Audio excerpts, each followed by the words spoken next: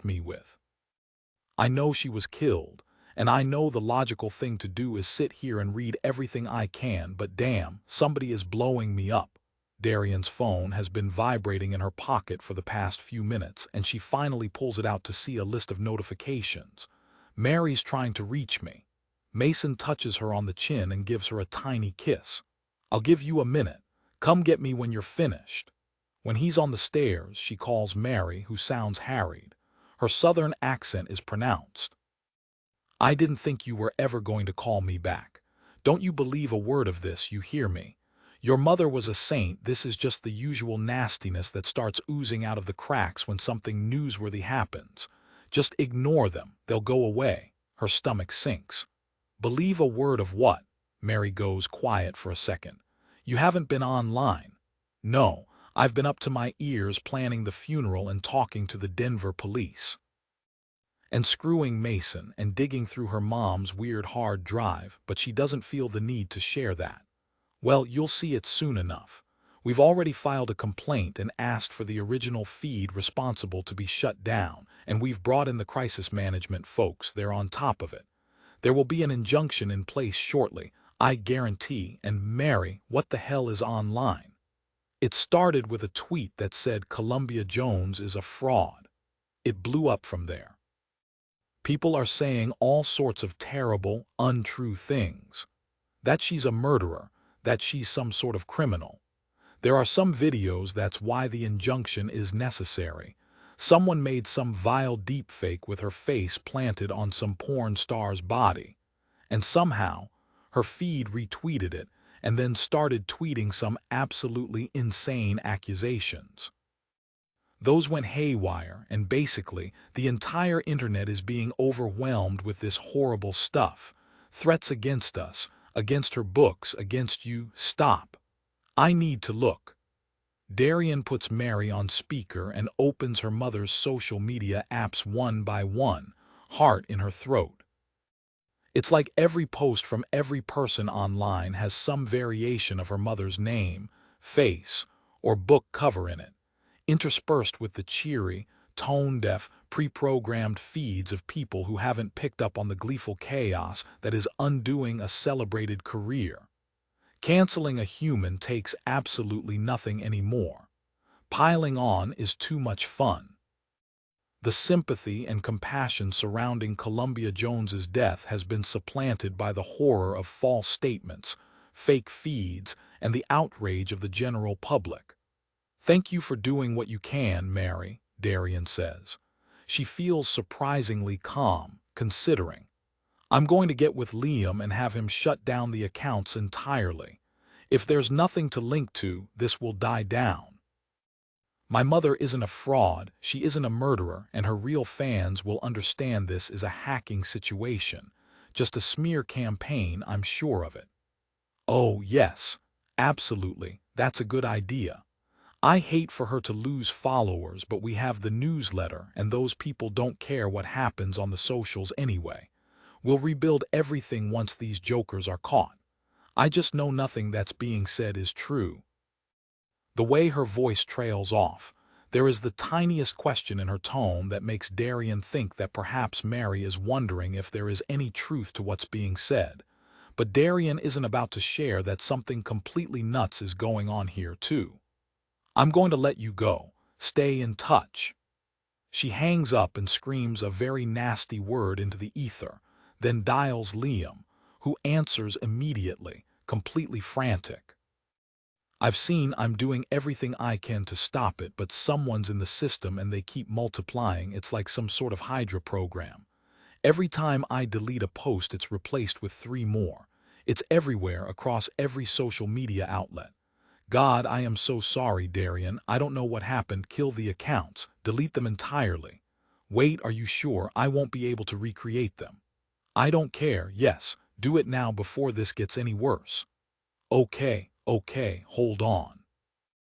Darian goes to the profile, scrolls quickly past videos of her mother, on all fours wearing a spiked collar with a headless man behind her and other tasteless shots, to the beginning of the chaos. Columbia Jones is a fraud. She looks at the computer and thinks about the letter. Many, many years ago, I did a very bad thing. What the hell did you do, Mom? Liam finally confirms he's deleted the accounts, and with that part of the chaos contained, Darian slips upstairs to find Mason sound asleep, face down, stretched across her bed like he fell there. She climbs in next to him, trailing an arm along his shoulders. He wakes, and she is thrilled to see how he lights up when he realizes it's her. Man, I passed out. What time is it? Are you okay? She is not okay. She will never be okay again. SHH. She kisses him, and he is more than happy to comply. This is all she can handle right now. Whatever chaos her mother's past is going to show, whatever she did that apparently got her murdered, Darian just can't deal with it anymore. Answers are coming. She doesn't think she's going to like them. Chapter 31. Luke calls her at lunchtime to check in, and she tells him about the detective's visit. Can you imagine my reaction when a cop walks through the door? I about fainted.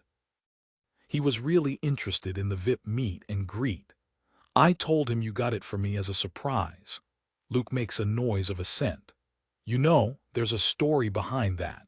I never told you because it didn't matter in the end, but I got denied when I first applied. They said it had already sold out. I was bummed, so I sent the contact page on her website a note, said you were a lifelong fan, that I was trying to surprise you. I never got an answer, and then out of the blue I got an email with the tickets. I wasn't about to question it. I knew how thrilled you'd be. In retrospect, it does feel off. Maybe, but I don't care. I got to spend 15 minutes with my favorite author before she died, and that's all thanks to you, babe. You're worth it. You'll be off in time to grab the boys. Yes, I'm almost wrapped. We'll see you later. Don't work too hard. Love you. Love you. She hangs up and finishes invoicing for supplies and is just about to shut down her computer when her dad calls. She sits back at the desk, feet propped on an unopened box of new industrial sheet pans. Hey Dad, how was your golf weekend? Good, good. One of these days I'm going to shoot my age. Hey, listen, there's a package here for you. I'm not sure why it came to our address instead of yours, but it's registered mail. I signed for it. Want me to drop it by the bakery? She looks at her watch. Nearly 1. Actually, I can swing by and grab it. I have a little time before I have to pick up the boys. We can have a late lunch. Who's it from? A law firm in New York, Mathers and Mathers. Really? Never heard of them. Will you open it? She hears the slitting of an envelope, papers spilling out, little flips, and he sorts through them. All right. There's a cover page that says, in case of my death, please deliver to Kira Newport Hutchinson. There's a newspaper clipping about a murder. And a letter from the firm. God, okay, read it. Her father's warm baritone is tense. Dear Ms. Hutchinson, this letter is to inform you that the last will and testament of Columbia Jones was recently filed for probate with the Manhattan Surrogates Court of New York. Because of the private nature of this endeavor, there will be an in-person reading of the will on May 15th, 1 p.m. at my office. All beneficiaries are required to attend. If you have any questions about the will or the probate process, please do not hesitate to contact me. With my condolences, I remain sincerely Preston J. Mathers, Esquire, Senior Partner, Mathers and Mathers. Wait, you must have read that wrong. They're saying I am a beneficiary in Columbia Jones's will, the Columbia Jones, the author. It's a pretty unique name, apparently so. She rolls her eyes. Daddy, that is preposterous. You can stop playing now. Did Luke put you up to this? I would love to say April Fools, honey, but this letter is real, very real. He pauses, and when he speaks again, there's a new note in his voice that makes the hair on the back of her neck stand on end. You should come over, Kira. I'll be right there. She hangs up and calls out to Alex, I'm wrapped. Don't forget we need 3 dozen GF lemon cupcakes for Mrs. Wilson's garden party. She requested we do the almond flour blend, not the rice. She'll be by to get them at 3. Got it. Alex peeks out of the kitchen door. Sorry I was late. Everything okay? That guy was a cop, yeah. Was it about the author who died in Denver? She nods, keys already in her hand. Yes, don't worry, I'm sure it's all fine. The bakery's cafe is full, as always, the staff humping it, slinging pastries and coffees to Boulder's loyal patrons. She waves at a few familiar faces as she crosses the room but doesn't stop to chat. The bell dings on the door as she exits her simple life. She jumps into her white Jeep, which is parallel parked on the street a block down from the store, and needs a bath. She can't help but think something is dreadfully wrong with this situation. Chapter 32. Nate rouses Riley by setting cups of tea, sweetened with stevia, and bowls of peanut M&Ms on the side table. Nothing that will pull her from the zone. When she looks up, hours later, she's written a solid 3,000 words and her hands are cramping. Nate is sitting in the chair opposite with an ankle resting on his knee, a laptop balanced in the space between. "You got it," she stretches, neck popping. "A draft, it's usable, but I feel like there's too much I don't know." She flips through the pages of her notes, which are now wrinkled and worn. We talked so much about the book, her previous titles, and her writing process, about Darian and New York and what it meant to her to share her stories with the masses. What we didn't get into, what she always shied away from, was her upbringing in England. All she shared was her family lost everything, and she had to start over in the States.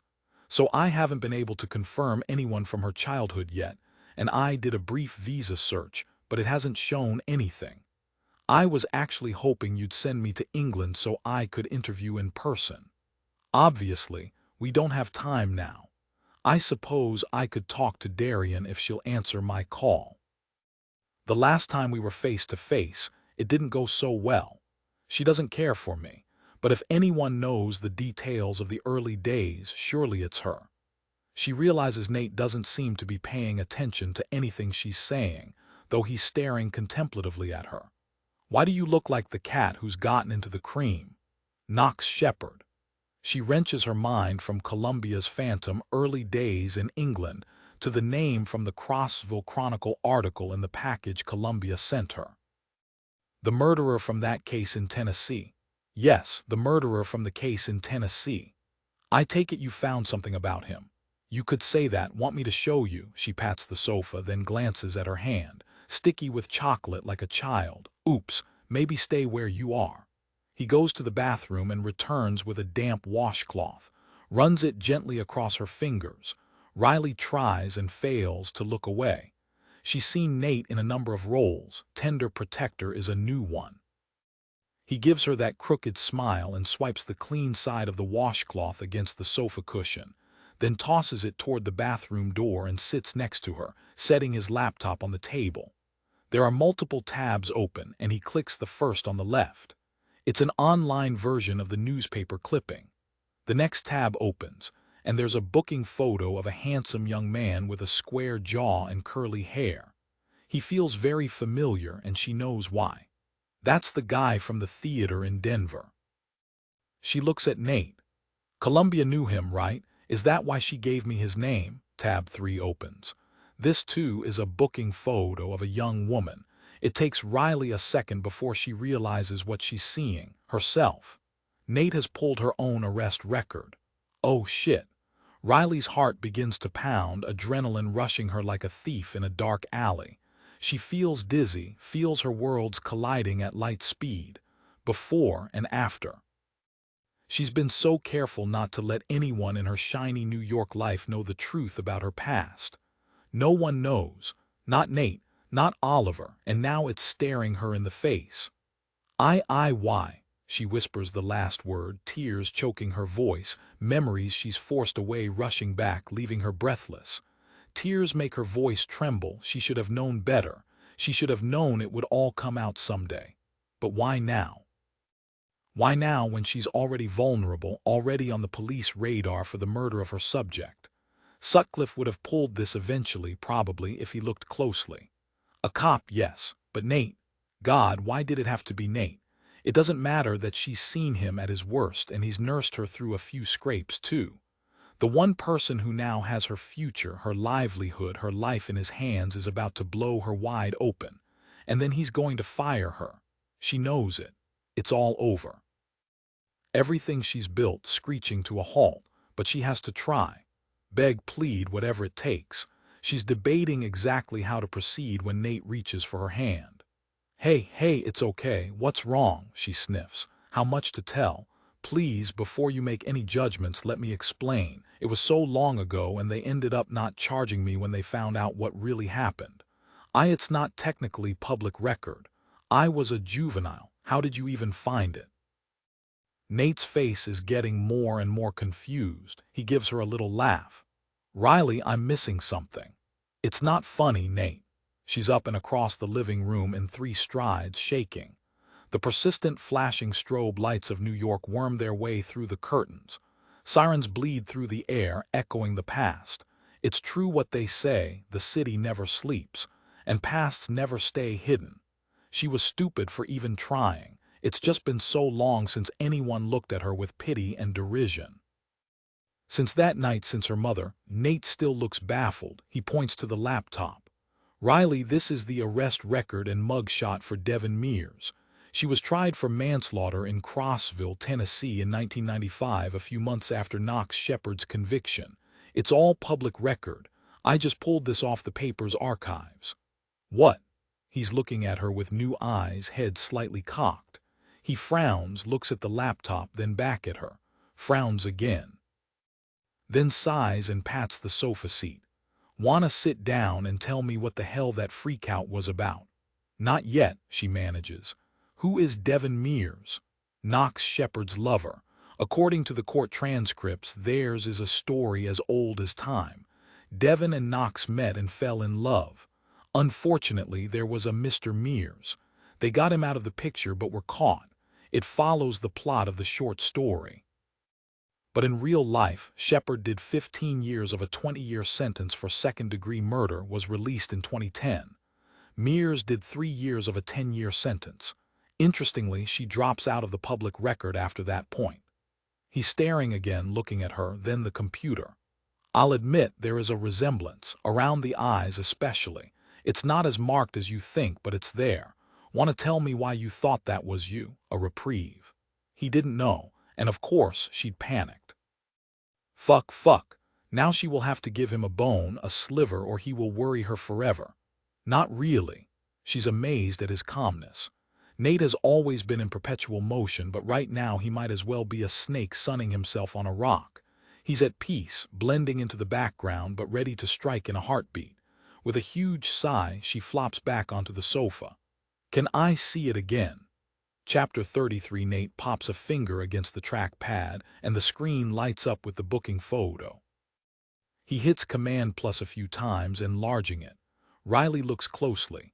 He's right, this isn't her, but the resemblance. She does some math in her head, it's conceivable, but no, that's silly, isn't it? Riley, Nate prompts. Okay, I don't know that we have time for the whole story, so I'll give you the highlights. There was an accident when I was in high school. My sister was driving me home from a party. We hit a tree and were both thrown from the car. I was banged up, but okay. She broke her neck, her back, and had a traumatic brain injury. The cops who came assumed I was driving because I was incoherently drunk and took me into custody.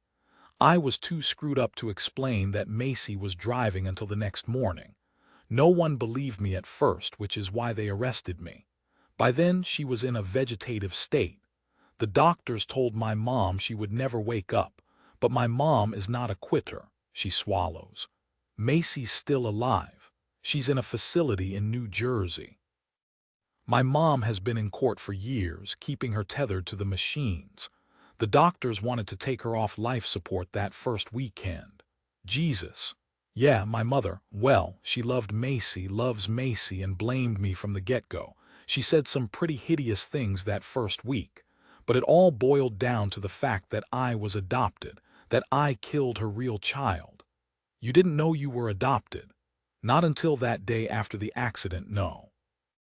When the dust cleared, when she could see reason again, when the cops proved to her I was riding, not driving, Faith apologized several times, said that wasn't how she wanted me to find out, that she'd vowed never to tell me, that she loved me just the same as she did Macy, but it was clear none of that was true.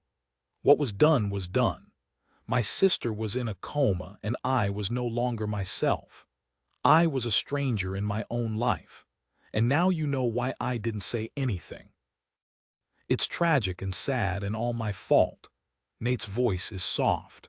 Oh, Riley girl, why in the world would you hide this? No one would care. No one would judge you. I certainly don't. I care. I killed my sister, but she's not dead.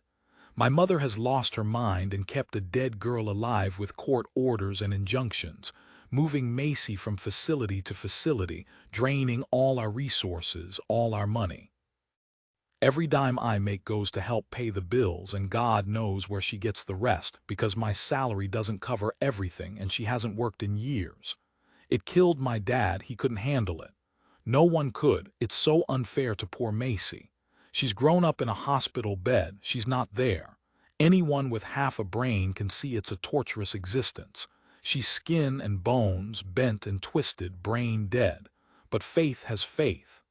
The bitterness in her tone is palpable. She's convinced Macy is in there somewhere and doesn't want to let go. Who knows, maybe she is.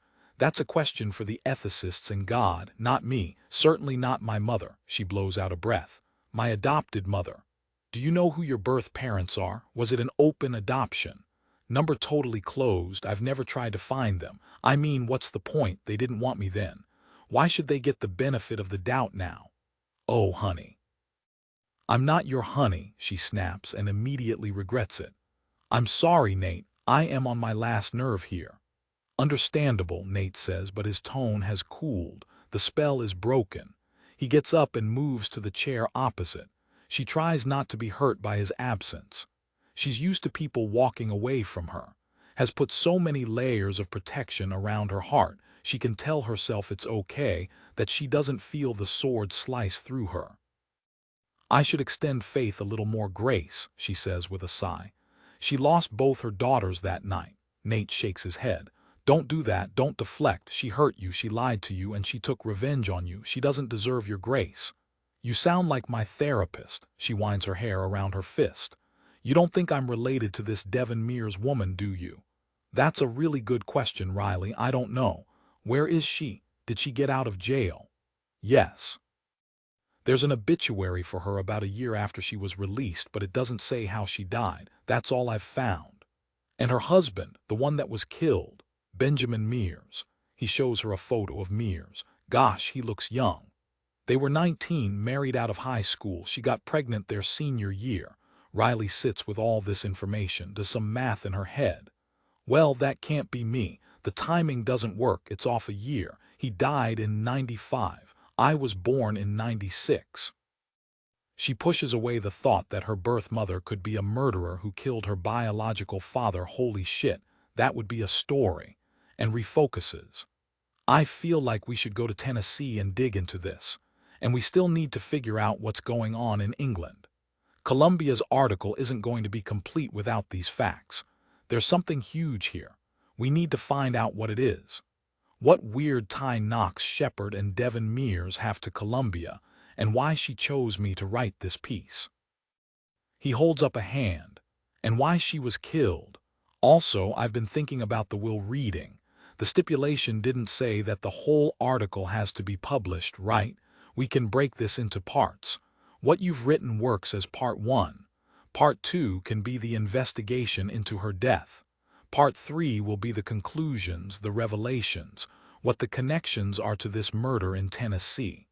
How does that sound? She nods, thinking about the structure of what she has, how it can be broken apart into discrete stories. It will take an hour or so to unwind a few threads, but it's doable. Okay, I can live with that.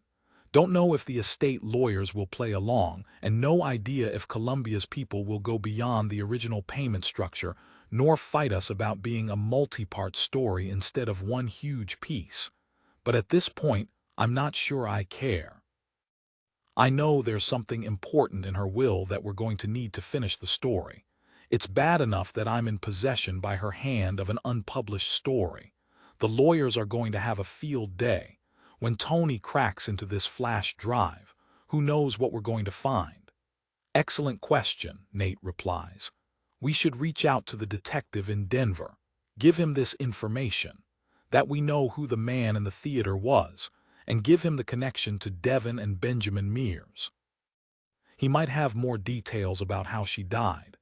You're right, of course we should reach out, but what if he tells you to stop investigating? What if he says you're in danger? You're here and I am not going to stop. This is too important. Do you agree? The smile on his face is all the answer she needs. I do. Good. How do we reach out? Text, email, call. Here's another burner, he says, reaching into the bag at his feet. How many of those do you have in there? She teases, trying to return them to some sort of equanimity. Another 3. He looks at her, almost through her. He does that when he's thinking. Who do you think stole your bag, wrote in your notebook? Who is trying to watch out for you? You can't be suggesting it's this Knox Shepherd man. I have no idea who he is. But he's tied to Devin Mears, and you bear an uncanny resemblance to her. It's worth a shot, don't you think? We can call the number, ask him his name, see what he says. Maybe he'll give you a clue about your past. Maybe we should reach out to the detective first. Maybe. It's clear to her, though, that Nate is on the side of calling the stranger first. All right, what do we have to lose? She pulls out the number and Nate reads it and dials. It rings 5 times 10. No one answers. He said tomorrow, same time. Maybe he's not near this number. Maybe it's not a phone he carries with him. Possible. Then I think it's time to call the detective. We need professional help here, as much as I hate to say it. How much do we share? He asks. All of it. Let's let him deal with Knox Shepherd and the Tennessee connections. We can stay on why I can't find any record of Columbia Jones in Bromley. Fair enough. But I gotta tell you before we call, my stomach is growling, I'm famished. Can you eat? Now that the draft is done, she nods. Thank God, I need fuel. What about Love and Dough? You can eat their pizza still, yes. The Brooklyn Pizza Joint is one of her all-time favorites, popular among the city's food allergy crowd for its incredibly tasty gluten-free corn flour crusts. Yes, we're not going to be very undercover there, though. Security will deliver. What's your pleasure? Sausage and mushrooms still, no oregano. How do you remember all these things? It's been years since you ordered me a pizza. You're pretty memorable, Riley girl, he says lightly, standing and moving to the door. When the door shuts and she's alone, Riley takes a few deep breaths, does some yoga stretches, and gives herself a pep talk. Okay, think this through. Analyze. Don't use your heart, use your head. Facts only, you know what you know. Add in this component. Riley is in Columbia's will. Columbia chose Riley to come on tour to write the piece. She'd been unfailingly kind, indulgent, even considering Riley was a reporter. Was it more than getting good press? She's been in the business long enough to know that there are no coincidences. Columbia has a murky past. Of course, if she hadn't died, Riley wouldn't be thinking that. She'd still be thinking Columbia just hadn't gotten to her childhood yet and would be pressing for those details. The perception of the woman the author was curated. The reality is starting to look totally different. Riley sits at Nate's computer again with the blown-up photo of Devin Mears. Now that the panic of her history coming out is gone, she can look at this familiar stranger with more dispassion. And what she sees confuses her. Nate has more than one tab open with photos of Devin Mears. In each, she looks slightly different. Riley clicks and clicks again, and that opens a file of a hospital photo. Devin's face is nearly beyond recognition, black and blue with bruises, cuts, stitches. Her nose and her lips are swollen to almost comical proportions. Her eye sockets are both fiery red, and the sclera of her eyeballs themselves are filled with pooling blood. She'd been severely beaten, but she's still recognizable as Devin Mears, and really does look like her. But someone else does too, Darian. This is bananas, totally impossible, and just weird enough to possibly be true. That blonde hair spilling over the pillow, soaked in blood, was so familiar. So like Darian's, so like Riley's. Could Devin Mears and Columbia Jones be the same person? And if that's the case, Riley runs to the bathroom, peers into the mirror. runs back out into the living room and grabs her battered copy of Ivory Lady, takes it back to the bathroom and holds it up in the mirror. The photo on the back is recent, done for this jacket, and Riley tries her damnedest to envision the woman staring out of the photograph with the jet-black bob with blonde hair. It doesn't work. She picks up a hank of her own hair and drapes it over the edge of the photo, covering half of Columbia's face. Something about the mouth and the nose. Maybe the brows. Is she losing her mind? Columbia Jones isn't her mother, is she? The job offer, the intimacies, the will. Riley and Darian had been mistaken for one another multiple times during the tour, had been asked countless times if they were sisters. Even Columbia had remarked on it a couple of times, because she knew. She knew you and Darian were sisters. Legacy Draft Chapter 5. I didn't speak to David that night, nor the next. I didn't know how to tell him I was leaving because I knew in my heart he would never let me go. Not really. I had long ago stopped being his partner, his lover, his wife. I was simply his possession, but my fear was no longer for me. It was for Saria. While David might be willing to see reason eventually when it came to our thwarted love story, his daughter was an entirely different matter. With Saria, his love was untainted. She was a beauty, rosebud lips and ivory cheeks, with his eyes and just the beginnings of strawberry in her curls. She looked much more like him than me. The resemblance was clear from the moment of her birth. I think that's why he never blamed her for his circumstances. It would have been too much like blaming himself. His magnanimous nature had reasserted itself in fatherhood. If he hadn't been so cruel to me, if she hadn't been born in blood the way she was, I might even have gone along with it. He was sweet to her, kind to me, a dream husband and father. He hadn't had a drink in 2 weeks, so far as I knew. He was so besotted that I was able to leave her with him to run errands on the weekends. Those errands had a single goal: Patrick. He wasn't content to wait for me to leave David to have me, and I wasn't willing to wait any longer either. I had never felt desire like this before. Oh, I thought I had. A child's anticipation of the fumblings in the back seat of David's car the night we made Saria had me tingly for weeks beforehand. But the second I found out I was pregnant, I stopped wanting. David, school, a future. And when you stop wanting, you stop living. Saria was my death sentence long before she was the death of me. The first time we made love hurt, but I didn't care. I wanted to hold Patrick inside of me. I wanted to feel him fill me. I held myself back from clawing at him, anything to get him closer. After, in his soft sheets, the ceiling fan twirling above us, cooling the sweat from our bodies, he marveled at me. I'd already lost most of the weight I'd gained with my girl, though my stomach felt doughy and unnatural. Patrick didn't care. He was much more upset that I had to take a shower and hurry home before David got suspicious. Grocery shopping only takes so long. We managed to be together only a few times before Patrick insisted once, and for all I tell David I was leaving. He wasn't content to sneak around, and honestly, after getting a taste of what his love was really like, I wasn't either. I was starved for more. I was the desert, and he was my mirage, only he was real. I agreed, and this time also agreed that Patrick could come to the house in order to make sure I got away safely. He'd wait outside, only come in if there was trouble, and honestly, knowing he would be standing guard, that I had a home to go to, safety, love gave me the courage to go through with it. I dressed carefully, did my hair, fed Saria and put her down, then went to the kitchen to prepare a meal for my soon-to-be ex-husband. I chose his favorite lasagna. I don't know if he likes the way it tastes or likes how labor-intensive it is, but I got to work and had it in the oven, the table set, a nice bottle of red wine open and breathing before he came in the door. I debated the alcohol, but to be honest, I needed a little liquid courage myself. I just didn't know how he was going to react.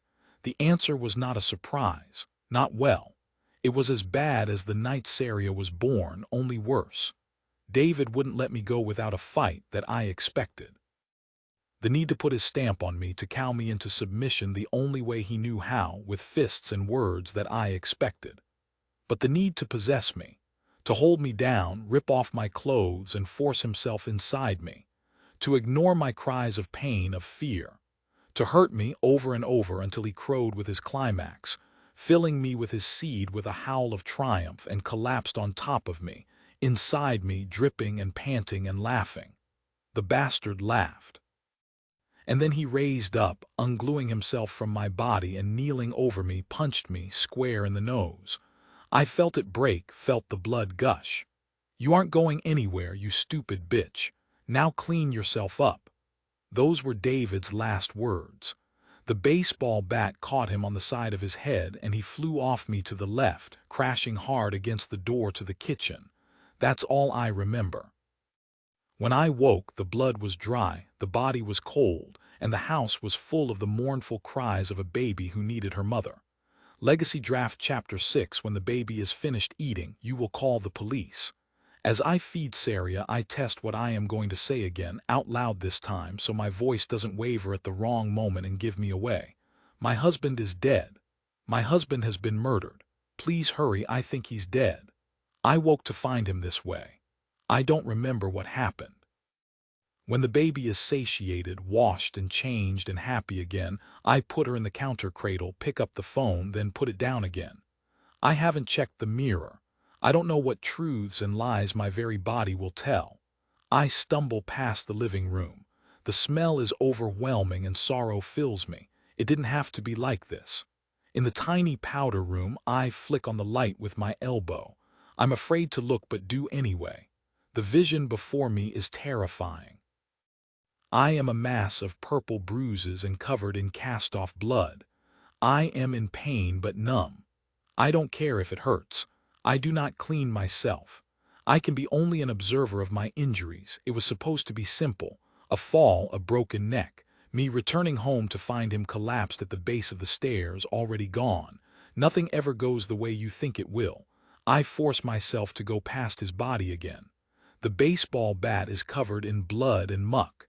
He was so strong. Too strong. I can't wait any longer. I have to call the police. I blow out a breath and squeeze my arm hard, pinching the tender flesh until fresh tears come.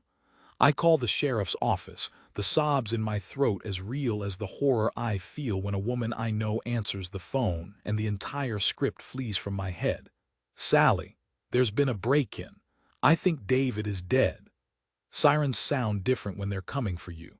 Normally when I hear one, I say a small prayer for whomever they're rushing to help. These are viciously loud, their wail breaking the calm air. Lights and sirens, the fire trucks, the police, the ambulance, they come screaming into the driveway. My call rattled them. I glance at David's body. I can see his legs from this angle splayed out. I joggle the baby to comfort her, then clutch her to my breast and close my eyes, knowing these are the last moments I will have to myself for a very long time. I wait for the sirens shrieking to a halt before opening the door and spilling out, screaming. The imps take one look at me and cart me off to the hospital. They dab at my cuts, put ice on my bruises, ask again and again, "What happened? Can you tell us who hurt you?" But I stay mute. What can I say? He is dead because of me. There's nothing that will change that fact. When we arrive and they take me to an exam room, a nurse tries to take the baby from me. Then I speak up vociferously, insist on keeping her with me. They agree, placating me with gentle hands and soft voices. Of course, she can stay here for now, which sounds ominous. I haven't thought this through. I need more practice. I never was any good at acting. Chapter 34. Detective Sutcliffe isn't about to clue in Darian Jones on his suspicions about Shepard, not until he gets a lot more information. But he now has 3 independent verifications, plus his own visual, that Knox Shepard was at the event in Denver. Shepard is involved in this, up to his neck. He knows it. He looks up a number, dials it. It's been years since they talked, but with luck she still has the same number. The phone clicks and a woman's voice comes on the line. Investigations, how can I help you? Can I speak with Sky Abbott, please? This is Detective Byron Sutcliffe, Denver Police. She'll know who I am. Hold for a moment, detective. A song comes through the speaker, the Muzak version of a tune he is more than familiar with. Sutcliffe grins.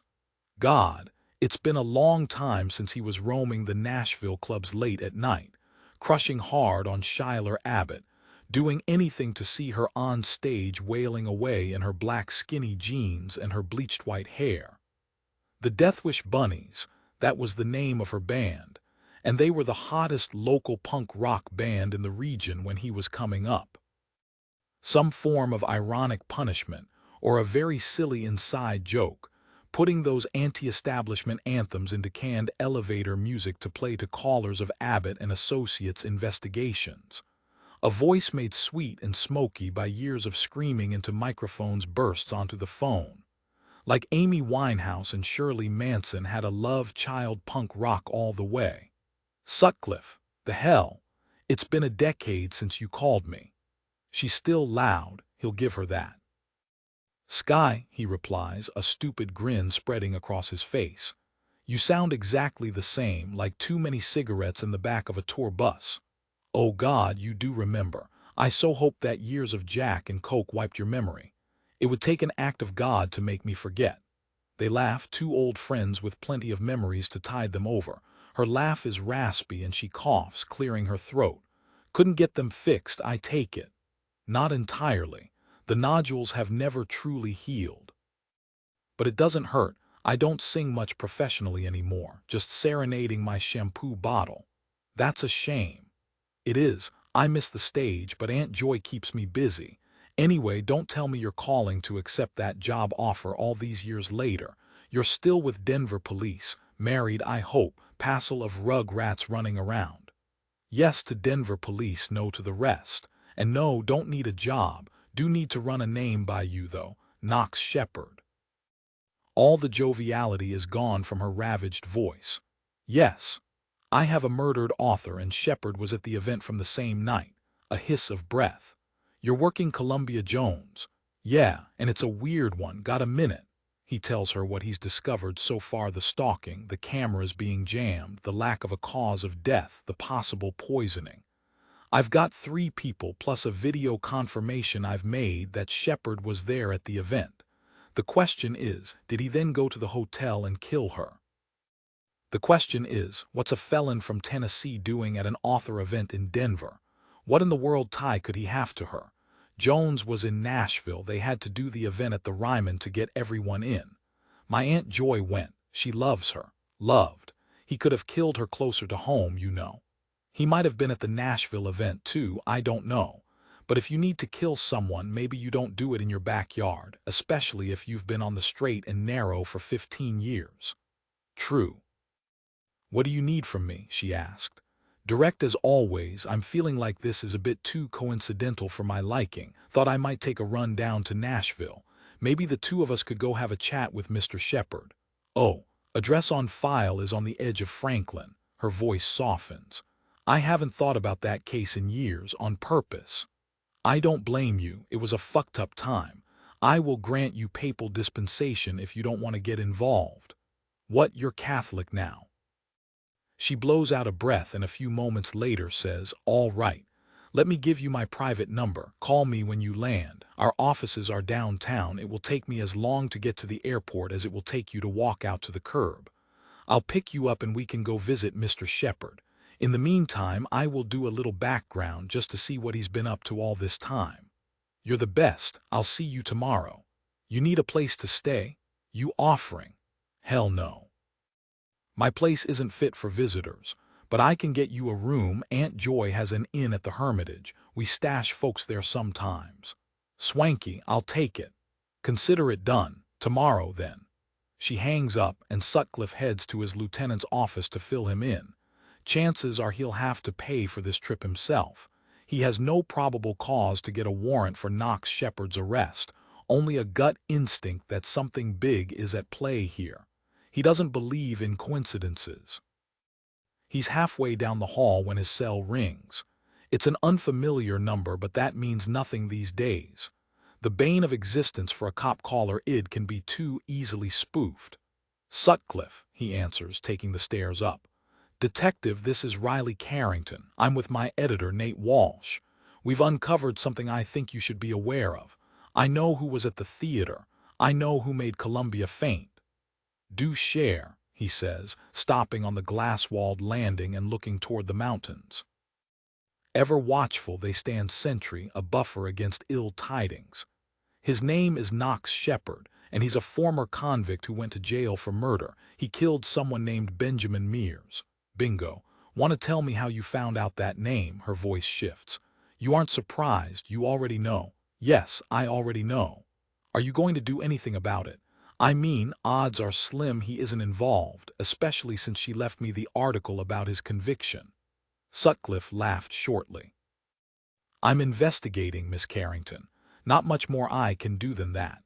Columbia Jones left you something with Shepard's name on it. An article from the Crossville Chronicle, the day he was found guilty. Sutcliffe's mind races to fit this information into the matrix he is cooking up. What else did she leave you? Just that, and some papers. An early short story about a woman and a man who get together and murder her husband. And the letter from the lawyers that I'm in the will. And a flash drive, but it's password protected. Oh, just that. Can you at least send me a copy of the story? I can try. Thank you. Is everything okay with your apartment? Have the NYPD given you any information? He hears a little intake of breath. I don't know. I'm not in it. I'm trying to get the article done so the will can be read and I can find out what Columbia Jones wanted with me. Nate is keeping me safe until we can take the next step. Some creeper followed me yesterday, so this seemed like the smartest thing to do. Creeper, how old was he? Could it have been the man you saw at the theater? No, I don't think so. This guy was younger, my age, a little older maybe. Different build, too. I don't think it was the same guy. All right, feel free to keep in touch. Is this your new number? No, I'm not using any of my devices right now. We found a tracker in my bag. We're assuming that whoever took it in Denver put it in. Well, hell, okay, good to know. There's more. So you know how my bag was stolen but nothing was missing. Inside my notebook was a note and a phone number. It said my devices were compromised and to get in touch with more info. Nate and I called the number from a burner and a man answered. He says he's trying to keep me safe. I believed him. There's something about his voice that seems familiar, but I can't place it. And he didn't identify himself. No. And when we tried to call again just before we called you, he didn't answer. Will you share the number with me? Riley rattles it off. Sutcliffe writes this down in his notebook. Great, thank you. How can I reach you if I need to talk? And I want you to be able to get to me too. Nate Walsh chimes in. You can call the main number at East 5th Magazine, ask for Tony Gran. He can relay a message and will call you right away. He reels off the number. Sutcliffe adds this info to the notebook, then stashes it in his back pocket. If you trust someone at your office, Mr. Walsh, I guarantee you can trust me. I have access to a lot more support than your it guy. You will be able to get to us within minutes. Tony is solid. Okay, Miss Carrington, Mr. Walsh, I'm sure I don't have to impress upon you the danger you could be in. Be careful, watch your backs, stay in touch. They hang up and he feels anxious but also excited. This is the right path. Shepard is the key to Columbia's murder. He's involved in this up to his eyeballs. He spent enough time in prison that it wouldn't be hard to find someone to terrorize the Carrington girl. The world is a big and scary place, full of thugs who will do most anything for a buck. He needs to hurry. He has to book a flight as soon as possible. His boss is in her office, typing on her computer in a frenzy, and he knocks on the doorframe.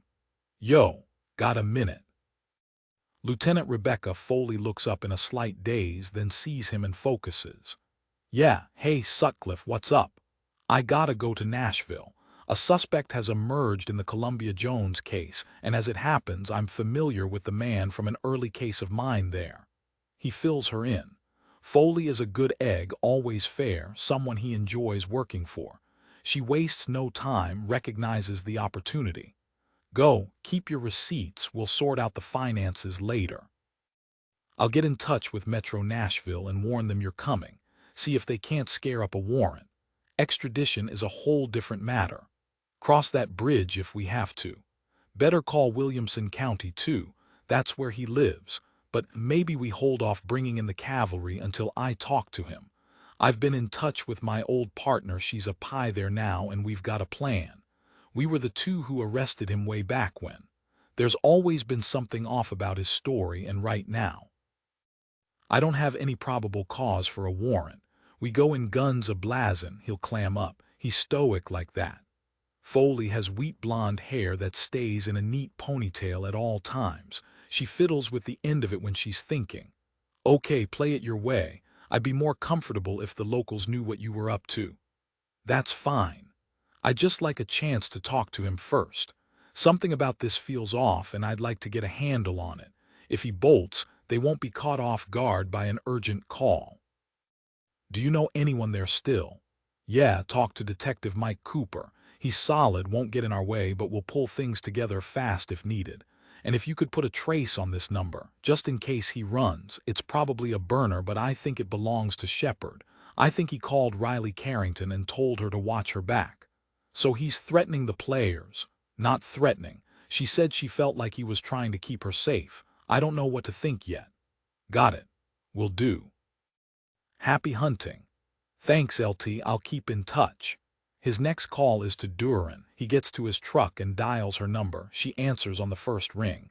Brada Facum. Excuse me, Columbia Jones. The results are back. My instinct was spot on. She was poisoned with a hefty dose of Brada Facum.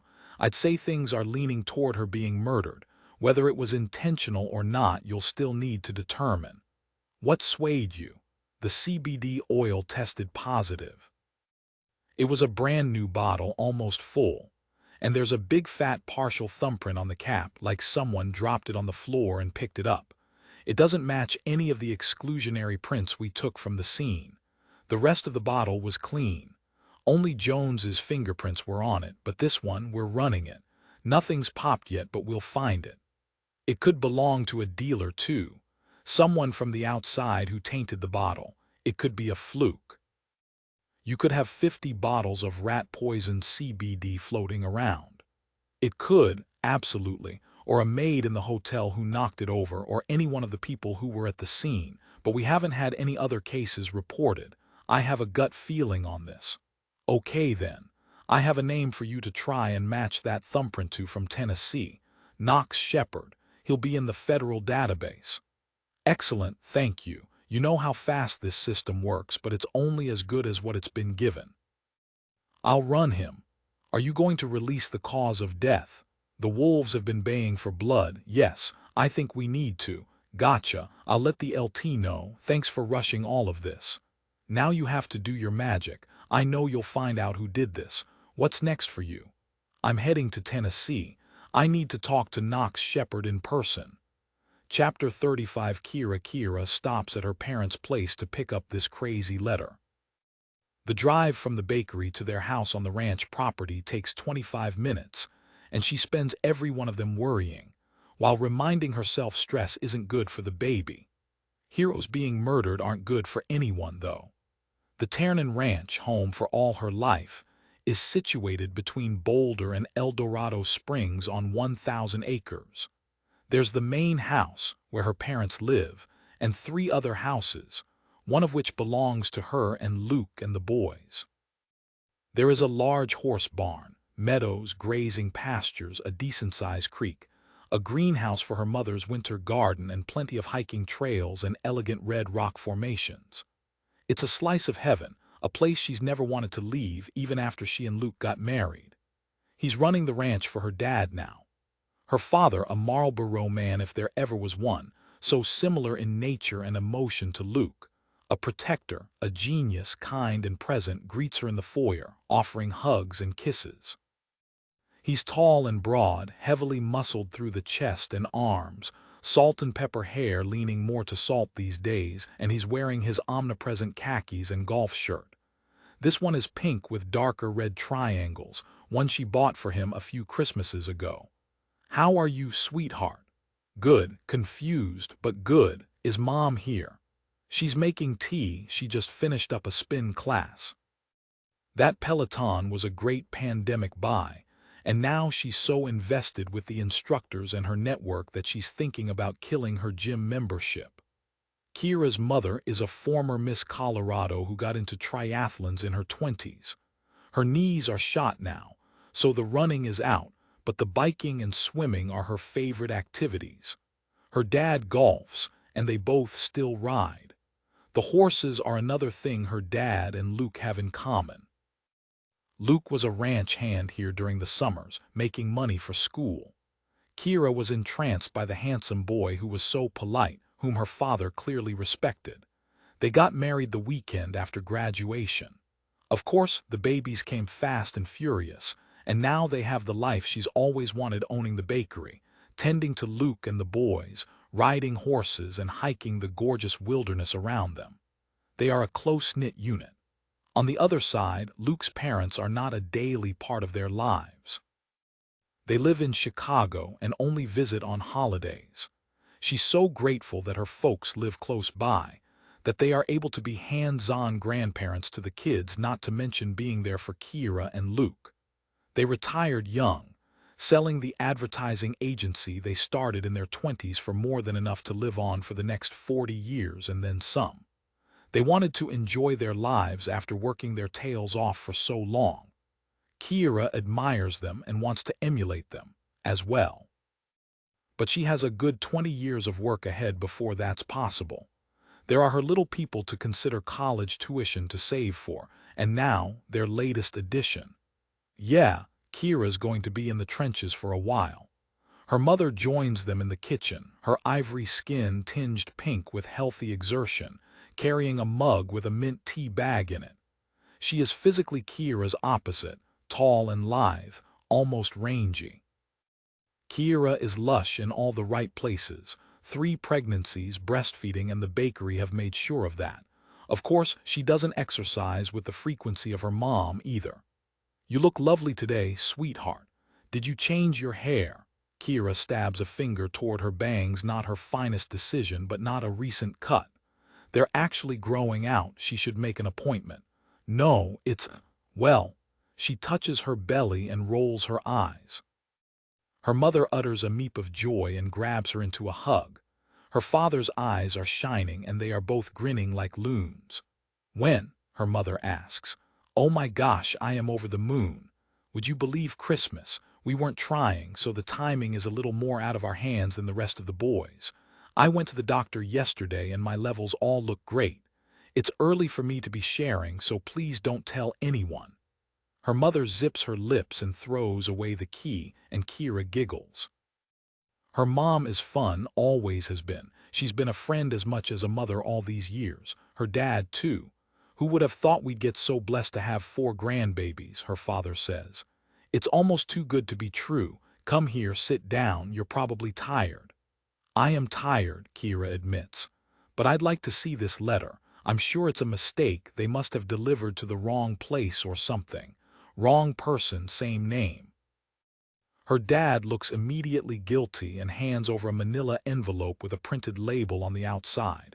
Kira's name, care of her parents' address. All the happiness is gone now. I'm sure it's just a miscommunication, she says, pulling out the letter.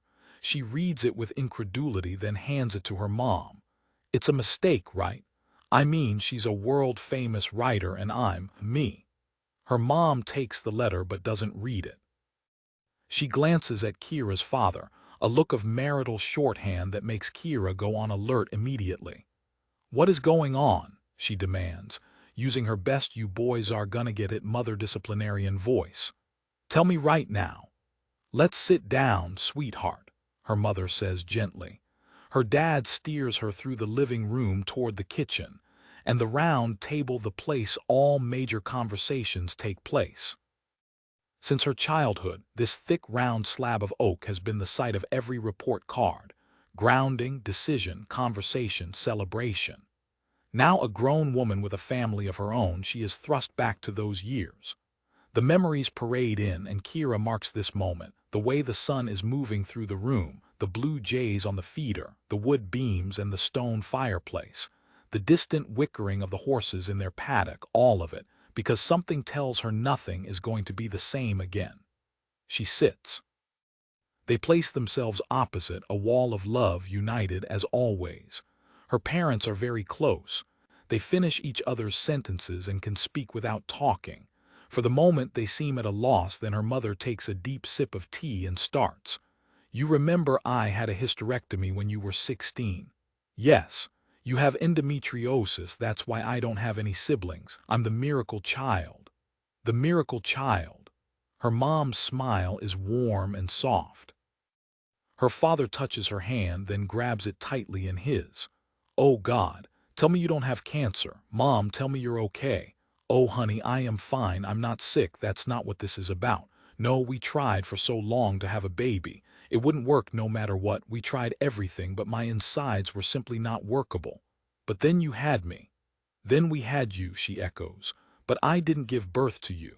The silence is deafening. Kira shuts her eyes and opens them again. I don't think I heard you correctly, she says. You did. Her father finally speaks. Sweetheart, we adopted you. You were an infant, only days old. We were incredibly blessed. You were a dream come true for us. We loved you from the second we saw you, and that will never ever change. Kira realizes her mouth is gaping open and closes it so hard her teeth snap. Let me get this straight. I'm adopted and I'm a beneficiary of Columbia Jones's will. You people are crazy. Her mother laughs, but there is a sob deep in her throat. Probably. Oh, my sweetheart, I know this is confusing. We decided not to tell you when you were little, and as you've grown into a woman, a mother, a leader in this community, we selfishly kept this to ourselves. You might as well have come from inside me. I love you more than words can say, and your dad does too. That's right, Peanut. The old nickname pushes her over the edge, and Kira collapses into tears. They hold her and shed their own over the life they once had and the truth that now will define their future. When Kira's sobs slow to hiccups, her mother gets her a cool washcloth and her father pours her a fresh cup of tea. There's more, he says. Are you ready or would you rather wait? More, he nods. He looks so stricken, so lost. His hair has more gray in it than she remembers, and his face is lined more heavily. It's the first time his mortality seems close, and it makes her want to scream. I'm honestly at a loss for words, so you might as well keep talking. I appreciate you being willing to listen to what we have to say. I know this is a shock and the last thing you thought you'd be talking about today. We never wanted to hurt you. We love you too much. Then why didn't you tell me? The words are tinged with anger. She can't help herself. It's not just about me. I mean the kids, we need their medical history, all of it. Her mother sits back down. We have that information. We received it with the adoption papers. Don't worry, there's nothing alarming, nothing unusual. Your biological mother was healthy. Do you know why she gave me up? We do. I assure you it wasn't because she didn't love you. Let me guess, she was a teenager and her parents forced her. Definitely not that. Her mother, God, she will never not think of this woman as her mother, no matter who birthed her, and that gives Kira a measure of peace, enough so that she squeezes her mom's hand. Just tell me. There's no good way to say this. Your birth mother had you in prison. Kira drops her mom's hand and raises her own. Stop right there. Wait, what? This isn't entirely unusual. Sometimes they defer sentences and sometimes they don't. The children go into the foster system if there aren't family members to take them in. We were just getting established in the foster system when you were born, and when we heard about you, a newborn infant, we immediately asked to get involved. We adopted you 2 months later. Is she still in jail? We don't know where she is, love. It was a closed adoption and there was no way for her to contact you. We moved from Tennessee to Colorado the moment the court said we could. We wanted to have a new life with you at its center. Now that you know, though, we can talk with the lawyers and see what can be done about opening the records. And what the hell does this have to do with me being in Columbia Jones's will? Her dad shakes his head. We aren't sure. I mean, The woman who gave birth to you is certainly not Columbia Jones. She's from rural Tennessee, and Columbia wasn't even in the States then, right? I don't know exactly when she came over. It was in the 90s sometime, I think. I'd have to go check her bio. Her dad nods. She knew her somehow. They could have been friends, or Columbia was doing research for a book and they met, and somehow after that you got on Columbia's radar. We honestly don't know. We're going to have to be patient, sweetheart, her mother says. Wait for the reading of the will and find out the rest then. The 15th, that's next week, right? I'm supposed to fly to New York and wait until then to find out the truth. God, this is insane. Kira gets to her feet. Movement is the only solution. We will talk about this more. I love you and I want to understand all your feelings and motivations for keeping this from me. But I'm hurt and a little freaked out. I have to go. I have to talk to Luke. I need to tell him what's happening. Her parents don't try to stop her, just nod sadly as she leaves the kitchen. It is a place of betrayal now, not comfort. The place where life as she knew it has now ended. In the car, she rips open the envelope and reads the letter inside. My darling daughter, I'm not going to hide this from you anymore. Many, many years ago, I did a very bad thing. Kira reads the letter, becoming more and more confused until she reaches the very end. I love you very much, Mother. The word sounds profane on her tongue. Mother is the woman sitting at the round oak kitchen table right now, face in her slim hands, shoulders shaking as she cries. Not some stranger who did a very bad thing. What the heck does that even mean? There's no other way to put it together. Columbia Jones actually knew her birth mother. She's held this letter for her all these years, and now in her last act is giving Kira this incredible shock. Was that why she was so kind at the VIP meet and greet? Why she lingered in conversation with Kira, long past when she should have moved on to other readers? How could she know Kira was this woman's daughter, unless she kept tabs on her all these years? She has to do some research, figure out whether her birth mother is still alive, why she would entrust Columbia Jones to share this news.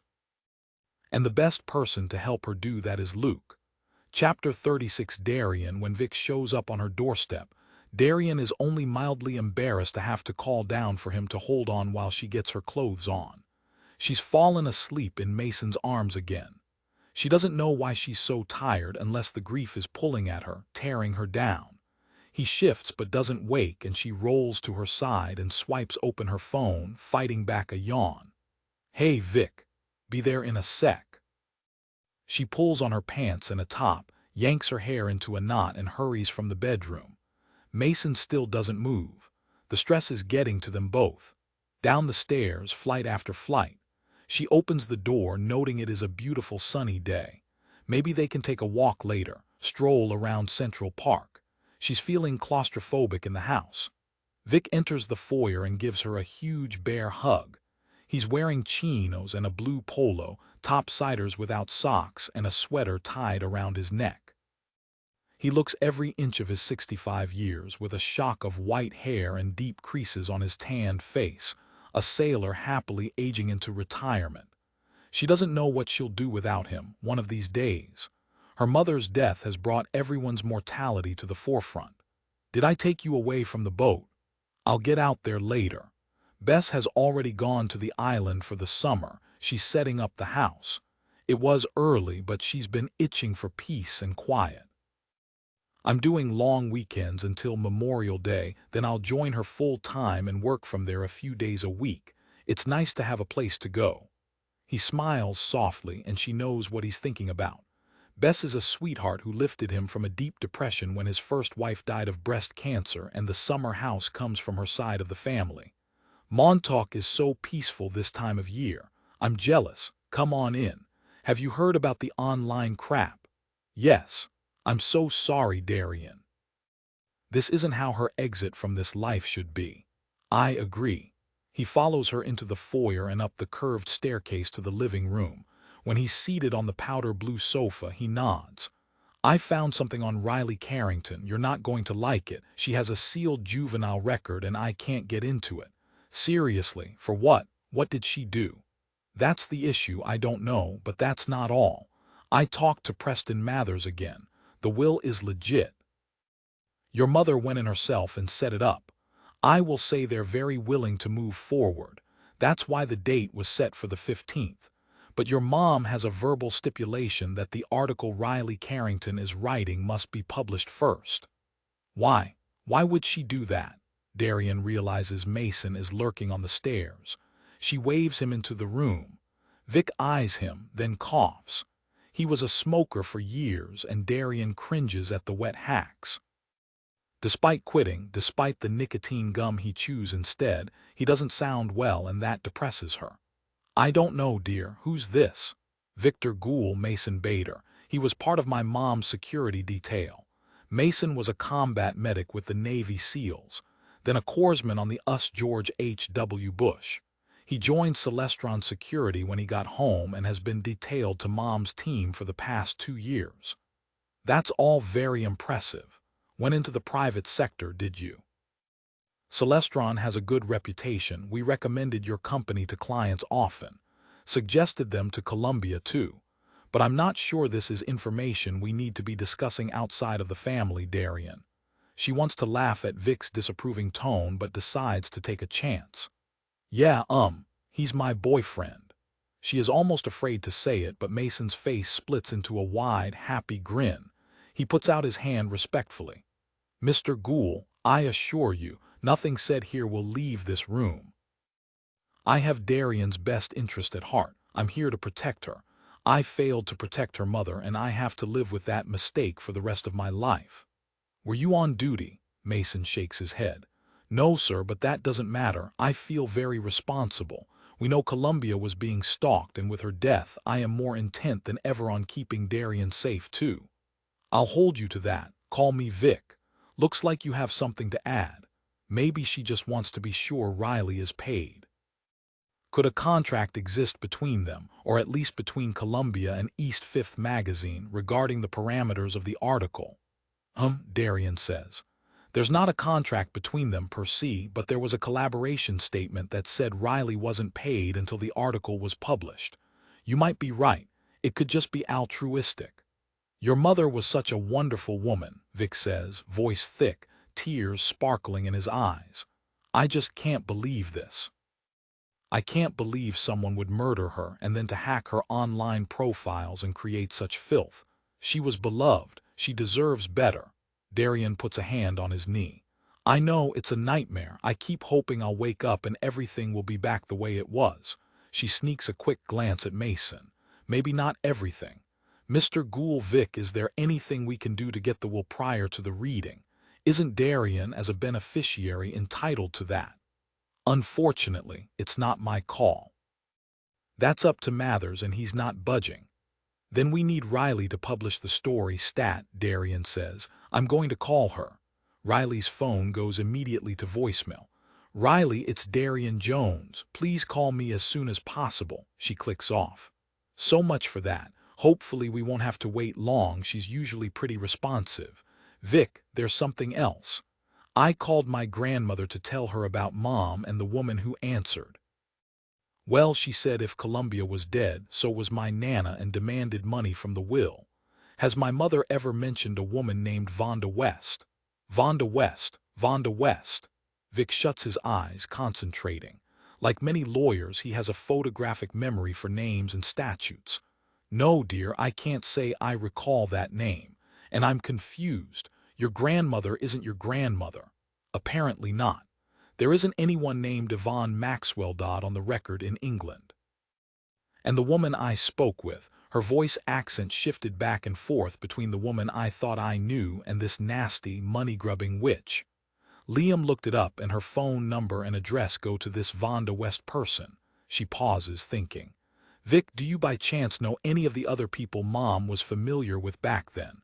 Old friends, people she worked with. You've known her the longest. Vic coughs. Darian, you need to understand your mom was very private. Always. It was part of how she managed when she was getting started as a writer. When she wrote, he stops, shaking his head a little as if there is something important that he won't say, and Darian goes on alert.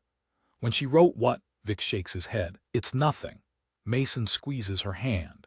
Attorney-client privilege, he starts, and she cuts him off. Doesn't hold after death, not with her daughter. Tell me what you were going to say, Vic. Darian, please. Let me do this the right way, the way she wanted. Tell me, now. Vic coughs again, an extended set of hacks. Darian, worried, fetches a glass of water. When he takes a few sips, he sighs heavily. Do you know how your mom and I met? It was on her first book contract, right? Right, but the first contract wasn't with Mary. That's not right, Darian says. She's been with Mary from the beginning. No, she hasn't. She had a deal before that. For several years, she wrote category romance under a pen name. She hired me to negotiate the contract. She met the editor at a conference, pitched her a story idea which she accepted on the spot. She'd already written 2 of the books. She turned them in, and not surprisingly, they did well. Well enough that the house bought the rest of the series. The manuscripts on the hard drive. What are these books? What was the pen name? D.E. Shepherd. We kept it very, very quiet.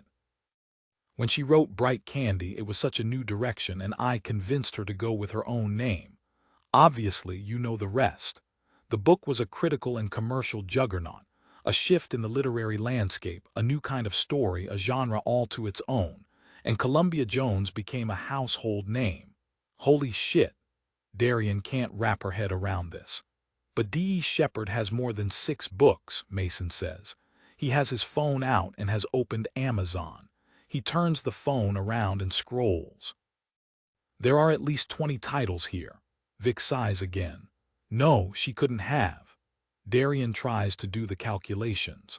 Her mother always was a fast writer, but writing the massive standalone titles that she did with all the research it took couldn't have left time for other projects. Bright Candy took her 2 years. That was typical of her novels. Even when Darian started to help, that only cut out a few months. The Shepherd novels must be a series or much shorter than the standalones to pull off that much writing so fast. Vic, there's a bunch of files on Mom's computer and a crazy letter. Maybe these are the files from those books. Very possibly. She gave it up after you got into school. It was a labor of love for her, Darian. She learned a lot, made some money, and it helped springboard her into the life she wanted for you. It was always for you, my dear. Everything she did was for you. Darian sucks in a breath. Do not cry, do not fall apart, and then it hits her. D.E. Shepherd, Vic, there's a suspect in Mom's murder. Well, it seems like a suspect. His name is Knox Shepherd. Does that name ring a bell? I can't say it does, Vic replies. He smooths his hands over his chinos, then stands. I'm sorry, but I have to go. I have another appointment. We'll get to the bottom of all of this, my dear. You hang in there. Wait. Why aren't these titles mentioned in the literary estate papers? I don't recall seeing them at all. She went over everything with me. Why would she want to hide this from me? It makes no sense. Vic scratches his nose. Because I have a separate literary estate set up for the pen name. I think she was just so busy being Columbia Jones, hun, that she wanted to let the past be the past. It's still pulling royalties. He won't meet her eyes, but replies, yes. There's more. She can feel it in her bones. Vic isn't telling her the whole truth, and now she's on alert. And when were you going to tell me this? When you were ready to go through everything after the funeral. He taps the paperwork from Mathers and Mathers. Turns out she was keeping secrets from us both, my dear. Chapter 37. Darian walks Vic to the door and closes it behind him, feeling utterly betrayed. How could they have kept this from her? Her mother dies, and her whole world turns upside down. She is unmoored, and more grateful than ever for the tall ginger in the living room. She tries Riley's number again, then, fed up with waiting, calls East Fifth magazine directly. She is rerouted a few times and ends up talking with a man named Tony, who promises to get word to Riley that Darian needs to speak to her. She returns to the space to find Mason holding his phone in one hand and the remote in the other. He looks stricken, face pale, and holds out a hand to her as if he knows she's going to need bolstering. What is it? More online nonsense. No, they finally declared your mom's death a murder. He turns up the volume.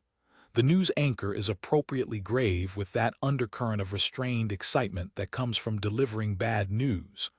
Mason has timed it perfectly. They are coming back from a break, and the screen is suddenly filled with her mom's angled black bob and a red-lipped smile. Darian's heart clenches. Returning to our top news story, the Denver police have released the cause of death for famed author Columbia Jones, who was murdered in Denver last Friday at the end of her book tour. The police say the author ingested a large dose of brodifacoum, which is a common rodent poison, though they have not released the delivery mechanism. Let's go to our panel for more. The screen bifurcates to 4 talking heads zooming into the station. The first words out of the first mouth fill her with horror. As you know, poison is a woman's method of killing. I hope they're looking closely at her. Mason snaps off the television before the words lodge in her brain, but she hears that unspoken moniker, daughter. I hope they're looking closely at her daughter. The sense of triumph that coursed through her moments earlier, of course she was murdered, I've known this all along, is followed by a tsunami of sorrow, so intense she has to take a seat on the sofa and put her head back. The room is swimming, she feels nauseated. Was this how her mother felt in her last hours, like she was coming unmoored from the earth? Mason has dropped to his knees and is feeling her pulse. She opens her eyes to see him frowning. I'm okay. Just lightheaded. It's very real all of a sudden, you know. You can't listen to what they're saying. You can't let this get to you. Liam will fix things. He's really good at his job, and no one will think you were behind this, Darian. So he heard it too.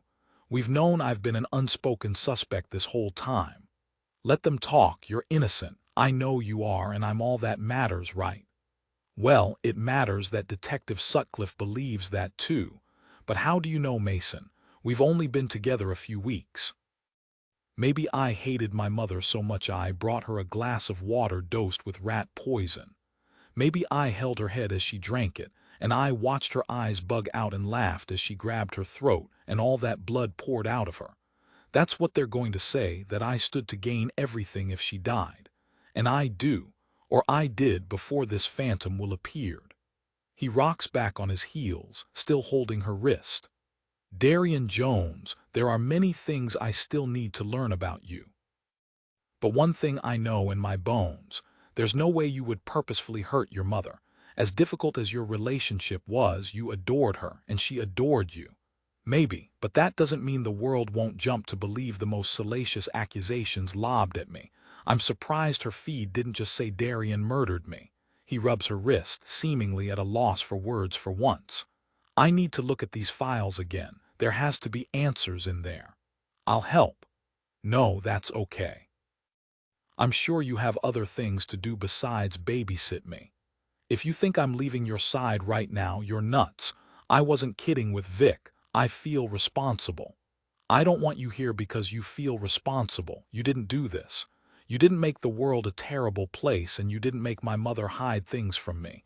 You have a life. You have a career. I'm quicksand, and we both know it. Mason nods sadly. If you don't want to be with me, Darian, just say it. I wouldn't have told Vic you're my boyfriend if I didn't. I just can't ask you to stand by me as my world shatters. He moves closer, pulling her to his chest and burying his face in her hair.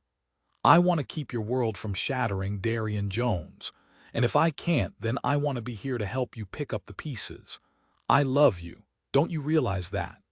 Before it totally sinks in what's just happened, what he said, what it means, her phone rings. She forces herself to take a deep breath and step away from Mason, but smiles up at him. To be continued, okay? I should get this. It's probably Liam. It's not. It's a reporter. Darian Jones, I'm Daniel Donnelly, WIC News in Denver. I need to speak with you about your mother's murder and the legacy she leaves behind. Specifically, I believe I've just spoken to your sister. I don't have a sister, and I don't want to speak with any media right now. She starts to hang up, but hears one last squeak from the reporter before her finger mashes the end button. Wait, her name is Kira Hutchinson, and Chapter 38 Kira sleepwalks the car home, completely shell-shocked. Their place is a 10-minute winding drive from the main ranch house, closer to the barns, which makes Luke's morning commute easier. She has to tell Luke in person. This isn't the kind of news you tell someone over the phone. Their nanny, Ella, who is in love with the kids and has been rooting for Kira to have 10 more for her to help with, is alone in the kitchen, eating a cup of yogurt and reading Kira's signed copy of Ivory Lady. "Hey," Kira says, dropping her bag and shoes in the mudroom, quashing down the urge to yank the book away in case something spills on it or a page gets bent. She intends to buy a separate reading copy of the book. It's even more precious now. "Have you seen Luke? He's down in the barns." "Something about bonding with the new foal. What are you doing here? I didn't expect you home for a couple of hours at least. The kids are at school, everyone's okay as far as I know." "It's not the kids, I got some weird news, wanted to tell Luke in person. How's the book?" "Incredible. I promise I'm being super careful with it now that she's gone. This is sacred, I know." "I know you are, but I'll buy you and me a regular copy when I go back out, okay? You're right, it is special.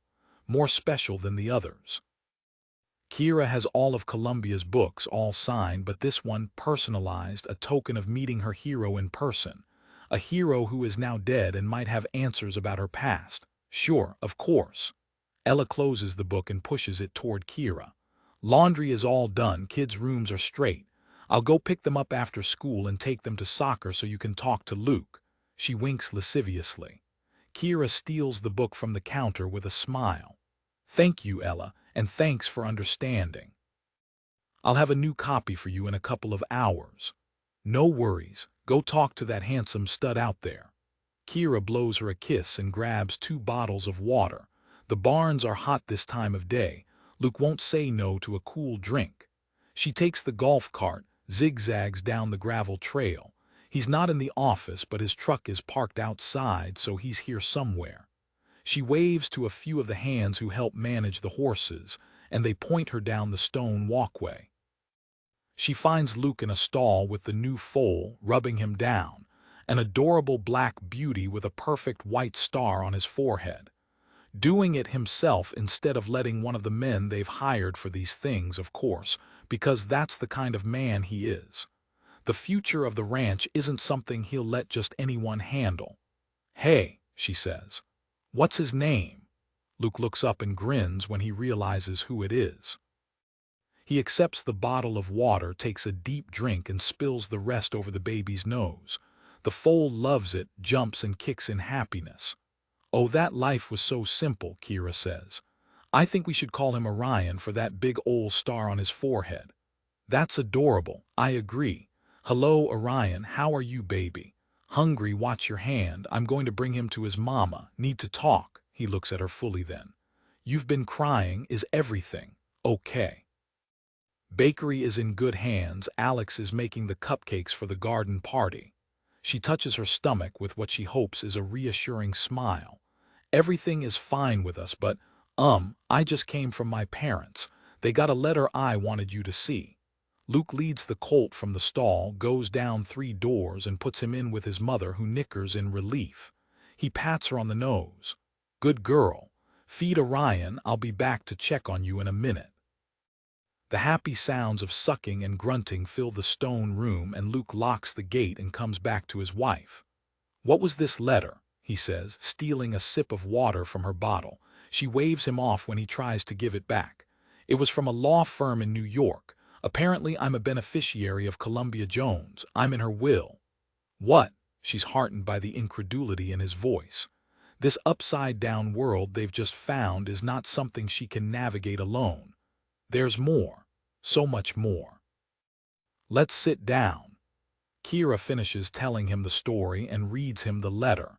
She clears the tears from her throat. "I think she must have known my birth mother. Maybe she was doing research on the jail system. There is a book she did called Nobody Forgets that is partially set in a small-town prison in Appalachia. The woman is a heroin addict who is wrongly accused of a murder, finds books in prison and ends up being a lawyer, but when she's freed, is ostracized by the community anyway and has to start over in Philadelphia." Huge hit. Lots of research, to get the jail scenes so incredibly accurate she had to do a ton of interviews with incarcerated prisoners. She must have met my mother and struck up a friendship. Maybe promised her something. She'll probably reveal her name to me at the reading, and she entrusted this letter to her to make sure I would pay attention and take it seriously. Luke is genuinely flabbergasted, and for a man like him, for whom nothing is a mystery, that's saying something. Kira watches him pace for a few minutes, then put his hands on his hips. He stirred up the dust motes, and they dance around him joyously, showing off in the sunlight. Finally, he says, I don't understand how your favorite author has you in her will if you're not a direct relation, hun. I admit this is all very weird, but there's no way, Luke. We know her life story. She's never been in jail, and I hardly think my parents, her voice catches slightly on the word, would lie to me about this now. That you know. Maybe she based that book on her own life and everything you think you know about her is BS. Luke, that's impossible. We live in the information age. Columbia Jones is a public figure. Her background is out there for the world to see. Maybe, he says lightly. Still, I think, excuse me, is that Kira Hutchinson? They both whirl around to see a young man with a microphone in his hand and a photojournalist standing behind him. Who the hell are you? Luke growls, lunging forward as he pushes Kira behind him. The man he has to be a reporter takes a step back but doesn't bolt. Kira gives him a point for courage. Luke looks about ready to murder someone. Daniel Donnelly, I'm a reporter with Wick News. I wanted to talk to Mrs. Hutchinson about Columbia Jones, how she feels to be the daughter of a legend and if she talked to her mother before she was murdered. What are you talking about? Kira says, stepping out from behind Luke. I'm not related to Ms. Jones. Not what I've heard. Donnelly waves a stack of paper. We got a tip, a copy of a letter that you're a beneficiary in the will. Just wanted to verify. Luke has the reporter by the collar a heartbeat later and is marching him out of the barns. Kira follows, moving fast. Luke doesn't take kindly to unannounced strangers, and one who has dropped by and lobbed a bomb at them, quoting a private legal document. This isn't good. But as they approach the house, Kira can see that Donnelly isn't the only reporter. He's just the one who was brave enough, stupid enough to breach their yard. There are 10 or so people milling about the drive, a couple of local news trucks, and Ella wringing her hands on the front steps. How the hell they've gotten onto the ranchland is beyond her. Her parents must have left and the gate must be open, because they would have called the sheriff immediately. Her name is called and the scrum begins. A mass of paparazzi with cameras flashing, reporters with boom mics, all swinging her way like the hundreds of swallows that gather in the dusk and loop through the pale orange sky, synchronous, moving as one creature. Kira, what do you have to say about your inheritance? Kira, how long have you known? Kira, come this way, we're doing a story. Luke, she calls. Let him go, we need to get inside. Luke listens and gives Donnelly a little push as he releases him. Get off our land. Do not come back, do you understand? Donnelly waves a hand. Doesn't matter if you kick us out. Your wife's big news, sir. She's Columbia Jones's long-lost daughter. Chapter 39. Riley wakes with the sunlight streaming into her room. She didn't get the curtains closed all the way, and the sun is pouring in joyously. The suite is quiet. Nate is probably asleep, too. When he came back with the food, he told her Columbia Jones was being dragged through the public square by her hair, rocks being thrown at her body. She didn't need to see the horrors online. She'd seen too many people taken apart, their lives dissected, their worlds torn asunder because of an ill-timed tweet or an unpopular opinion. She felt the violation without even seeing the posts. And she felt for Darian, who she knew would be trying to mitigate the disaster. She was having a nightmare when she woke. Her heart is pounding still.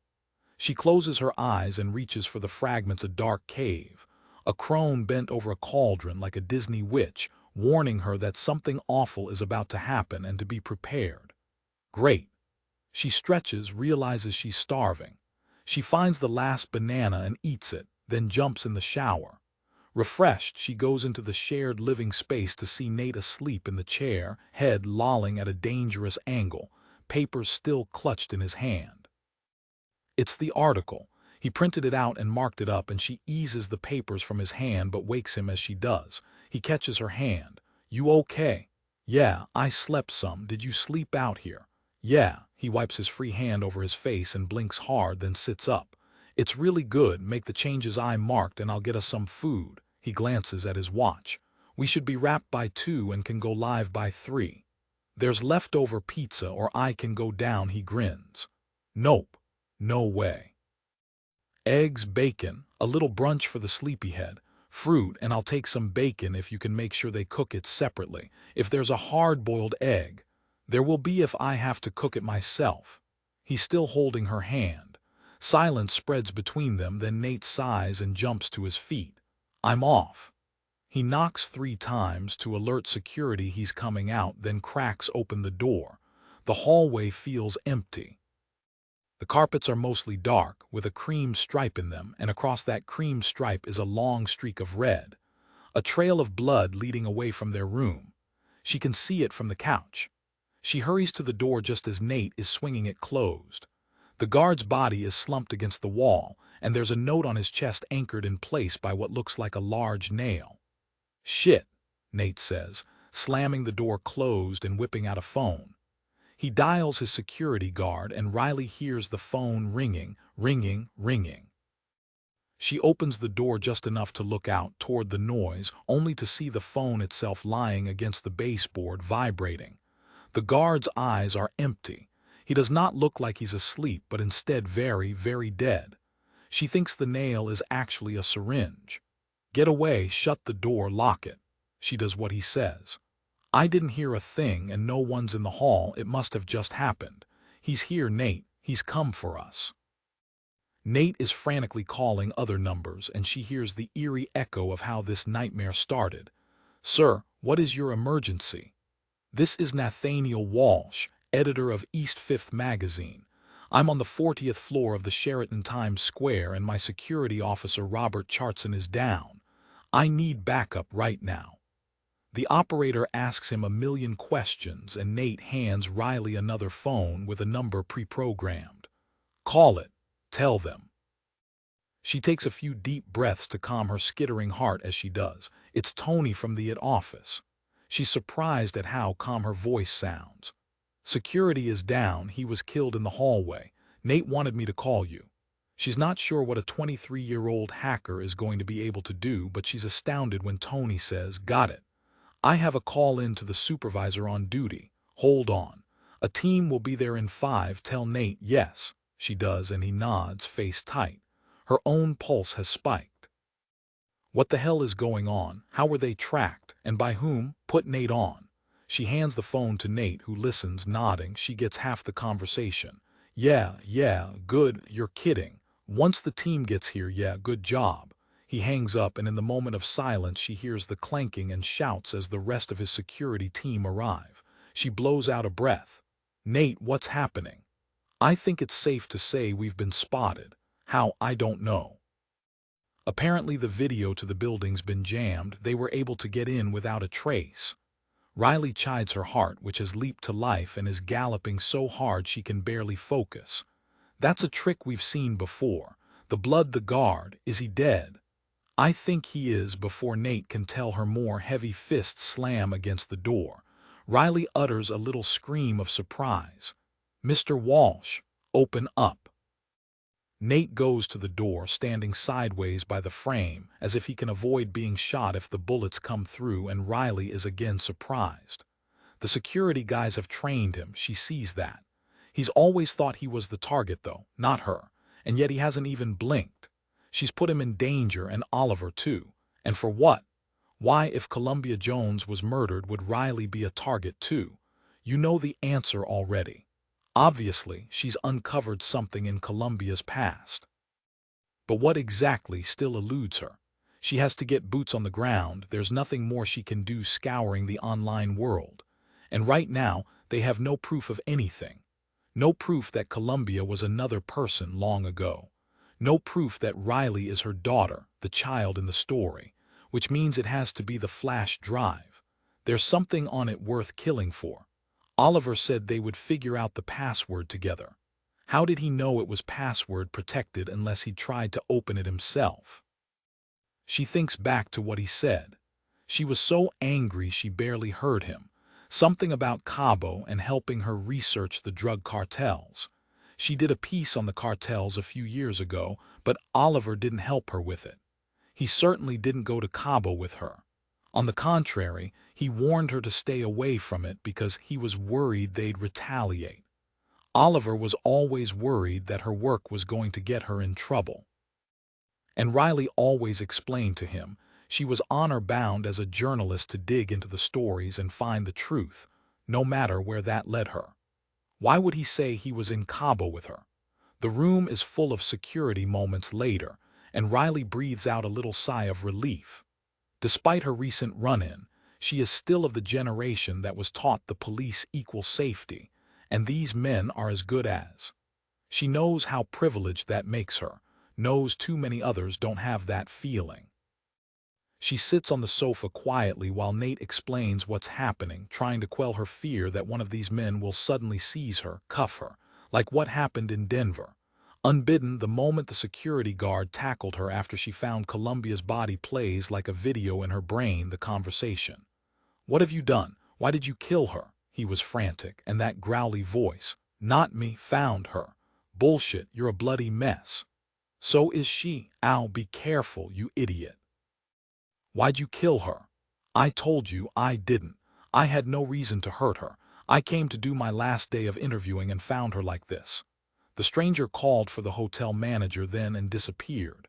She puts her hands over her ears, blocking out the conversation between Nate and security. He's relaying the night, what they've done, the pizza delivery, and replays it again. The voice. It was the same as the man they'd called, she is sure of it, and his face. Tired. Sad, devastated, really. Older. She flips open Nate's laptop, looks at Knox Shepard's booking photo, really looks. Nate. He is by her side in a heartbeat. What's wrong?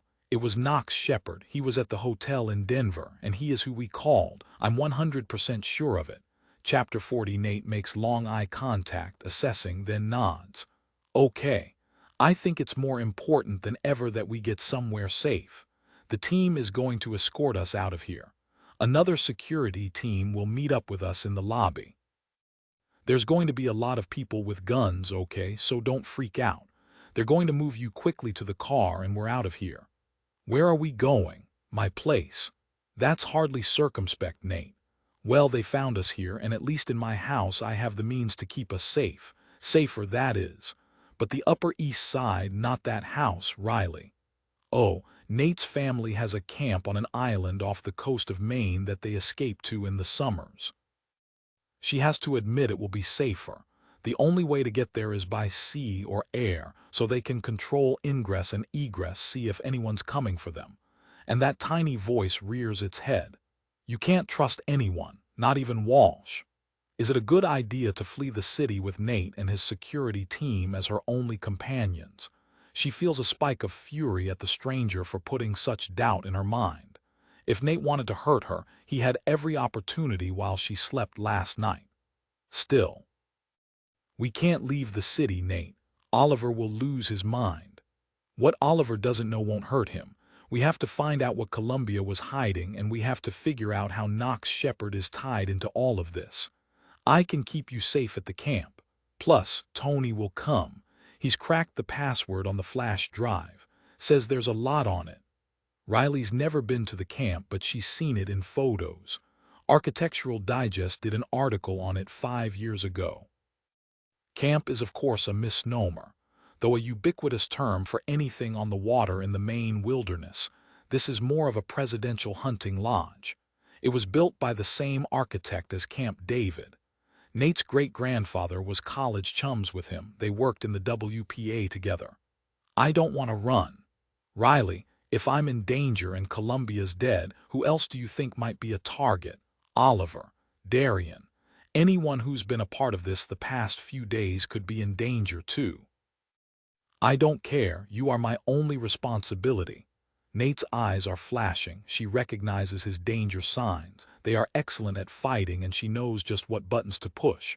She doesn't want to fight now though. This is too important. I care, I can't just leave them. That woman accused you of murdering her mother. She got you arrested. Now you want to help her. That woman might be my sister. If it's not safe for me here, it's not safe for her. We need to at least warn her, if not take her with us. You realize there's a solid chance she's involved, right? By fingering you, she's deflecting attention from herself. That's a very good point, but let's be real. She just found her mother dead. She was going to lash out at the closest thing regardless. She doesn't really think I'd hurt Columbia. Seriously, we need to warn her. I need her to at least be on the lookout for the guy I saw at MoMA. Sir, we're ready to move you. We've handled the body until the police are involved. The security officer is hardly interested in their argument. He's just under orders. You have to let me take care of you, Riley. Please, let's go. Riley's hands are on her hips and she plants herself in the middle of the room. Nate, this is why I'm pissed at Oliver. Don't be high-handed with me. We're going to warn Darian and Oliver, period. Nate's eyes narrow and he growls a little under his breath. Fine. To the guard, he says, hold on a second, okay? We need to make a couple of calls. The guard frowns but steps away and Nate hands Riley a burner. Make it quick. Call Darian now and then we are leaving and we'll call Oliver from the road. I tried him a couple of times last night but he didn't answer. He was pretty pissed when we hung up. Thank you, Nate. She dials the number from memory and is surprised when Darian answers before the first ring goes through. Hello, Darian, it's Riley. I need to talk to you. Well, finally, took you long enough to call me back. I don't recognize this number. Nate shakes his head in warning. I'm sorry, I lost my phone. You were trying to reach me. Yes, I need to know what my mother told you about her past, about her early days as a writer. I have a couple of names to run by you too. I assume you don't think I murdered her anymore. Darian's voice is tight. No, I don't, and I apologize for reacting the way I did. That's good because I need to tell you that I think you're in danger. Someone's been tracking me and I assume it's because of what your mom left me. Left you? I'm a beneficiary in her will. The shriek is enough to make the cops waiting for them jump. Riley looks at Nate, makes a snap decision. Listen, we're getting out of town and I think you should come with us. There's too much to talk about by phone. Pack a bag and we'll be by to get you shortly. Nate's jaw drops. She can tell he's furious, but she doesn't care. Darian demurs. I can't go somewhere with you. I have to go to Denver for my mom's cremation. Listen to me. We need to speak in person, Darian. It's important. I know things that you probably don't about your mother's past, and there's someone after me. At least give me a day, then you can go deal with Columbia. She hears quiet words, then Darian comes back on the line. Mason has to come. Mason, the security guard. Yeah, we're together. He's helping me sort through this mess. Nate is holding his head in his hands, moaning dramatically at this additional inclusion. She ignores him. Fine, we're on our way. Warn him there's a lot of security, okay? I know he's former military, don't want him to be surprised. She hangs up and raises a brow. Nate, you've always taught me to trust my instincts. My instincts say she's in danger. You're in danger, I'm in danger, that's what I care about. You have a huge team around us now, and we're not going to argue about this. Either she comes or we park it there at her house while we talk. Honestly, I think getting out of New York is the right thing to do. I also think we should file the piece before we leave, see if we can't buy some time while we figure out the rest. Darian obviously knows something too. If we put our heads together, we'll solve this. Are you sure you don't want Oliver to come too? Maybe his dad.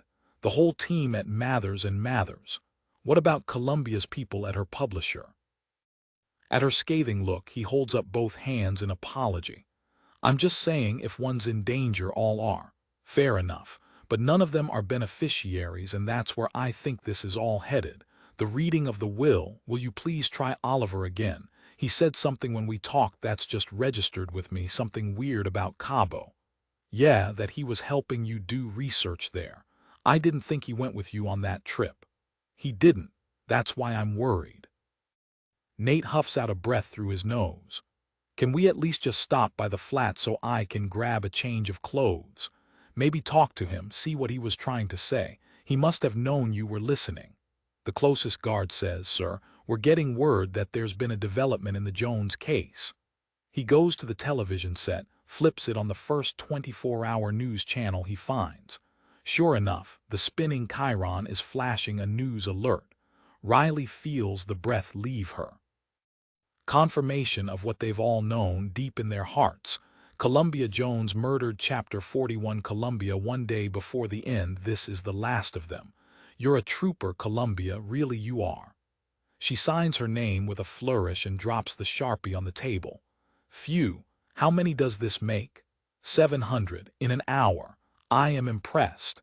And at the end of your tour, too, your wrist must be screaming. Columbia's wrist is sore, but she doesn't say a word of complaint to Ruby, who has spent hours making sure this event flows smoothly. Considering Columbia added this stop to the tour, and all the machinations that have gone into it, she has no room to complain. "Do you want a snack before the meet and greet?" Ruby asks. "No, actually, I think I'd like to get started. Are they here yet?" "Several are, yes." "Excellent. There's one in particular who I'd like to start with, if that's all right with you." "Kira Hutchinson, assuming she's here." "Oh, yes," Ruby grins. "She and her handsome hunk of a husband. Goodness, they are quite the pair. You won't be able to miss them. Maybe you could bring them here first. It will give me a little breather, and then I can gear up to meet everyone at once." "Sure. Hang tight, I'll go get them." If Ruby suspects this is unusual, she says nothing, just disappears out of the room, then comes back with the couple in tow before Columbia takes a full breath to prepare herself. She's seen Kira before, of course, but they've never spoken. When the girl's radiant smile blinds her, Columbia is, for a moment, speechless. She isn't as tall as Columbia, but her vibrancy makes up for the lack of height. She fills the room, resonating with health and excitement, and an inner glow that makes Columbia wonder if there's not another little Hutchinson on the way. The thought makes her smile, and the girl takes this as an opening. "Oh my God, I can't believe I'm meeting you. You are my absolute hero. When Luke told me I was going to get to meet you, I thought he was lying. Hi, I'm Kira. Can I give you a hug?" Before she says yes, absolutely, the girl's arms are around her and Columbia struck dumb, tears forming. She squeezes Kira back. "You're a good hugger," Columbia manages, and she is.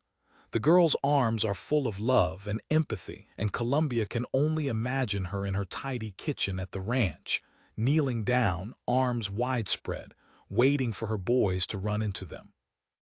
The woman breathes, "Hun." A rumbling bass laughs, and Columbia is bereft when Kira releases her. "Oh wow, I am so sorry, I just can't help myself." "Get it together," Columbia tells herself. "Do not apologize, that's why we have these moments to celebrate together. I'm honored to meet you, you too, Luke." "Ma'am," he drawls, the perfect laconic cowboy.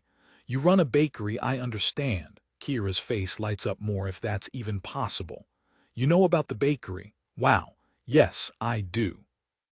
Gestures to her lush figure. "Obviously, I like to bake." "You are perfect," Columbia says, and sees Luke out of the corner of her eye smile. He thinks so too, that's certain. "And your boys, tell me about them." Kira is taken aback for a moment, then does, gushing as only the mother of 3 sons can, pride, ruefulness, and humor all tied into knots. Columbia listens, smiling, repeating the boys' names over and over in her head. Caleb, Hudson, Asher. They would all be great lead character names. She'll have to add them into her repertoire. Ruby comes in and signals the meet and greets are only supposed to be a few minutes long, enough for a picture and a handshake, and this has stretched into several. Kira sees and says, "Oh, we should probably let you go." No, it's fine.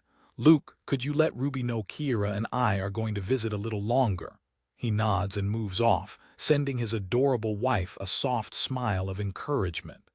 Kira can't help but watch him stride away. "He's a doll," Columbia says. "Seems like a nice guy." "Oh my God, he is the nicest. We've been together since we were teenagers. I took one look at him and fell hard. He runs our ranch and is a really great guy, a great dad. I'll keep him." Columbia laughs and Kira, emboldened, keeps on. So I saw Riley Carrington out there earlier. She's doing a piece on you for East Fifth. That's amazing. I'm a fan of hers too. You two are a match made in heaven. You know Riley? No, we've never met. I know of her, read her work religiously. You're lucky, she's smart and fair. I am lucky, Columbia says, then leans in. Between you and me, I'm going to have her write my memoir. Don't tell anyone yet, okay? Oh, that is so cool. Kira's delighted smile shoots to Luke, who is chatting with Ruby. Can I tell Luke? Nope, it's our little secret. Okay then, Kira smiles. Does Riley know this?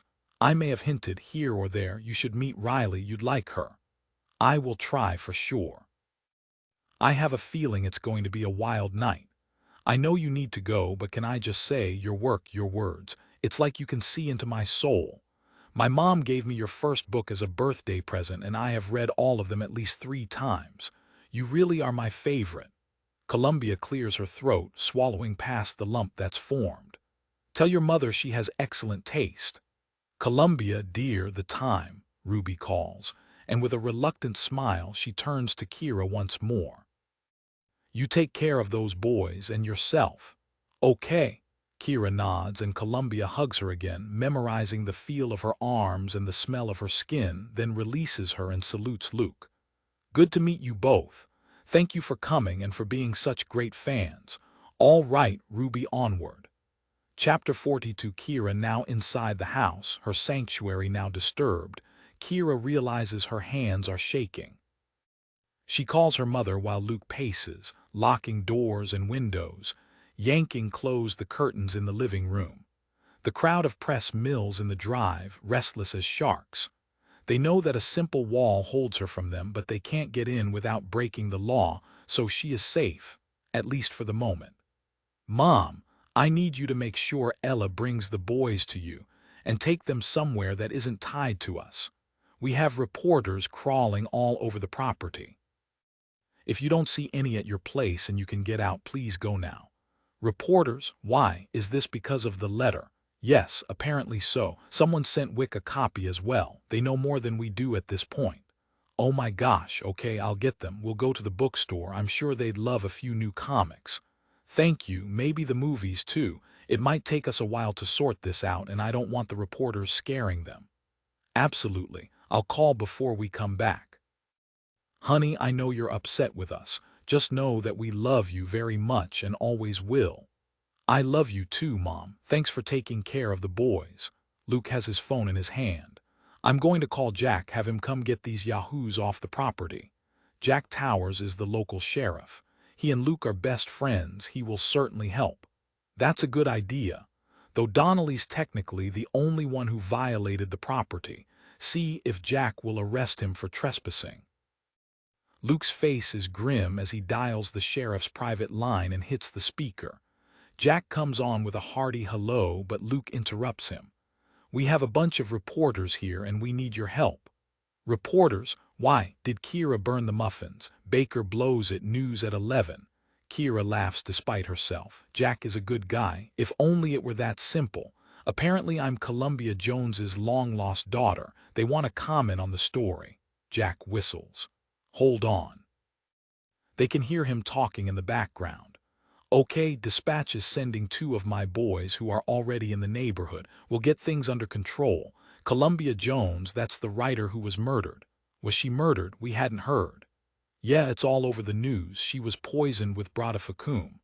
Rodent poison, Luke asks. Pretty common stuff. We have some in the barn. Jack's tenor shifts. Buddy, do me a favor and do not say that aloud to anyone else, all right? Go secure it right now and let me get over there with an evidence bag. Kira looks at Luke in alarm. Jack, we were there the night she died. We were at the hotel. There was a VIP experience and we stayed over. We met her, talked to her. Jack curses. I'm on my way. Seriously, do not tell any of the reporters that. We won't, we're locked inside, Kira says. I sent my mom to get the boys before they waylaid my parents too. Jack, what the hell is going on? I don't know, but let me find out. I know Luke surprised you with tickets to the event. I remember him telling me about it. You stayed at the Brown Palace. Luke is clenching and unclenching his fists, something he does when under extreme stress. Yes, there's a detective from Denver police working the case, Detective Sutcliffe. He has a suspect, I think. He showed Kira a six-pack and she picked out a guy who was there. Kira hears the car start. Jack is on the move. I'll get in touch with him once we have a chance to chat. These hotels have cameras everywhere. I'm sure you'd already be sitting in the police station if Sutcliffe thought you'd done anything wrong. Maybe he leaked your name, Luke says. How would he get the lawyer's paperwork, though? Kira asks. How did the reporter? Someone leaked it. Y'all hang tight, I'm 10 away. Do not talk to anyone, not even Sutcliffe if he calls. You hear me? Kira feels her stomach turn and puts up a finger, bolting from the room. She hears Luke call, "You okay, honey?" just as she makes it to the bathroom. She prays morning sickness isn't giving way to all-day sickness, but she had mild cases of hyperemesis gravidarum with all her previous pregnancies, so the odds are not in her favor. Purged, she leans on the counter with both hands, staring in the mirror. Her life has shifted so dramatically in the last 48 hours that she hasn't had time to actually think it through. She's operating on nerve at this point, knowing if she allows herself to sink into the reality of the situation, we adopted you. I love you, mother, she will be lost. This is exactly what she has never wanted for her life. She craves calm, comfort, a sense of belonging, a sense of place. She is a homebody through and through. Home is the heart and the hearth of her life. Her boys, her husband, her parents, her business, itself a comfort to herself and others, their quiet and beautiful lives in one of the most gorgeous settings imaginable. This is what she's fought for. It's almost as if the universe warned her there is chaos on the other side of this door and she agreed never to open it. And now the door has been splintered and there's nothing she can do to stop it. Luke knocks. Kira, are you all right? Jack's pulling in. Yeah, I'll be out in a second. She washes her face, rinses her mouth, twists her hair back into its clip. A stranger watches her from the mirror, and with a tiny shake of her head to admonish this new woman, Kira joins Luke to face the disaster head-on. Chapter 43. Riley. Nate finally caves, agreeing to go to Riley's apartment to grab some things and leave word for Oliver, but only if she's escorted by him and his phalanx of security. She's fine with that. Relieved, actually. The edges of her world are fraying, and she feels the need to trim them, tidy everything, because she can feel in her very bones that everything is about to change. Traffic is terrible, and Nate is annoyed with her and preoccupied with making arrangements, so Riley has plenty of time to think about her past and Nate's immediate acceptance of her confession. About her mother, Faith, and her sister, Macy, how her entire world was upended when she found out she was not Faith's daughter, not Macy's sister, but an interloper in their lives. About Columbia and Darian. About the crazy short story. About mothers and what they are willing to do. Some give up their children, whether willingly or with great sorrow. Some go to the ends of the earth to keep them. Yin, yang. Riley thinks she turned out okay. Maybe she's not in a rush to be a mother herself, but once she stopped acting out, stopped trying to punish Faith for the revelations about her past, got the alcohol and sex under control, found worth in her abilities instead of her body, things have been solid. She wasn't lying to Nate. She never did try to find her birth mother, mostly because she didn't know what it would gain her. The woman clearly wasn't interested in ever knowing her. The adoption had been closed, sealed entirely.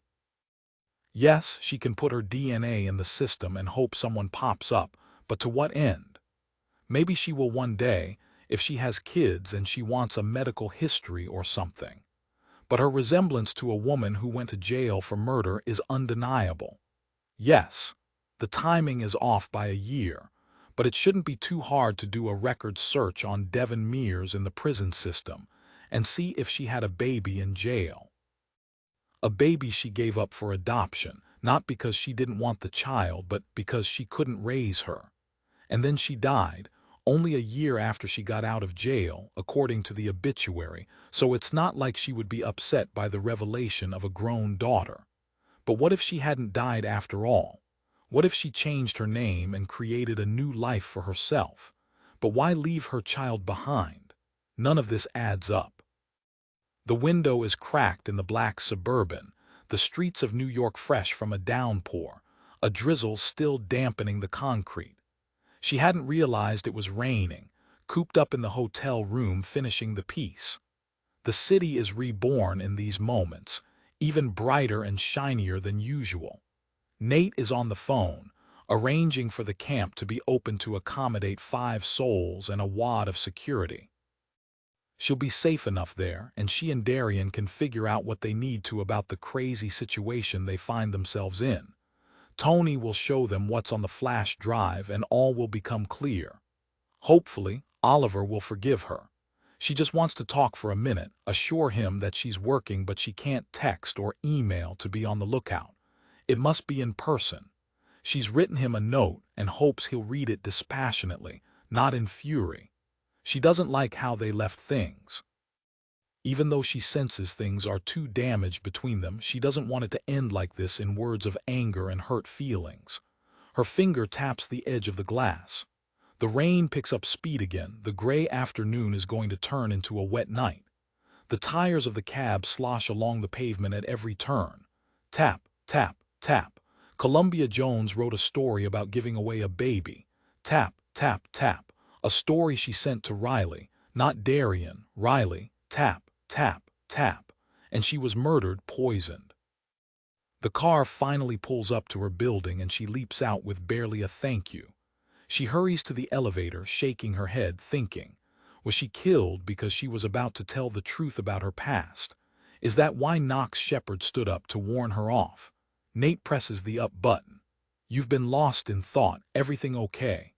Yeah, I'm just doing the math. Say there's a story to be told about a woman who had her lover murder her husband, got caught, went to jail, and lost her kid in the process. Sad but compelling. Human interest 101. Right, okay. Now look at our society as a whole. We are fed information in a constant stream. There's almost too much to process. So we start taking that data at face value. We take exactly what we're given and believe it because our brains don't have room for anything else. We don't investigate any further. Even the media, these young journalists who don't bother sourcing properly, just run with stories based on innuendo and rumor, don't do the kind of due diligence we used to insist upon. A travesty that's ruining journalism. Agreed. The elevator dings. They're almost to her floor. A writer's bio is the definitive introduction to the reader, right? It's on every book, every website, and every article. Why wouldn't we believe it? Why would an author lie? What do they have to gain? They're almost always found out. It ends careers. And with the data we have access to, it's incredibly easy for a layperson to dig into someone's past and find out if they're fabricating the truth. Where are you going with this? There's no record of Columbia Jones in England. It was one of the questions I had for her in our last interview. I hadn't wanted to go there until we were almost wrapped because I wanted her to trust me, and if I led with, hey, I can't verify one of the cornerstones of your life, she might have gotten spooked. Nate runs a finger over his lip. You think she's lying? The elevator gets to her floor. The door slides open. I'm almost sure of it. I think she built an amazing house of cards and now somebody has decided that they want to take it apart. I think Columbia Jones isn't her real name. I think her real name is Devon Mears, and I think she's my mother, and I have to let Darian Jones know that and figure out why someone killed Columbia to stop her from telling me. Nate is right beside her, hovering as she starts to unlock the door. That's more than compelling, that's Pulitzer. It's conjecture, we have no proof. The deadbolt isn't on, only the push lock. That's strange. They're always so careful not to leave the doors unlocked. After a break-in. She's surprised Oliver hasn't already changed the locks and added more, truth be told. I wonder if the break-in damaged the deadbolt. she says, but Nate has moved her to the side and nodded to one of the security with them. Go careful, he says, and the guard draws a weapon and eases open the door. She knows immediately something is wrong, even before the guard says keep her back, and talks into his comms unit, saying words that freeze her heart. We have a civilian down. What? Who is it? She shouts, ripping herself from Nate's arms and shoving past the guard who reaches for her but misses. Riley, no, don't, Nate starts, but she ignores him. She enters the flat and can't make sense of what she's seeing. A leg twisted, an arm limp, a head angled oddly, glasses broken in two, blood, so much blood. Her screams echo through the room, ending in a wail. She kneels at his side, pressing a hand to the stain of blood on his chest, the seeping flow cold and hardened. Oliver. Oliver, knew who. Chapter 44. Riley can't think. She can't process. Oliver is dead. She is up and running a heartbeat later. She ignores the shouts, ignores Nate's arms reaching for her, breaks through the security guards, bolts to the elevator. She slaps the button to the elevator 3 times, turning in circles to ensure no one approaches her. The doors slide open and she jumps inside, for the moment, blessedly alone. She hits the lobby button. They have a doorman and a front reception desk. She will be safe there until the police come. You can't trust anyone, not even Walsh. Nate's been with her the whole time, though. There's no way he could have killed Oliver, right? No, he's gotten food a couple of times. She slept for several hours. He could easily have left and returned. He could have had someone do it. He could kill you next. Her heart thunders and she fights the adrenaline rush. Think. What is going on here? First Columbia, then Nate's bodyguard. Now Oliver. God, the blood, it's on her hands. She's covered in blood again. It's all over the elevator buttons. The elevator hits the ground floor and she tears toward the front desk, skidding to a stop in front of the wooden counter. Raymai is on duty again today. Hello, Miss Caring, oh my, are you okay? Raymai, it's Oliver. Oliver's been shot. Call the police. Call them now. He stares at her in shock for a moment, then picks up the phone, calls it in. With a delicacy she will remember forever, he hands her a Clorox wipe. The building still follows the COVID protocols they'd started during the pandemic, and hand sanitizer and wipes are readily available in all the public spaces. She wipes her hands clean, then starts to pace, fearing if she stops moving, she will be overwhelmed by the tidal wave of grief coming her way. She can't control it, though.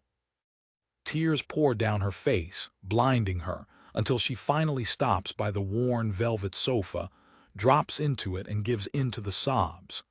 Then Nate's there, shushing her, and she lets him, because it is unfathomable to think that he could have anything to do with this. His security mills about the lobby, talking into their earwigs, and that's where the police find them all, shell-shocked, Nate holding her, inconsolable in his arms. Raymai leads them to the mail room, so she doesn't have to see all the crime scene texts pouring into the building. Nate doesn't let go of her, as if his touch will keep her from shattering. They sit at a table she assumes must be where the doormen eat their meals, a thick rectangular chunk of wood with letters carved into it, and take out packets of condiments scattered on the side that touches the wall. Chopsticks in paper sleeves stand in a foam-to-go cup from the sushi takeout down the street. It's messy, but a comfortable messy. The police officer who's babysitting them is gentle and calm. She asks smart questions and doesn't flinch when Riley collapses into tears again and again, just nods her understanding. Finally, the tears dry up and Riley is able to tell them what happened. She gives them almost everything that matters, everything that can help solve the case.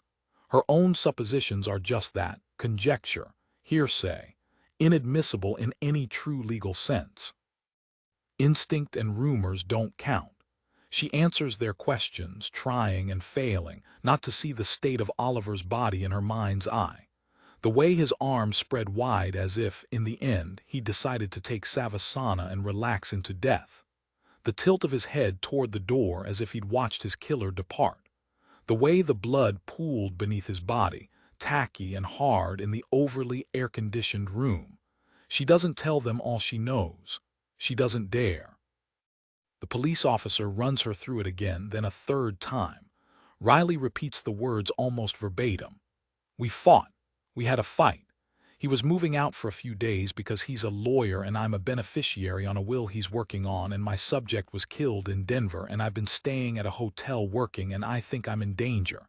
I know I'm in danger, but why would they kill Oliver? Why not me? They couldn't find you, Nate says with a finality that reverberates to her soul. His voice is thick, too. Who is they, ma'am? I don't know, I don't know, I don't know. There was this man in a red ball cap who followed me yesterday, but I don't know who he is. She's a waste. She needs to get it together. She just can't shake the images of the past few days, of the angry twist of Oliver's mouth as she bolted out the door, the meaty scent of his blood on her hands, the twist of his neck above where the bullet entered. Oh, God! I have to call his dad. I have to call Mr. Mathers. We are going to take care of that, ma'am. We have some more questions if you don't mind. The detectives want to speak to you, and I know you don't want to go back upstairs. No, no, I don't. She clutches her bag closer to her body and shakes her head, rocking with the motion. So for the second time in a week, she is hauled to a police station, though they are gentle with her this time, as if she might break into 1,000 pieces if they touch her the wrong way. She's been to this precinct before, working a story about an actor who overdosed, so the wooden desk and stairs are familiar at least. They separate her from Nate, put her in a room with glaring bright white lights, and bring her a cup of coffee laced with cream and sugar. She sips it, not caring if the cream is free of natural flavors and carrageenan, and all the crap the companies add to the most basic foods to make it last longer and taste better, that tears her up inside because the immediate comfort of something warm outstrips her worry that she'll be sick in an hour. Who cares if she gets sick? She deserves to. Oliver is dead. When the door finally opens, what feels like hours later, and a female detective with a sympathetic smile steps through, a single moment of clarity penetrates her panic. They are going to think you did it. She can almost hear Detective Sutcliffe. First Columbia, then your boyfriend. Is there something you need to tell me, Miss Carrington? And then an even more terrifying thought. Who's next? Riley resolves then and there to be very careful with what she says. She can grieve Oliver later. Right now, her own life could be on the line. Riley listens more than she talks. That's why she is a good reporter. She knows what questions to ask to get her subject going. She reads body language, smiles, nods, clicks her tongue in sympathy or horror at the appropriate moments. She is a professional interrogator. So when she realizes the detective who introduced herself as Detective Shanda Ingalls is using all her own reporter tricks, but with an edge to them, like a bird on a warm summer morning watching for a worm to sneak up to the dewy surface, as if she thinks Riley's answers aren't quite truthful, she sits back with a shuddery breath and changes tack. How many murders do you see in our area every year? Ingalls looks surprised but plays along. Lower fifth. In a building like yours. None so far. This is the first. There are cameras all over our building. All you need to do is pull up the feed and see who walks in the door that doesn't belong. You don't need to be asking me all these questions. I've told you everything I know.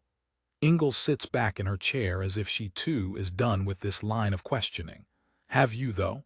I find that it's such a shock, finding a loved one like this. It's so easy to overlook something little that could solve the whole case. I've told you everything. For some reason, Columbia Jones hired my boyfriend's firm to handle her estate, and I'm a beneficiary in the will. I've been writing a piece on her for East Fifth magazine. That's as far as this goes on my end. Clearly someone wanted to stop Oliver from sharing this news with me. Miss Carrington, you've had a terrible shock. I don't think it's safe for us to assume anything at this point. The home invasion that resulted in your boyfriend's death is going to take some time to sort out. But because of the circumstances, I'd like to put you in protective custody. Ingalls is so sympathetic, and Riley tries not to give in to this woman who seems to actually want to help. She can't fall apart. She can't succumb. I don't know that I want to do that. I can keep you safe until we figure out this mess. We don't know that I was the target. Whoever did this was looking for something. Oliver might have gotten in the way, or they came after Oliver. You're a smart girl. You don't really believe that. Riley sits back in the chair, too. Of course she doesn't, and she knows this is a logical move. The two people she's had the closest relationships with for the past month are dead, and she's been left material that she hasn't had time to fully examine. She has to be able to search through everything. If she's stuck in protective custody, who knows what they'll do with the contents of the envelope. She will be safe with Nate in Maine. Safer. She can stay on her guard, but she needs to be away from New York now. She straightens her spine and wipes her face. I don't want to hide. I have a job to finish. So if it's just the same to you, I prefer to go. That's your right, though I really don't recommend it. Where will you be? She hears Nate's voice as clearly as if he's sitting next to her, and the strangers too. Don't tell anyone. Don't trust anyone. At work, East Fifth Magazine. You can contact me there if you need me again. Ingalls stares at her for a few moments, then shrugs. Suit yourself, but watch your back, and Miss Carrington, a bit of friendly advice. You might consider a lawyer just in case. They release her, and Nate is waiting, looking decidedly pissed off. We need to go to Maine, she says, and he nods, mouth a thin seam. Can we get Darian? I've already sent a team to get them. They'll meet us at Teterboro. Are you mad at me? He shakes his head briefly. I'm mad at this. He sweeps a hand toward the front doors of the station, and Riley sees the flashbulb starting through the thick glass. Media? Yeah, someone leaked the story. Chapter 45. Detective Sutcliffe exits the Nashville airport, shocked at the humidity. He's gotten used to Denver's crisp air and longer cool seasons. He stops to roll up his sleeves, then sees a pristinely rebuilt open-air CJ Jeep waiting at the curb. It is burnt orange with large tires. The lanky driver is leaning against the passenger side door, arms and ankles crossed, a pair of Ray-Ban aviators perched on her face. She has short white hair in a pixie cut, black brows, and bright red lips. She's wearing a sleeveless jean jacket, and her arms look like she enjoys a workout. A sleeve of intricate white tattoos snakes up her left arm. Nope, Sky Abbott hasn't changed a bit. Except there is a Belgian Malinois in the passenger seat, tongue lolling in a happy greeting. There she is, the private eye to end all private eyes. Give me a hug, you crazy beast. There's much backslapping and joy in their greeting, which makes all this worthwhile, even if he hits a dead end. It's been too long. And who's this beauty? Sutcliffe asks, throwing his bag into the back and ruffling the dog's ears. Her name is Kat with a K, short for Katerina. Her people are on their honeymoon, and I agreed to puppy sit while they were gone. But that's not why you can't stay with me. I'm renovating. The place is a disaster. You're always renovating, Sutcliffe says. Damn good to see you, Abbott. A sly smile crosses her face. Good to see you too, Sutcliffe. Kat Seymour girl. The dog immediately moves to the back seat, where her harness is attached to the lower end of the Jeep's roll bar. Sky secures the lead with the seat belt so the dog can ride safely. She loves the fresh air. She's gorgeous. Good thing it's not going to rain. They get into the vehicle, and Sky turns over the engine. Shoulder months in Nashville. It's 80 degrees one day, 40 the next. Thought I'd take advantage of this lovely day to drop the top. I can't believe you still have this bucket of bolts. He taps a loving hand on the dash of the Jeep. Hey, I'll have you know Big Orange still purrs like a kitten full of her mama's milk. She taps the accelerator, and the Jeep's engine roars smoothly. See, perfection. Hush and drive, this kitten's starving. Your wish is my command. Sutcliffe really likes that they've fallen back into the rhythm so quickly. Good friends are like that. They can go years without laying eyes on each other, yet fall back into the same pattern without blinking. Abbott and Sutcliffe used to haze each other pretty hard when they worked together. Abbott was totally one of the guys while still being a feminist powerhouse on the force. Out on the highway, Sutcliffe looks at the approaching city with shock. It used to sport 2 skyscrapers, now it rivals Atlanta, multiple buildings stretching to the sky, cranes everywhere, traffic too. Good God, what town is this? Sky's laugh is humorless. Nashville's changed, in more ways than one. The skyline is the least of it. The people still rock, though. She takes the 4th Street exit and expertly winds them through a downtown he doesn't even recognize.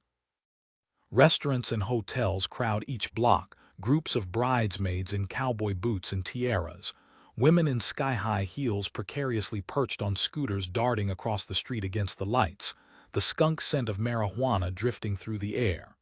The music already rollicking, pouring out of every doorway.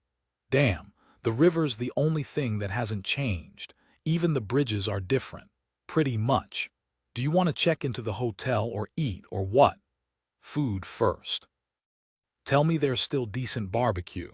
In answer, she whips the Jeep around the corner and pulls up in front of Martin's Barbecue.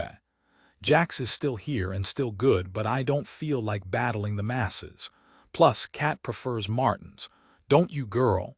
The dog woofs happily and jumps from the Jeep when prompted. She's really well trained. She is.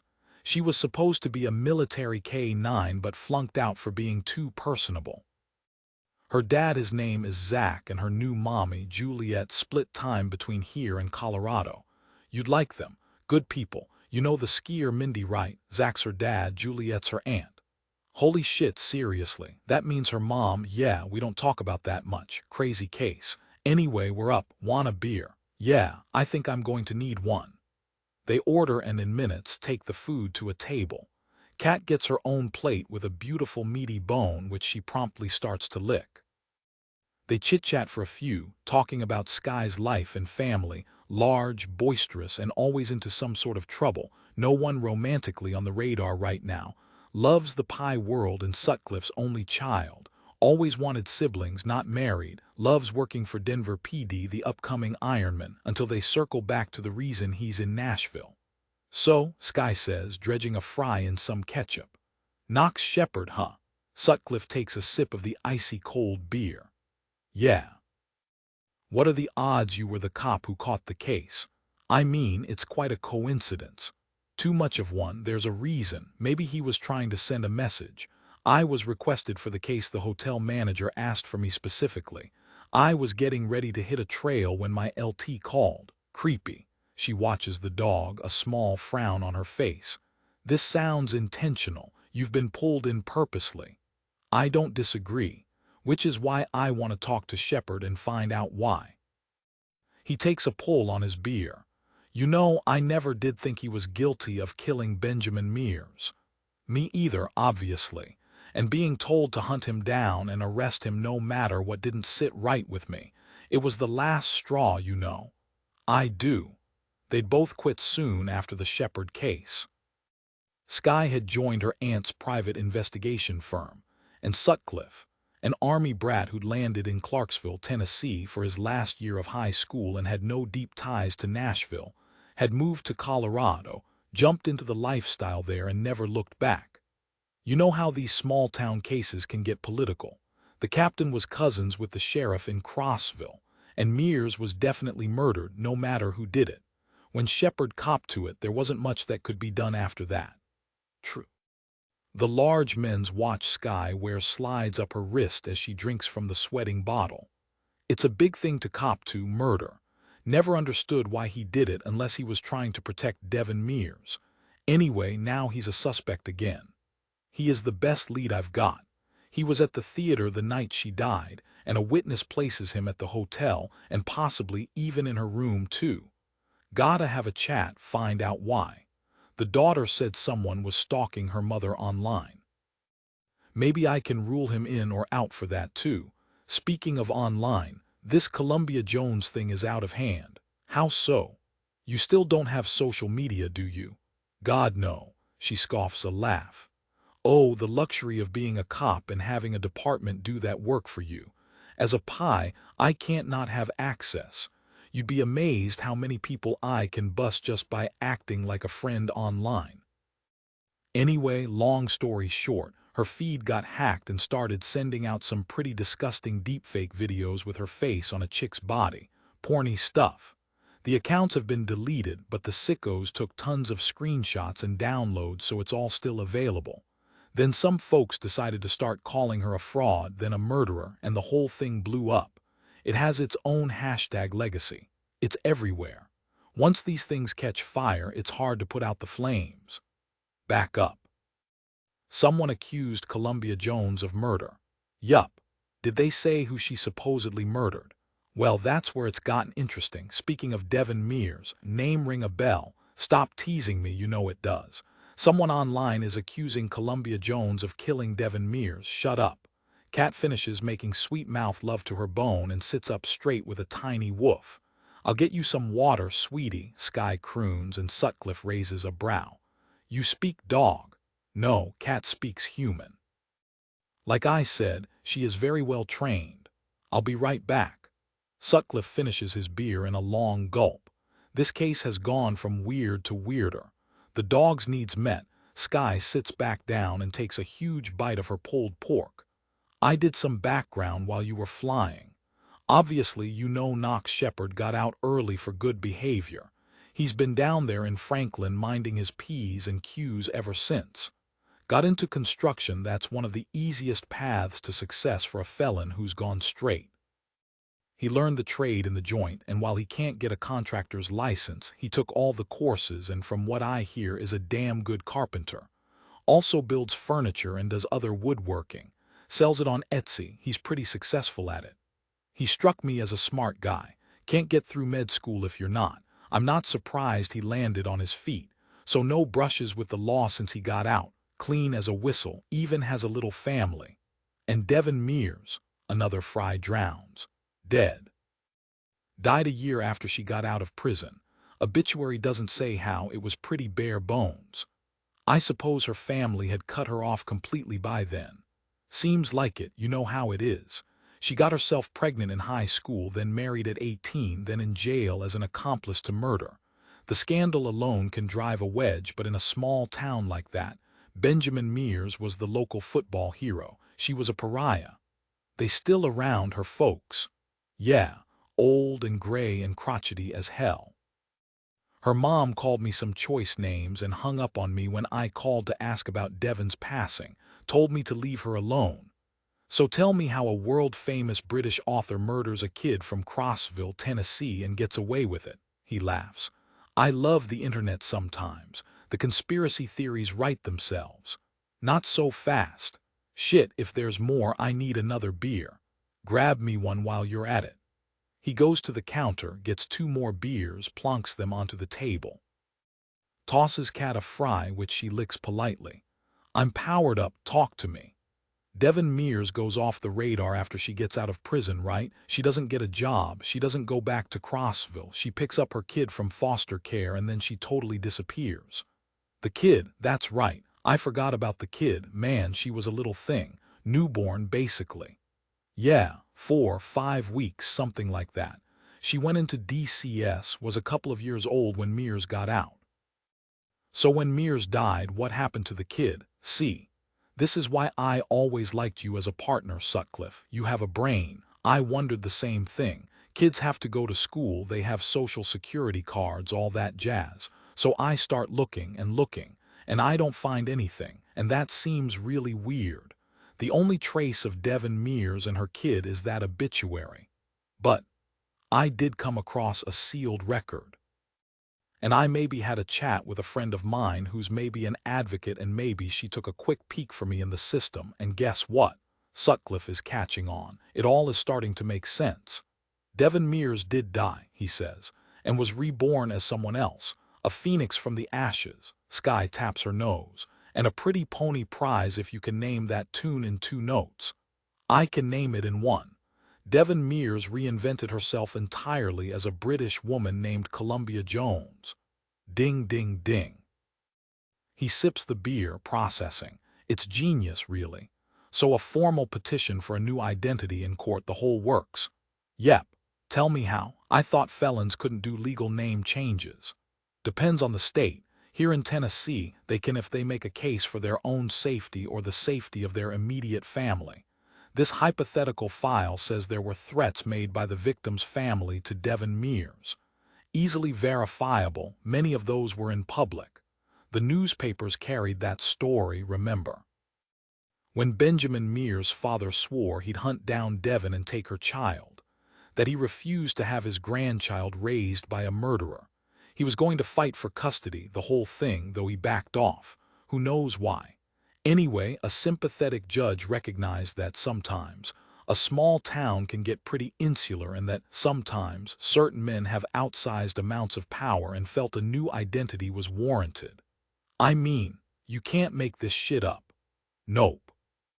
She must have had a high-powered lawyer to pull this off. Where does an ex-con get that kind of juice? Also, an excellent question.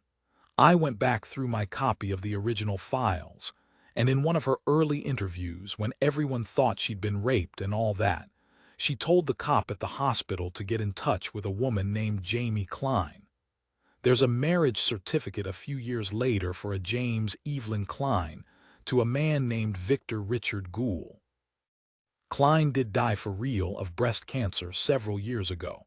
Gould is licensed in New York, Massachusetts, and New Jersey. He's remarried and he still practices. And the obituary? Good question. She had to have something to close the chapter, right? What better way to make sure no one came looking than to have that little gem online? Sutcliffe worries a napkin, shredding off little pieces. Everything about Columbia Jones is verifiable. I've run her top to bottom. Her IDs check out, she pays her taxes, she owns property. How the hell did she pull this off? And why adopt an accent? It's distinct. And how does no one recognize her from her past life? Elocution lessons don't cost a lot. Anyone can be trained into a new accent, actors do it all the time. After enough time, she could easily subsume it and matched with a long tenure in New York. If a few Americanized phrases and tones show up, no one will think a thing about it. She puts down Devin Mears' booking photo and a current photo of Columbia Jones from her website. Her author photo. A life ended, a life begun. The two look nothing alike, not really. Maybe an echo more than a likeness. She had to have surgery, right? Sutcliffe asks. After the murder, she was beaten pretty badly. Yeah, her face was battered to hell.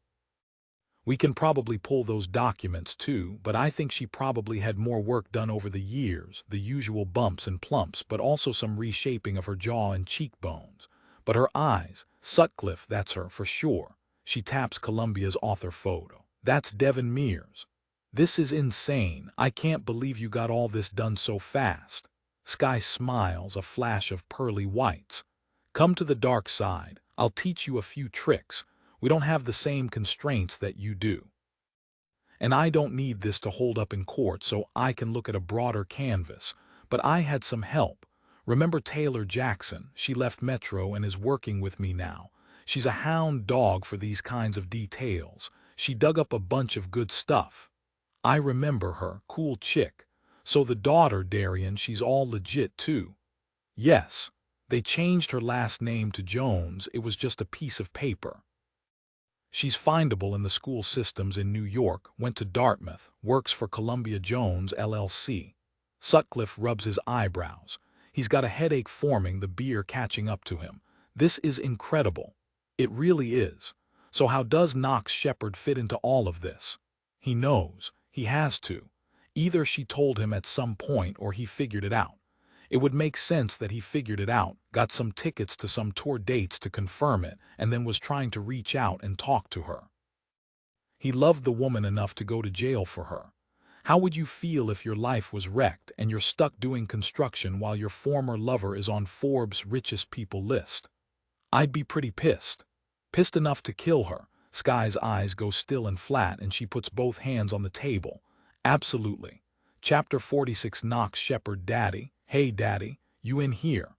Knox has his foot on the pedal of the lathe and his hands wrapped around a piece of cedar. So soft, this wood. It takes a delicate touch, and if he stops now, he'll lose the shape of the bowl he is making. In here, honey, I can't stop or I'll, and that little bit of distraction is all it takes. The bit drills right through the bottom of the bowl. Shit. He sits up, staring ruefully at the ruined bowl. Tamsin appears on the other side of the lathe. Sorry, Daddy. I didn't mean to wreck it, that's pretty. You didn't wreck it, sweetheart. It was crap wood, soft and knotted. It was more for practice than anything else. I was going to try a new wax on it. No biggie, I'll make some planks for the coat closet instead. What's up? Mom wants you to come in for dinner. This is your 15-minute warning. Of course she does. He runs a hand down each arm, sawdust falling in thick sheafs to the floor. Tamsin, 8 going on 45, a blonde, curly-headed sprite that makes his heart squeeze with joy every time he looks at her, lingers, picking up items and examining them.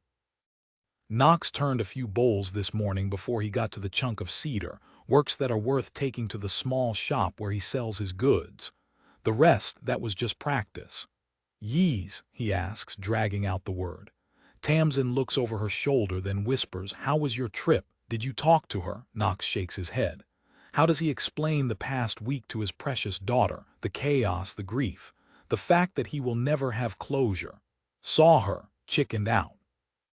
You went all that way and you chickened out. What kind of badass dad are you? Tamsin grins. The kind who has a soft heart. He stands, brushing the remaining sawdust from his work pants. I bet her change before dinner. You have time for a shower too. She wrinkles her adorable nose. I smell, she uses 2 fingers to pinch her nostrils closed, like sawdust and cedar and sweat. Okay, a shower it is. Great. More time to stand alone and grieve. Tell Mommy I'll be there in a second. She skips off, and he shuts down the lathe and cleans up the shop, sweeping the dust and wood shavings into a corner, putting up his tools. He isn't about to tell Tamsin the truth, that despite trying twice, he didn't get a chance to speak to Devon, that she is gone, that he'd seen the delicate white hand trailing off the bed in the blood and heard the cries of her daughter. No, she is too young, too impressionable. A mature child, but a sensitive one, too sensitive to hear the whole truth. All she knows is he went to see an old friend, and that's all she ever needs to hear about this. He enters the saltbox cottage through the mudroom, tosses his work clothes into the washing machine, and steps into the small shower he built to handle his messes and the dog's muddy shenanigans. Soaps up and rinses off and towels dry. He has a terrible gnawing sensation in his chest, has since he tackled the reporter in the hallway of the hotel. It chased him home, has set up shop in his body. After all he's been through, he recognizes it for the corrosive beast it is. Fear. Emily is just pulling a lasagna from the oven when he enters the kitchen. Tamsin bum rushes him, head down like a little bull, directly into his stomach. He oofs and grabs her and flips her upside down, and she shrieks with mad joy. Emily shakes her head indulgently. You're going to make her sick. Bah, Tamsin shouts, and Knox flips her right side up and tucks her underneath his arm, carries her to the table and deposits her in the chair. Can't have that, he says. Smells good, babe. Emily smiles, plops down a plate of garlic bread, pours them each a glass of red milk for the kid. It's all so normal, so typical. They've done this 100 times, 1,000, but nothing is the same. He knows it deep in his soul. He's just waiting for the other shoe to drop again. For someone to show up on his doorstep, to drag him into a small room with fluorescent lights beating down on his skull, to push and prod and form conclusions without basis. They're coming. He knows they're coming. He was dumb enough to get involved. They'll trace his face or the phone soon enough. And here he sits, pretending everything is all good, with his beautiful wife sipping her wine and his adorable daughter shoveling lasagna in her mouth as fast as she can. They don't know how tenuous life is. Oh, Emily thinks she does, but she can't ever truly understand the knife's edge Knox walks day in and day out. And now, it's just a matter of time. Knox lost so much time, lost so much of his life. His freedom, his calling, and all for what? Love, lust. He was an idiot. An honorable idiot who sacrificed everything for someone who wasn't worth it.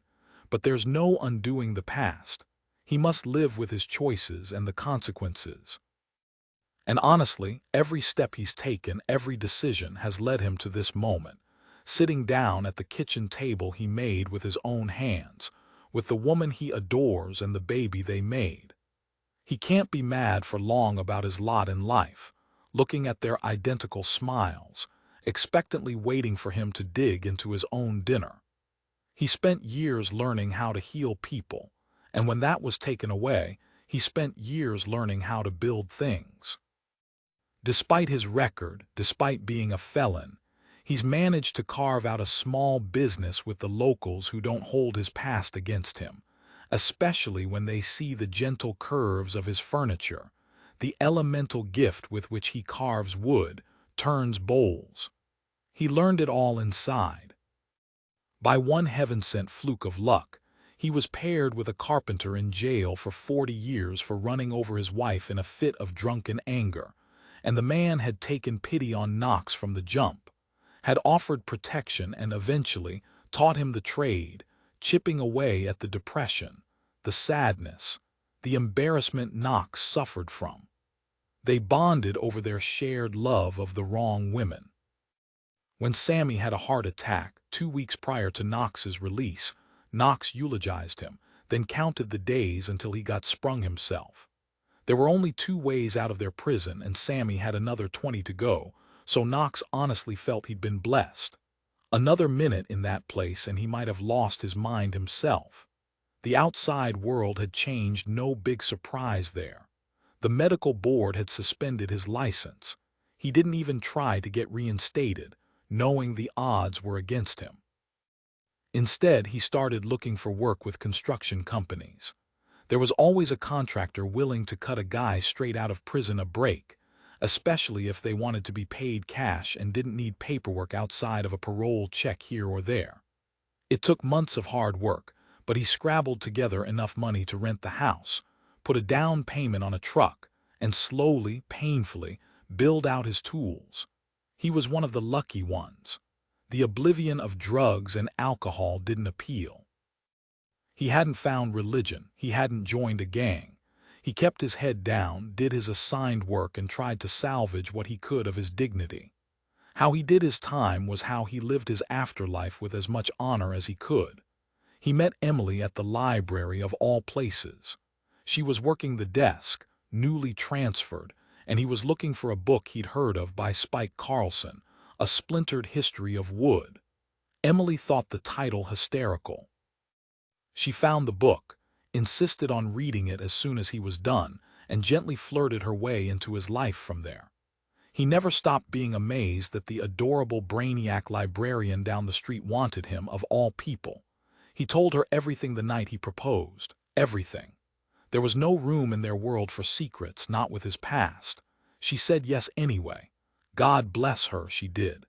Tamsin was their miracle child, born after 2 previous failed pregnancies. They made a life together. Wasn't flashy, it wasn't gaudy, they certainly weren't rich, but they were happy, so happy, until she dragged him to a book signing at the Ryman and his world shattered. "Babe," Emily asks, holding out another piece of garlic bread. He realizes he's been staring into space, jaw clenched, forces himself to relax. He takes the fragrant chunk, nibbles the edge, crusty with baked Parmesan cheese. "Thank you, this is yummy. Nom nom nom nom nom." He plays a rabbit for Tamsin, who glows with excitement. "Yummy," Tamsin shouts. "Weirdo," Knox yells back at her, making her double over in gales of laughter. Emily laughs too, they all do. How has he gotten so lucky? Tamsin is possibly the best thing that ever happened to him. She is perfect. Emily too. For a guy who's gotten a second chance at life, he's hit it out of the park. So why does he feel like it's all about to come crashing down? "Oh, you have a letter," Emily says, jumping up from the table, wiping her hands on a dish towel. "I totally forgot. I put it in my bag as I was leaving for work and totally spaced it. Sorry." She hands him the envelope, manila with a New York address. His stomach flips. New York lawyers writing him. "When did this come?" he asks, casual, slitting the top open with his knife, getting sauce on the corners. "No big deal, play it cool, man. While you were at Home Depot, a messenger I had to sign for it. What is it? It looks important." He has the letter out now, reads it quickly. "Dear Mr. Shepard, this letter is to inform you that the last will and testament of Columbia Jones was recently filed for probate with the Manhattan Surrogates Court of New York. Because of the private nature of this endeavor, there will be an in-person reading of the will on May 15, 1 p.m. at my office. All beneficiaries are required to attend. If you have any questions about the will or the probate process, please do not hesitate to contact me. With my condolences, I remain sincerely Preston J. Mathers, Esquire. Preston J. Mathers, Esquire. Senior Partner, Mathers & Mathers, Trucker. Chapter 47. Columbia Jones. Even the name is farcical. Knox has no idea who she stole it from or how she hasn't been outed. All this time parading around as someone else. She doesn't look like the woman he knew, he will admit that. Part of it was out of necessity. She'd had surgery after Mears' murder. The bastard had done a number on her face before Knox got there to stop him, but there's been more since her trial, to make sure she didn't look like the girl he once knew. She got out of jail, reinvented herself, moved to New York, lived a glamorous life. Left him far, far behind. She never even wrote to him, never came to visit while she was free, and certainly didn't come after he got out. He ruined his life for that bitch, and what does she do? Leave him a token in her will. He'll have to scrape together the money to get to New York anyway. He should just skip it. He doesn't want to reopen this chapter any more than he has. "Tams wants some screen time," Emily says, and Tamsin, shocked by this surprise allowance, is no dummy. She runs immediately to the living room and boots up the Apple TV. "We're going to be singing tunes from Frozen for weeks, you know," he says, struggling for control, for normalcy. He hates these thoughts, the anger that slides into his brain. Oh, she's moved on. She's decided she needs to watch How to Train Your Dragon so she can find one in the garden to ride. A roar of attack comes from the living room, and Emily puts her hand on his. "What is it?" He thrusts the paper into her hands. "Her will is being read. I've been summoned." His voice cracks, bitter with recriminations. Emily reads, brows furrowed. Why would they require the beneficiaries to attend? That's strange. Who knows, more manipulation. She can even make people dance from beyond the grave. He stands, the chair screeching back. "I've got to get out of here. I need a walk." "Go," Emily says, nodding. "I'll clean up." He doesn't argue. If he doesn't move, he might explode. He takes the dog, creatively named Shep by Tamsin, Shep Shepherd, the German Shepherd, who is happily gnawing on a bone in their fenced-in backyard, but even happier to go for an unscheduled early evening walk. The air outside is soft, humid, readying itself for a sunset rainstorm. He can't breathe properly. He keeps seeing that pale hand, trailing, smelling the meaty scent of her death. It takes him back to the night he wishes never happened, the night when it all went wrong. Control yourself, man. You're having a fucking panic attack in the middle of the street. Emily is a freaking saint to let him wallow like this. He knows it, and he's not going to waste a moment of her indulgence. He has a family to support, a woman he loves, a daughter he thinks might be an angel incarnate. He's got more than he deserves, and he won't fuck it up. But there are moments when the past overwhelms him. The frustration, the memories, the horror he's been through find their way to the surface and try to drown him. He starts to run and snaps the lead. Shep speeds up with him, thrilled at the pace. He ignores the wave of a neighbor, the orange Jeep that does a rolling stop at the red light and turns at the corner, heading for the park. Shep knows this route and bays once, excited to be loose and free. They reach the park, and Knox slows to a jog so the people who might recognize him don't think he's insane, running full speed through the park. He takes Shep to the dog run, puts him inside. There are two other dogs, a big black goldendoodle named Jack that Shep adores, and a greyhound Knox doesn't recognize. Their owners are chatting together on the other side of the pickets and they wave. He waves back, watching carefully to make sure Shep doesn't do anything stupid. There's plenty of yipping and sniffing, then in moments, he's heartened to see the greyhound fall into line with Shep leading the way. The three dogs prance and play, and Knox drops to a seat on the bench, defeated. "Shit," he mutters.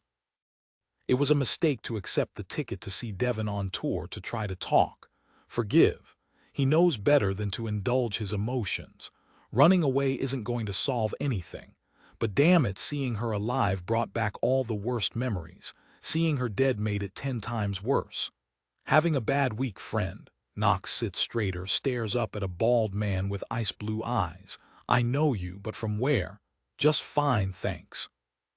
"I'd think after seeing her dead like that you'd be pretty torn up." "Sure looks like that's the case." Knox tenses. What the hell is this? And then it hits him. Sutcliffe. Shit. He had hair the last time he saw him, wasn't as fit. You'd think he wouldn't forget the face of the man who put him in jail, but he has. You brought this on yourself, telling the hotel's manager to ask for him. "Detective Sutcliffe, Denver Police. Remember me? May I sit?" "Yeah, and it's a free country." Knox stands, heart in his throat, starting toward the gate of the dog park, but Sutcliffe catches his arm. "Stay. We need to talk, and I'd much prefer having a chat here than dragging your ass back to Denver and doing it there. You're pretty far out of your jurisdiction, detective. There's no reason for you to take me to Denver, and we both know it." A woman approaches with a gorgeous Malinois on a lead. She's been standing to his right in the setting sunlight. Her hair is white, her lips red, her eyebrows black as coal. She's not in uniform, wears jeans, worn Dr. Martens, a sleeveless jean jacket. He recognizes her immediately, though he hasn't seen her in many years. She's aged well, he'll give her that, better than Sutcliffe. "Ms. Abbott." He acknowledges her with a small, ironic salute. "Not sure what your title is now." "Good to see you, Mr. Shepard." God, her husky voice is the same, makes a shiver curdle through him. The first time they met, she was busy slapping handcuffs on him and shoving his sorry ass into the back of her cruiser. The dog is on alert at her side. The message is clear: don't even think about running. Stay cool, man, you've done nothing wrong. To what do I owe the pleasure? Sutcliffe here gave me a shout about the death of a woman in Denver named Columbia Jones. Ring a bell. I've heard the name, he says warily. They know he was there. He's about to say the magic word lawyer, but decides to hold off, just in case. He doesn't want to look guilty. "I appreciate that you've come all this way, but I don't know anything about this situation." "Don't lie to us," Sutcliffe says. "That's just going to make me want to put you in handcuffs." Knox doesn't move. He thinks about sweet Tamsin and Emily and Shep and sends a plea to the universe. Don't let this be it. Don't let my life with them be over. The cop keeps talking. "We know Devon Mears reinvented herself as Columbia Jones. We know you were at the theater the night she died. Stands to reason you found out and went to see for yourself. There's no crime there. Just wait until you hear I'm a beneficiary. Now I have real motive. And we also think there's something hinky about her murder. Since you were there, we thought maybe you could shed some light on the situation. A fishing expedition. This is both good news and bad." "You still a cop?" he asks Abbott. "Pie. I left the force not long after you went to jail." "Well, you both know I didn't kill her, and that's all I have to say without a lawyer." "Ah man, don't do that," Abbott says. "Seriously, we're just trying to find some answers." Sutcliffe nods. "You start acting like a suspect, I'll have to treat you as one. I just want to know why you were there. Someone was stalking her. And here's the most important figure from her past, sitting front and center the night she's murdered. You've been a bad boy, Mr. Shepard. You find out your former flame got rich and wanted a cut, and she said no. You show up in her room with a knife and she was stabbed. Someone stabbed her. Oh God, fuck, stop talking. But that news makes him want to be sick. He hates her, but he loved her once. He's seen people stabbed before. It's not a pretty death. Explains all the blood he saw." Sutcliffe is watching him carefully, waiting for another excited utterance, but Knox clenches his jaw tight, crosses his arms on his chest, and stares them down. Seconds tick by. No one moves. No one talks. They're deciding what to do, he knows. Whether to cuff him and go back to the house and tear it apart looking for the knife that killed her. If there's nothing else, I have some place to be. He stalks off, half waiting to hear the ratchet of cuffs, to be tackled from behind. The dog's jaws clamped on his arm, but they do nothing, and he gets Shep without trouble from the enclosure and heads back toward the house, trying to look cool, not sprinting away, his heart thundering. They don't stop him, which means they don't have any proof that he killed Devon, which means he might have some room to breathe if he plays his cards right. Back at the house, their sweet salt box that he's worked on for years to make their own, Emily is sitting on the porch. She sees him coming and stands, knowing instinctually something is wrong. He hurries to the gate, lets Shep in and locks it behind him, walks to the workshop. Emily meets him at the door and they enter the small woodsy space. "What's wrong?" she asks sharply. "Cops," he replies, aghast to hear his voice crack on the word. Emily immediately grabs him in a hug. "It's okay. It's okay. They're here about Devon, waylaid me in the park, said she was stabbed." "Well, you're here with me, so they didn't arrest you. What did they want?" "To talk. They're the same ones who arrested me originally. One's from Denver, the other, the chick, is a pie now, apparently." "So what's a Denver cop doing with a Nashville pie?" "They were partners when everything happened. I don't know what they're up to now. I said the magic L word and got out of there. I've been waiting for them to grab me. They might still." He fights the panic. He needs to be strong, but he wants to run fast and hard and far. They know I was in Denver the night she died. But you didn't have anything to do with her murder." She doesn't leave any inflection at the end of the sentence. It is a declarative statement, not a question, a vehement statement at that. "No, I didn't. She was dead when I got there, but I was there, and now that it's out that she was stabbed, rat poison." "Huh. She wasn't stabbed. There was rat poison in her sleeping pills, or CBD, whatever. Someone poisoned her. I looked online when you left. The news has been feverish in their attentions today. The story is everywhere." "That's a horrible way to go. Why would they tell me she was stabbed?" "Maybe to see if you contradicted them or had anything else to add. Maybe they were trying to trick you." "Honey, what do you want to do? Do you want to get a lawyer and talk with them again? Tell them she sent you a ticket, that she asked you to come. Do you want to leave?" He grabs her, holds her to his chest, still fighting the sobs that want to tear from his throat. He wants to run. God, he wants to, but he will not. He's done nothing wrong, and this time he's not about to throw himself as a sacrifice on the pyre. "The letter says the reading will be in New York on the 15th. Should you maybe head up there?" He stares into her gorgeous eyes. "You're serious? You think I should run?" "That's not running. That's taking a trip." "But you didn't do this." "I know it. You know it. But they are going to try and railroad you because that's what the police do when they don't have answers. They look to the closest scapegoat and lay it all at his feet." He cups her chin. "I can't run. The last time cost me almost everything. If I'd stood my ground, if I'd been truthful, I might never have met you," Emily says softly. "Knox, everything happens for a reason. I don't discount the pain you've been put through. But look at Tamsin.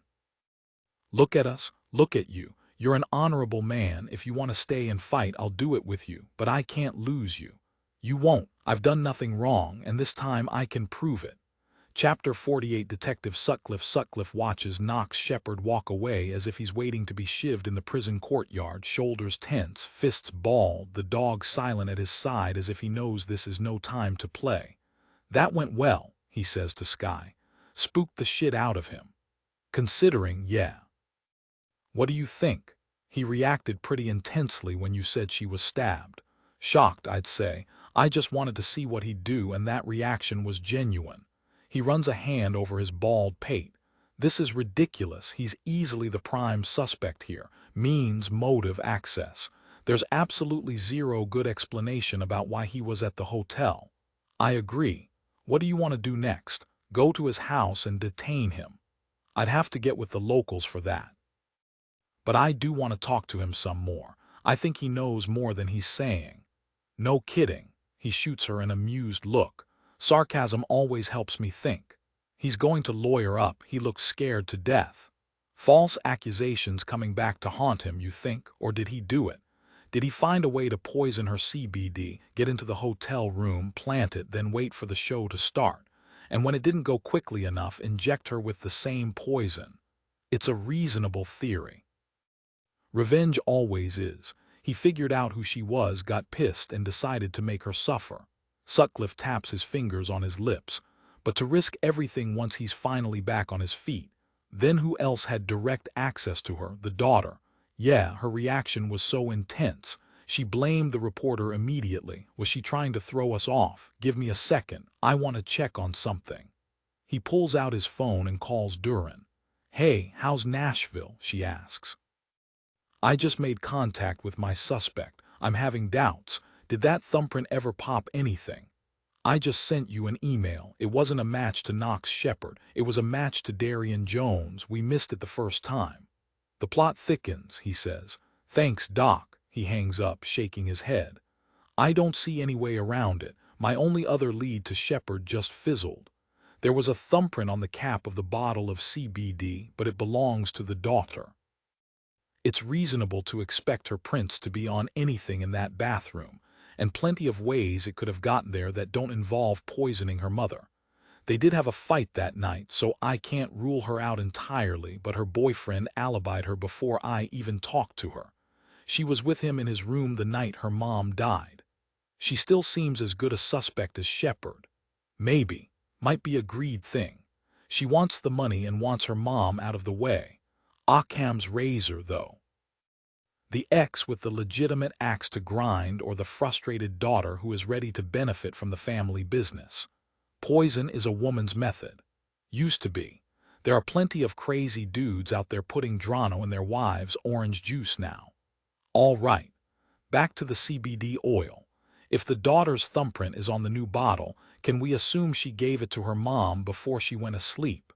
You could pop her for the semantics of killing her mother, see if she'll crack and admit to injecting her too.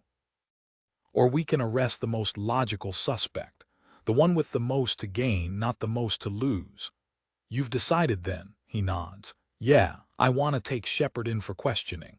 Even if he lawyers up, I'd like to rattle his cage a little, see if anything shakes loose. He's a proud guy, but if he's guilty, we have history with him copping to it. And the daughter. Let's see how she reacts when I tell her we have a suspect in custody. Meanwhile, let's go talk to the locals and do some paperwork. Try to pinch him before he runs. Chapter 49. Kira, the sheriff's arrival on the scene, is enough to make the reporters pay attention. Kira watches from the window as Jack clears them off their land, grateful they were distracted enough to let her mom slip out to get the kids. She called when she picked up the boys, so Kira can relax and focus on the situation at hand. What doesn't help is the second sheriff's vehicle with the crime scene techs inside. There was no way to get them into the ranch without going past the reporters now lining the entrance. She knows that's going to do nothing but feed the flames. She's honestly too nauseated to worry about it. She manages to hold down a spoonful of peanut butter and a Sprite long enough to take half a Unisum, which will make her sleepy, but works best for this kind of lingering malaise. She was hopeful this pregnancy would be easy, and honestly, there's no telling what's going to happen for at least a few weeks. Right now she just has to gut it out. She waits for her churning stomach to calm, then takes the golf cart to the barns where she knows she'll find Luke and Jack. She recognizes one of the crime scene techs as a guy they went to high school with. Hey Terrell, how are you? Kira, hey, I was just telling Luke it's been ages since we saw you. Oops, no, don't hug me, I'll get dust all over you. Sorry about all this. He waves toward the scene. His team is crawling over the barn. They have Luke's spare tack room open and are moving in and out with the efficiency of an army of ants. We're printing the contents, all the options, just in case. Luke says he hasn't had this room open for at least a month, but there are some scratches on the lock, so if someone got their hands on your stuff, we might be able to pull some prints. Alarm fills her. You mean someone might have broken into our tack room and taken rodent poison?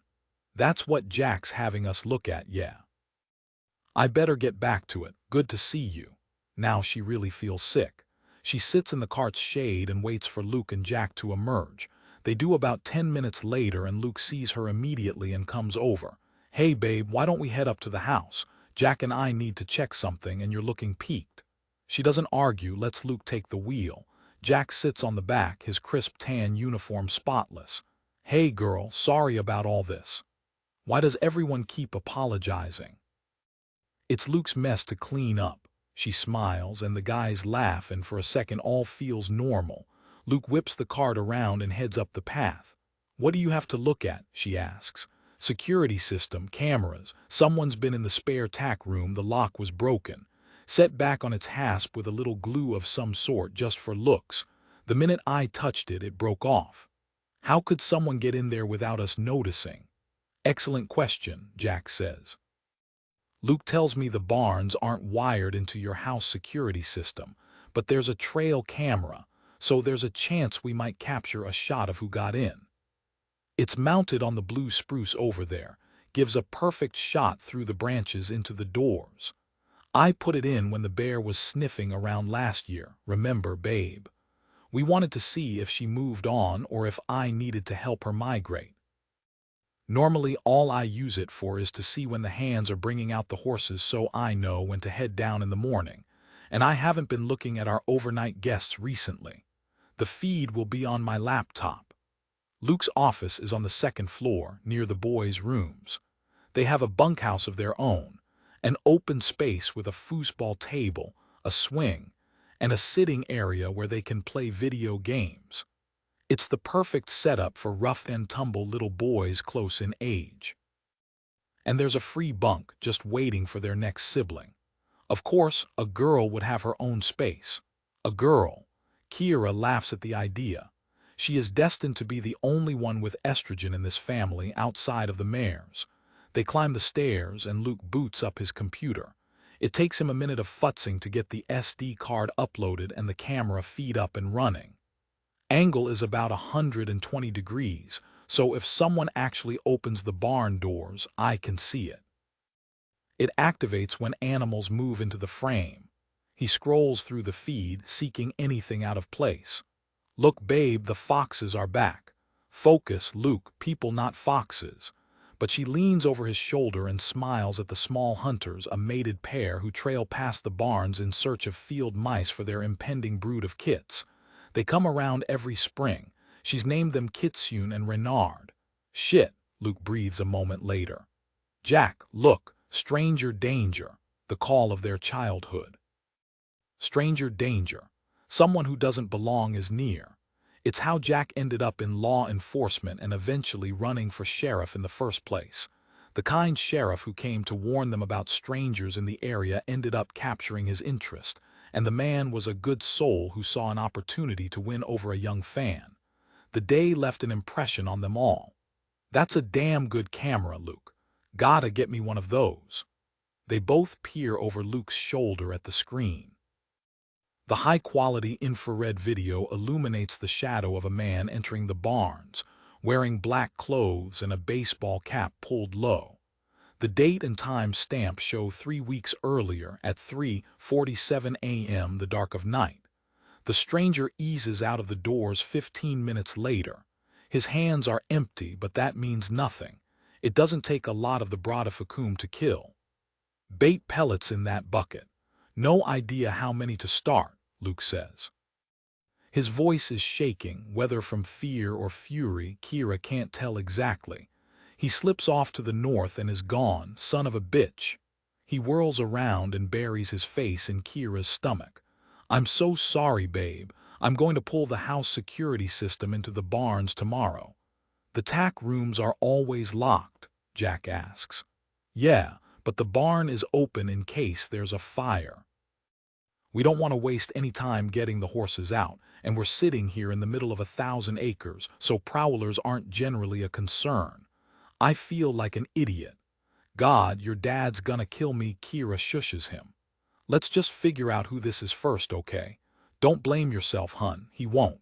I don't. Someone's playing a very sick game and now Jack will have something to use to catch him. Won't you? She says to their old friend in a tone that brooks no argument. Jack cocks his head to the side. You're lucky there's something suspicious on these cameras. I would have hated like hell to have to arrest you. Wednesday, Chapter 50. Riley Nate's family camp sleeps 26 comfortably and has overflow buildings for even larger parties.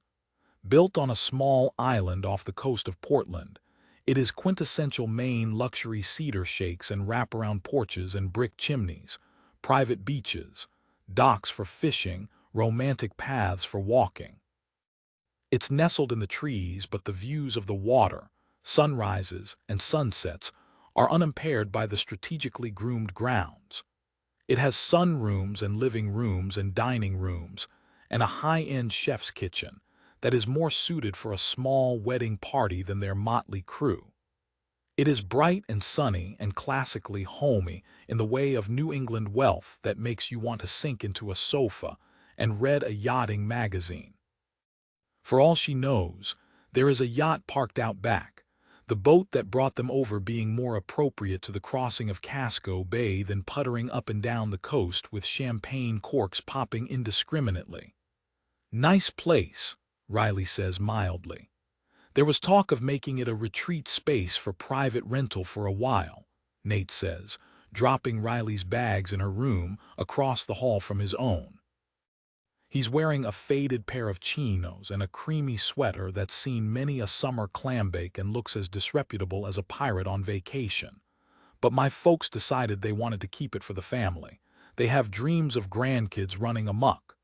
I can see why they wouldn't want to let it go, she replies. It's pretty incredible, Nate. It's safe, which is all that matters right now. We can at least control who gets onto the island, in case. Pain skitters across his face. You can say it. In case whoever killed Oliver comes to kill me too. He looks at her closely. His voice is gentle and he takes her hand in his warm one. Are you okay? I know finding him like that was horrifying. Is she okay? No, she will never be okay again. Oliver's death is all her fault. If she'd not been so anxious to make her mark, not leaped at the chance of money and prestige and stuck to the basics, none of this would have happened. Reaching for the stars has a price. She shakes her head, suddenly not trusting her voice. Every time she blinks, she sees Oliver's lifeless body, sees the security guard she didn't even know the man's name, but he died for her, protecting her, sees Columbia's pale skin, blood everywhere. These scars will never heal properly, she already knows this. I will do anything, everything I can to help find who killed him, Riley. I swear it. We've already posted a reward for information. We're working with NYPD on finding who got into the building, how the cameras were disabled, all of it. Tony thinks it's a hack with a jammer, but who the hell knows? What will help you the most right now? Do you want me to leave you alone? Do you want to work? Do you want to go for a walk or a swim? No, probably not a swim. The water will be too chilly until tomorrow when the heaters have kicked in all the way on the pool. The bay is too cold, period. It's only May. A drink. A sandwich. There are lobster rolls downstairs. We've brought in the lobster fresh, and they've handmade everything gluten-free in a separate, uncontaminated kitchen for you, so you don't have to worry. You name it, it's yours. He's chattering in his nervousness, and that spikes her deep in the heart. She didn't say more than yes or no when they left the police station. The flash of the cameras, the shouts from the reporters, all of it, it was too much. Nate just talked, soothing and persistent, until they arrived here. Now that she's admitted her deepest fear that Oliver will not be the last victim of her ambition, there doesn't seem to be anything of relevance left to say. What she wants is oblivion, to sink away into nothingness and forget all the horrors of the past several days. But she can't give in to this feeling. Not yet. She heaves in a breath, what feels like her first since they arrived.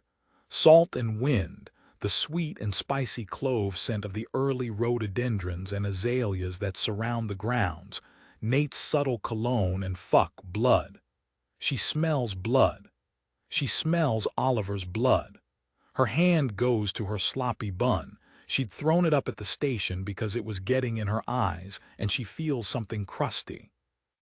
With a cry, she runs to the bathroom and turns on the shower, stripping off her jeans and turtleneck. They're fresh. Nate had brought them to the police station, and she'd changed there before they left. But the scent is coming from somewhere, and steps into the hot spray, scrubbing herself hard, washing her hair. His blood is in my hair. Oh, God. Lathering it again and again with something leafy green and clean until it clouds the meaty smell. Then she collapses on the marble floor with her arms around her knees. She thought she was all cried out, but the shock seems to be wearing off, and she sobs in the hot water until she realizes there are arms around her, and a fluffy towel protects her nakedness, that the water has been turned off, that she is leaning into the strong chest of this man she loves, and it is wrong. To be glad of his support because it is her betrayal that killed the other man she loved. She wants to push Nate away, but she can't let go. And he holds her while she battles with herself, saying nothing, letting the war play out, the blades of her heart crossing in the sunlight, clanging and clattering as they come together again and again, both sides drawing blood until she starts to shiver. "Riley," Nate starts, but she puts a finger over his lips, follows with her own mouth, kisses him softly, chastely. Appreciates that he holds back, though she can sense his restraint is fading, about to slip, that with one more touch of pillowy softness, he will lose all control and take her here in the shower, and that she wants him to, wants that oblivion, wants to satiate her body's needs and to hell with what her mind says, but that can't happen. Not now. Forgetting is for later. She then pulls herself together. This is not over.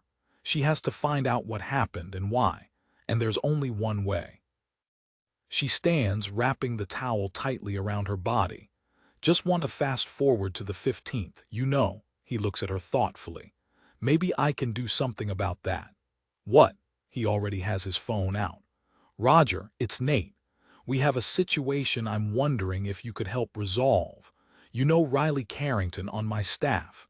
She's the beneficiary in a will that's doing a formal reading on the 15th. The firm is Mathers and Mathers. Unfortunately, Preston Mathers' son, Oliver Mathers, has been murdered, and we've moved everyone involved to the camp for safety. There's a lot more to this story, but for now, I'm wondering if you could talk to Mathers and Mathers and suggest the reading be done here as soon as possible. As I understand it, there could be more beneficiaries. I will happily fly them here and guarantee their safety to the best of my abilities." Roger Novick, the Walsh family lawyer, comes back with an affirmative. "I'm so sorry to hear that. Oliver was a good kid. Let me see what I can do. You take care of yourself, Nate. I don't like the sound of this situation." "Yeah, me either. Thanks, Roger. Get back to me as soon as you hear." He smiles at Riley. "One step forward, yeah. It's a good idea. I wonder who the other beneficiaries are. Do you think Darian knows?" "There's only one way to find out. She's downstairs with Mason and Tony. Tony has some news to share too, stuff he's found on the flash drive. Then we need to get downstairs, don't we?" She realizes she is still in her towel, hair dripping wet, and Nate is watching her, smile rueful. His eyes telegraph all she needs to know. He understands her struggle. He will wait for her. He has been waiting for her all this time. Riley runs a finger across the crisp white comforter. She is so tired. She will take a nap after she blows up Darian's perfect little life. She towels her hair to reduce the moisture, and Nate points her back to the bathroom where a comb and brush, mousse, gel, all the items from her bathroom are neatly laid out on the counter on white washcloths, waiting for her. When did he do that? How did he know what she needed? "Thank you," she manages. "There's something else."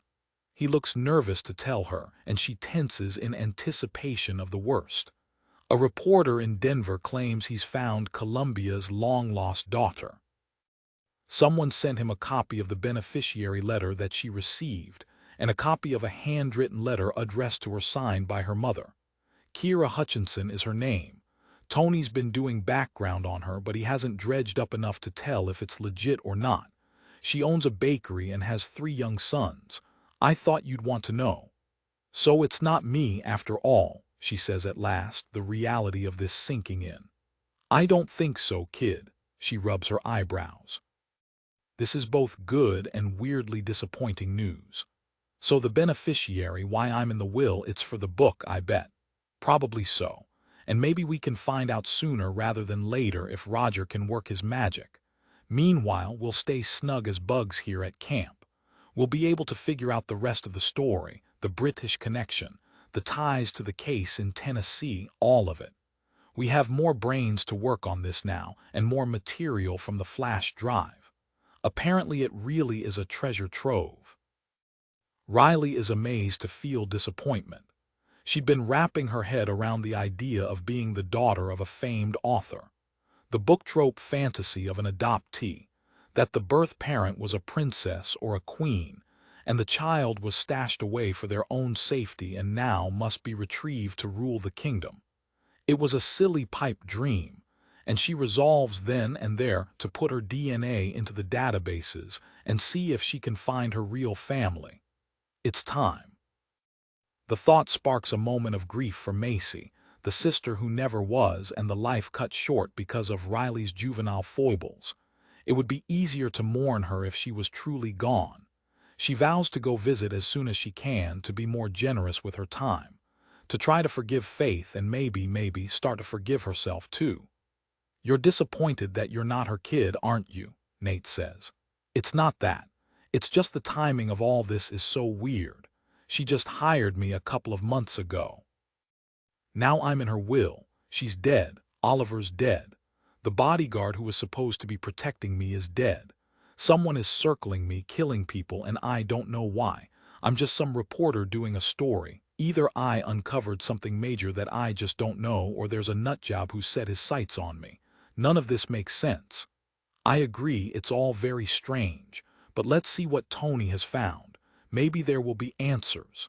She finishes dressing and grabs her bag with the files inside. The answers are in this story. I know it. Tony is set up in the large dining room with an array of computer screens, typing furiously on a wireless keyboard. He waves with one hand without looking at them. You gotta see this.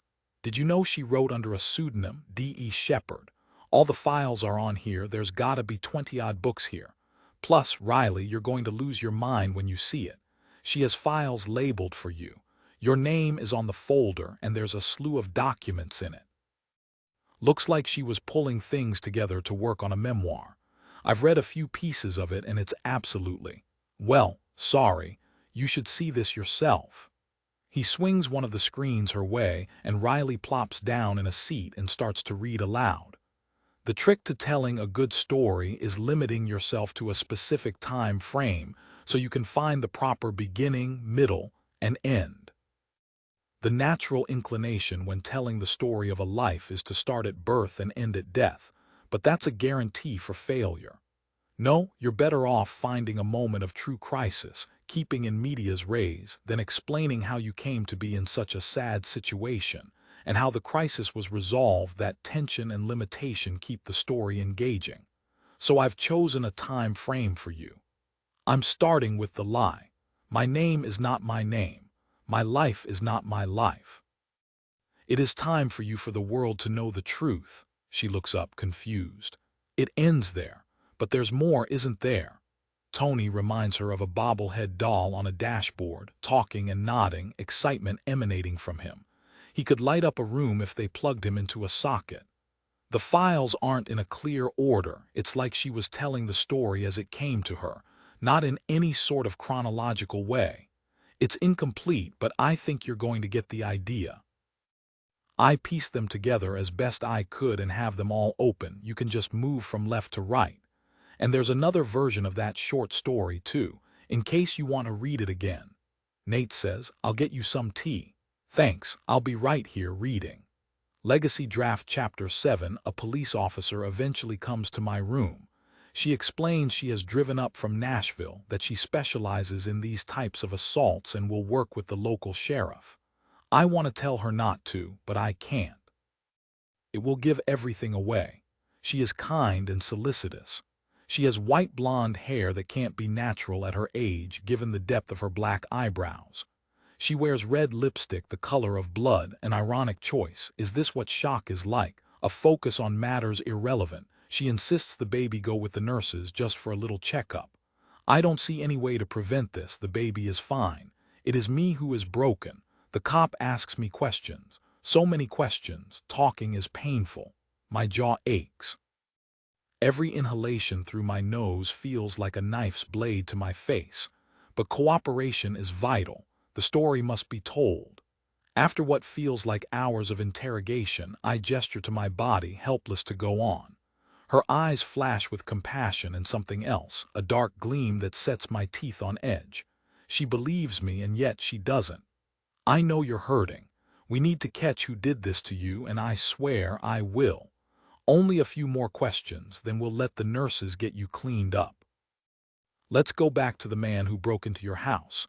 Run me through it again. Did you know him, or was he a stranger? My mouth forms the word before I can stop it. Like I said, stranger.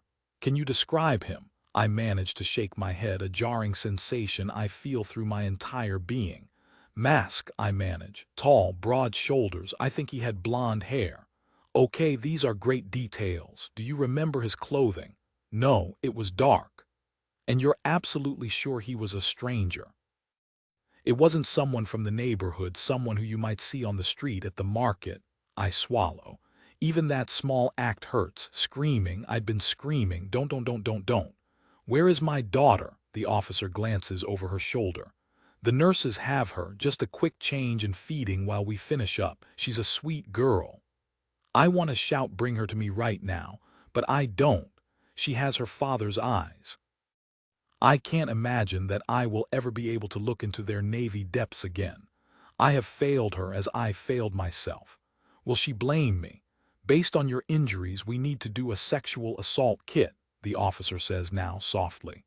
Are you okay with me sending in the nurse? She's a very sweet woman who specializes in this, and I promise she will make it as painless as possible. Panic fills me. No, I don't want to. I just want to take a shower. I want to get his. This blood off of me. Can't I just shower? Collecting samples will help us catch this monster, ma'am. I know it's hard, but it will help so much.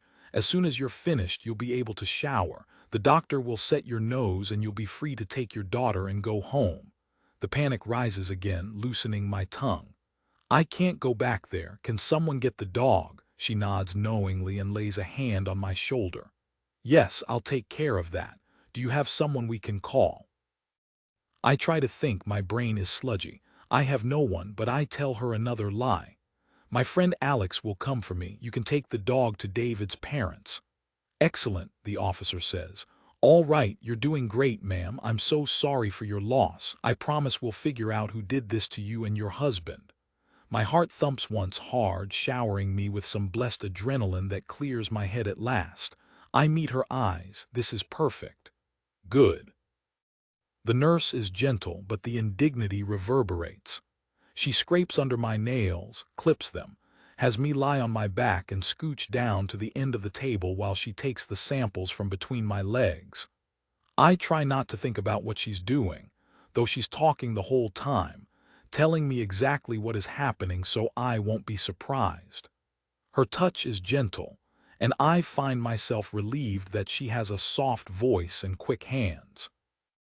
Then it is over, and she takes me to a shower room and hands me a towel and a kit with some shampoo and soap that has no scent at all. For this I am grateful. I am making sensory memories. I know this, can feel them happening. The way the water hits me, the sweet relief I feel at being clean, the horror at the bruises, the sting of the water on my cut, bruised face. I will never forget these things. Even though doing a rape kit will be pointless in the end, he was my husband after all. Husbands can't rape their wives in this town. When I emerge, she has a set of scrubs for me to wear. She helps dry my hair, tells me that a surgeon will come by shortly to assess the facial fractures, and she knows he'll make me my pretty self again. I am struck again by the kindness, but feel the pity too. I don't deserve it. Legacy Draft Chapter 8. The kind officer from the hospital comes back with a detective right after David's funeral. The whole town showed up. His family was popular. They were kind to me and the baby. I hadn't cooked a meal. There were plenty of people to sit while I recovered. My bruises were fading, but my left eye still had a red spot from the broken vessels, and my nose was still casted. "Mrs. Simpson," the detective says, "we know who killed your husband. We have a DNA match to an open paternity case. A man named Patrick Connolly. He works at the hospital. Do you know him? Do you recognize the name?" Heart in my throat, I shook my head. But she knew. The sweet, kind, lovely police officer knew I was lying, and she'd told the detective everything. I didn't know about DNA. I didn't know they could find him on me, on the bat, on David. I should have known better, should have known there was no way they'd have a DNA match that quickly. And Patrick didn't have children. They were fishing. The police are good at lying, too. The detective sensed he was close to breaking me, so he asked again and again what happened. And I swore to him again and again that I didn't know. We were having dinner. We had an argument. He hurt me. He punched me, and I blacked out. When I woke, he was dead. I said it so many times, even I started to believe it. But we hadn't been as careful as we thought. People had seen us together around town, and one of the shitty, nosy neighbors told the police that Patrick had been hanging around the house. So they'd gone to talk to Patrick himself, who had a shift starting in an hour. He wasn't there. His supervisor shared that Patrick hadn't come to work in days, and of course he wasn't at home. They caught him south of Nashville, making plans to escape the country to Mexico. He was mere hours from freedom. Me they held in the county jail. I had pillows and 3 meals a day. He was ragged, had lost weight, stealing food and hitching rides. They tried to get me to testify against him. They tried to get him to testify against me. In the end, we stuck with the story I'd concocted the night we killed David. I told David I was leaving. He beat me. Patrick came to get me and the baby and walked in on a melee. He was just trying to get David to stop hurting me. It was an accident. It wasn't planned. Patrick grabbed the first thing he saw and hit David to get him off me because he thought I was going to be killed. It was self-defense. He panicked. I panicked. We didn't want to end up right where we are today, on trial for David's murder, so I said it was a stranger who broke in. Love makes people do awful things. We are so very sorry. Chapter 51. Darian stands in the lovely sunny room in a stranger's house, ignoring the spectacular view of Casco Bay in favor of staring at the television, which is muted. She's watching a replay of the media shouting questions at Riley Carrington as she exits the 17th Precinct station on East 51st. A handsome man has his arm around her shoulders, the infamous Nate Walsh, who has just whisked them away to this island in Maine on a private plane. Darian is actually happy about this, not only because apparently they're all targets of some madman who has now murdered 3 people that they know of, and staying in the townhouse waiting for something to happen a moment longer will make her scream, but also because she knows the media scrum will come for her next. She's shocked they weren't camped on the doorstep already.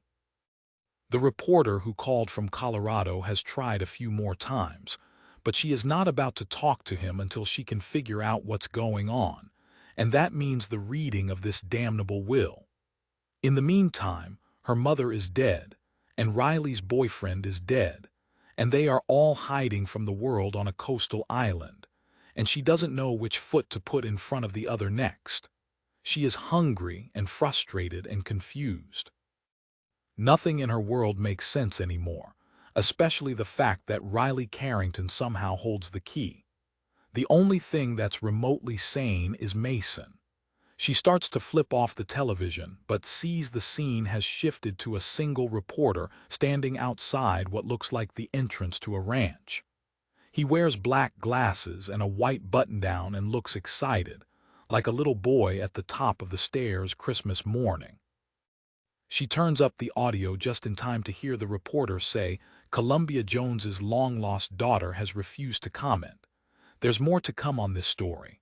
Reporting live from Boulder, Colorado, this is Daniel Donnelly, WIC News. Her name is Kira Hutchinson, the reporter had said before she cut him off.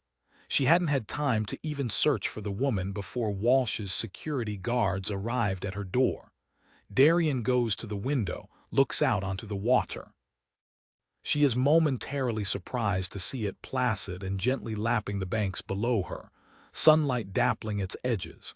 It should be roaring, twisting, screaming in its fury, splashing foam onto the rocks. Everything should be in turmoil, the way she is inside right now. She takes in the tall and gentle giant sitting in the chair on the deck, a breeze ruffling his collar. He, too, stares at the water, and she's struck once again by how lucky she is. Another lesser man would have run screaming for the hills when faced with all the drama she's had this week. Instead, he seems to get more and more settled, kinder, gentler. Mason, I need to. She is cut off by her phone ringing. It is the detective. She recognizes the 303 area code. Wait a sec, it's Detective Sutcliffe, she says and answers. Mason comes in from the deck and she puts it on speaker. Miss Jones, I have some news. You found out who killed her. There's a suspect, yes. She feels the spike of relief all the way to her spine. Who is it? Is it the Knox Shepard character? Why did he kill her? What has he told you? I'd like to talk to you about this in person. I can be in New York this evening. I can't do that. Why not? She can hear the tone sharpen. His interest is piqued. Detective, I don't know how much you've seen about the past couple of days, but someone killed Riley Carrington's boyfriend, Oliver Mathers. We've all gone someplace safe until this madman is caught. What? When was Mathers killed? I don't know exactly. Monday night maybe. Regardless, whoever killed my mom followed us back to New York. We think he was trying to get at Riley. How? What was the cause of death? As I understand it, he was shot. The detective grows quiet. I need to know where you are, Miss Jones. This is an official police investigation. People are dying. You can't run off somewhere and think that you're safe. Let me take you into protective custody until we find the person responsible. No, no way. Trust me, I am totally safe here. Nate Walsh has a full-blown SWAT security team on us. Nate Walsh? So Riley Carrington is there too. Mason cuts a hand across his throat. I need to go. Please let me know when you've formally arrested the killer, and then we'll feel comfortable revealing our location. You know I can just trace this call, right? Trust me, detective. Safer here than you could possibly make us. She hangs up the phone. Can he really trace the call? Mason nods. Of course, it will take him a day or so to get a warrant for the records. By then this will all be over. What do you mean? He tucks a stray piece of hair behind her ear. He has a suspect. He'll get a confession, and then we'll all be able to sleep at night. I hope you're right. We need to talk to Riley, and I need to see what Liam has dug up. Give him a call. Just don't say where you are. No sense taking chances. Liam wouldn't hurt a fly. We can't trust anyone right now, Jonesy. She drops the phone to her lap and stares at him. How did you know that was my nickname? Jonesy, I didn't. I just made it up. It suits you. No one's called me that since college. Just surprised me, that's all. Would you rather I find something else? Babe, honey pie, my darling sweetheart, Snookums. No, that's probably what Nate's dad calls his mother. He adopts a Thurston Howell Roman III affectation. Snookums are their fresh towels in the sauna. The gentlemen have been free balling again, and I simply can't have those vulgar views. She bursts into giggles and throws a pillow at him. How he can make her laugh when the wheels are coming off the bus. I love you, she blurts, and is rewarded with a huge smile. He pulls her to her feet and into his arms. My Jonesy, he whispers. I'm glad to hear it, because I am mad for you. Same here. But I need answers. I need to know who killed my mom and who this Kira Hutchinson person is and why Mom didn't trust me. Maybe if I can figure that out, I can figure out why we're really here instead of being in Denver where I'm supposed to be. It's so freaking frustrating. I know. I mean, I can't know, not entirely, but I feel for you, Jonesy. This is a lot to handle. Wasn't Liam digging into the Vonda West situation for you? Maybe he can fill in some blanks on Knox Shepherd as well. Yeah, good call. Let me reach out and see if he's made any progress. She dials his number, but he doesn't answer. She sends him a text. Can you update me? Sutcliffe has a suspect and I'd like to know more. Knox Shepherd is his name. And please run this Kira Hutchinson person for me. The press is saying she's related to my mother somehow. While she waits for Liam to answer, she pulls on a pair of running shoes and grabs a sweater. We going for a walk? Mason asks. I want to talk to Riley. Maybe she knows more about this Knox Shepherd guy. He shakes his head and sighs. Poor Riley, she's pretty messed up right now. Her boyfriend. Yeah, I know, but at some point we all have to talk. Let's just see if she's willing, okay? God, where's Liam? It never takes him this long to get back to me. She sends another text to Liam. You okay? Nothing. Okay, now I'm starting to get worried. He always answers. I'll keep trying him if you want. No, I want you by my side while I enter the lion's den. Let's go down. Mason shuts the doors to the deck, locks them, and takes her hand. They wind their way down the stairs and through the house until they find Riley. The reporter stands in the living room, her bouncy blonde hair in a perfectly pert ponytail, her trademark turtleneck tucked into her well-tailored jeans. She's like an undercover movie star, and she makes Darian squirm. Riley is everything Darian is not. She's making her way in the world. She's commanding the respect of the industry with her insightful essays. She's leggy and blonde and curvaceous in a way Darian could only dream of if she stuffed her bra and got a Brazilian butt lift. Riley reminds Darian of Columbia, actually. Larger than life. She forces back the image of Riley standing over her mother, reminding herself that Riley, too, has lost someone dear to her, and steps into the room. Riley turns at the noise, and Darian can see the ravages of the past few days streaked across her face. She feels even worse for her nasty thoughts. Hey, I'm so sorry, Riley. Thank you, Riley says. She seems to be vibrating, whether scared or excited, Darian doesn't know. She can't read her mother's choice of amanuensis. Yes, they spent a month together on the road, but it wasn't like they were having pajama parties and braiding each other's hair. They each had a job to do, and they did it. They were moons to Columbia's planet. Not to mention Darian had filled a lot of her downtime in Mason's bed. She hadn't been paying close enough attention, and it got her mother killed. You want to tell us what's going on, why we're here? Riley's beautiful face turns hard. Have you gone through your mother's hard drive yet, her laptop? Jesus, Riley, she's only been dead for a week, but yes, I have scoured my mother's hard drive. It was my first priority. Good. Riley is digging in her bag now. Then I assume this won't come as a shock. My boyfriend had this for me when I got home, to be given to me upon Columbia's death. What is it? A story, clearly an early one. It's pretty rough, but it's a message too. Let me see that, Darian snaps, just stopping herself from lunging at Riley. This is utterly absurd. Her mother left a story for a stranger. Riley hands over the stapled pages. I'll be in the kitchen while you read. It's not long. A pause, her eyes searching Darian's face. Do you want a cup of tea? Darian swallows a retort and nods. Riley gestures to Mason. You too? Sure, thanks. She disappears into the wide kitchen, and Darian can hear her clinking around. She looks at the pages Riley thrust into her hand. What is this? She says, almost to herself. She flips to the cover page, Legacy, in old typewriter font, the pages themselves thin, worn, as if they've been read and reread for decades, and starts to read. When I wake, the body is cold. Legacy Draft Chapter 9. When I began throwing up a few weeks after David's death, after Patrick's arrest, I knew immediately what was happening. That night, that horrible night, had left more than one scar on the world. David was having the last laugh after all. I didn't want it, but she was mine too. Saria would have a sister, and we would be a family. The trial coincided with the baby's birth. I was able to watch on television from the hospital while she nursed at my breast. She came so quickly and with such little fanfare, just a few pushes and she was out. But Patrick was not. It was our word against a dead man. The baby and the dog were the only witnesses. The DA called it second degree, the judge agreed. 10 for me, 20 for him. Patrick sacrificed himself for me. He took the blame. And I let him. My heart went to jail for murdering my husband. It didn't matter that David deserved it. It didn't matter that it was in defense of the woman Patrick loved.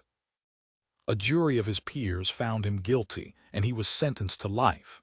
He disappeared into a different world. I never saw him again.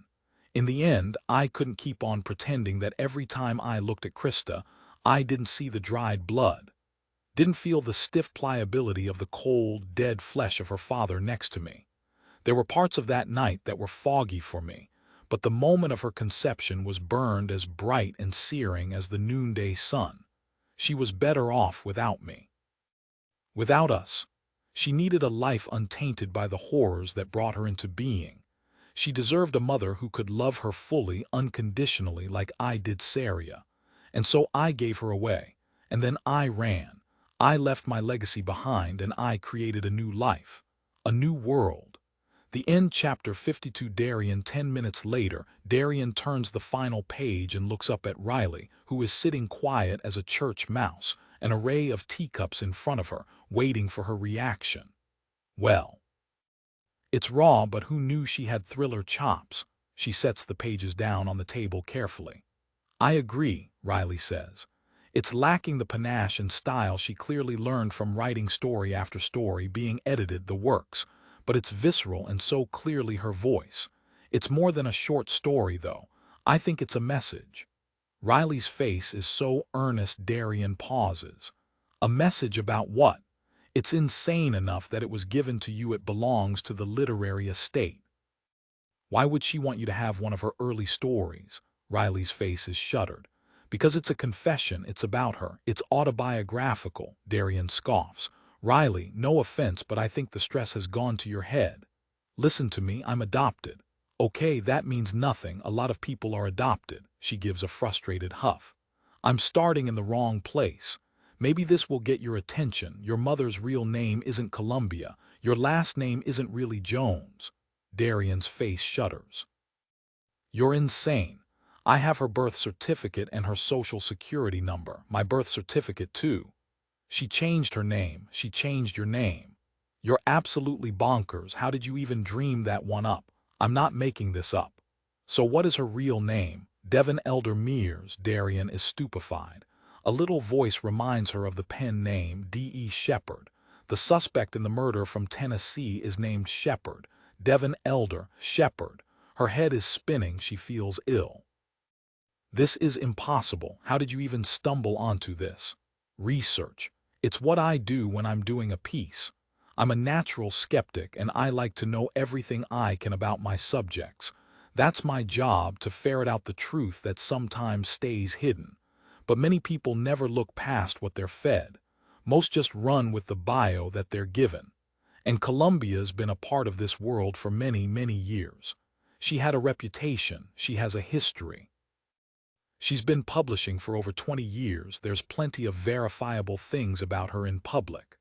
Darian rolls her eyes, though inside she's feeling as skittish as a fawn. You're saying my mother's bio is a lie? I mean, come on, Riley. I wrote the damn thing. I think I'd know. If you're working with the whole truth, yes. It says she's from Bromley, England, right? I wanted to include the hospital she was born in the piece, just as a frame. The local girl makes good in New York City angle. But there were no Columbias born in Bromley in the years before or after her birthday. She's not from England, she's from Tennessee. She changed her name after she got out of jail. Again, that voice. Vonda West posed as your grandmother. Is this why? Did Mom create a person to back up her story? No. No, this isn't possible. This is a joke, right? Though Darian can see that Riley isn't kidding. She is composed and serious. The fractures are building. Darian can feel it, like a glass shield about to burst under pressure. There's more. After I got the pages and article, I did some digging. The court case in Tennessee from 1995. The defendant is Devon Mears. She was tried for being an accomplice to the murder of her husband. Come on. You're reaching, Darian says. Hear me out. The defendant's name is Knox Shepard. He's accused of murdering a man named Benjamin Mears, who was Devon's husband. Shepard went to jail for 15 years and got out on parole in 2010. The woman who was tried, Mears' wife. There is a wedding certificate on file in a little town called Crossville. The woman's name is Devon Elder. I'm pretty sure that's your mom's maiden name. She was young, only 19. Darian slumps in the chair. This is ridiculous. You actually think the short story is her life story? A version that she was exploring, yes. There's a birth certificate on file in Crossville, too. A little girl named Darian Rebecca Mears, born November 15, 1993. Darian is getting mad now. This is too much. Who the hell is Riley Damn Carrington to be shoving this insanity in her face, with a wild story supposedly written by her mother to give all the textual clues? Yes, her mother told her something about her dad being killed in a home invasion the night he died, but this is bullshit all the way through. And you are going to confront her and dump all of this into your stupid essay. It's libel. No, it's not. And of course I wouldn't just run with this without having actual backup, which this is. Don't you see? Columbia wrote her own story. She wrote what actually happened. She wrote about your father and the man who murdered him. My father was a good guy. He never hit her. That's it. Darian collapses into tears. This is just so unfair. She lost her dad so long ago, her mother only a week ago. And now this reporter is trying to twist her life into a huge piece of fiction, just like Columbia herself would have done. And then Riley deals the death blow. She touches Darian on the shoulder, featherlight, in case it's an unwanted gesture. I think you're the baby who was born in the closet, Darian. I thought I was your sister for the longest time. It still might be me, but it's definitely Kiera Hutchinson. She lives in Colorado. She was there the night your mother died. You met her at the VIP event. You're bonkers. I'm not. I swear I'm not. She had twins in jail. Darian is about to lose it because this is all just so incredibly stupid and impossible. She feels her heart breaking in two distinct pieces: the life she knew, the life she's facing.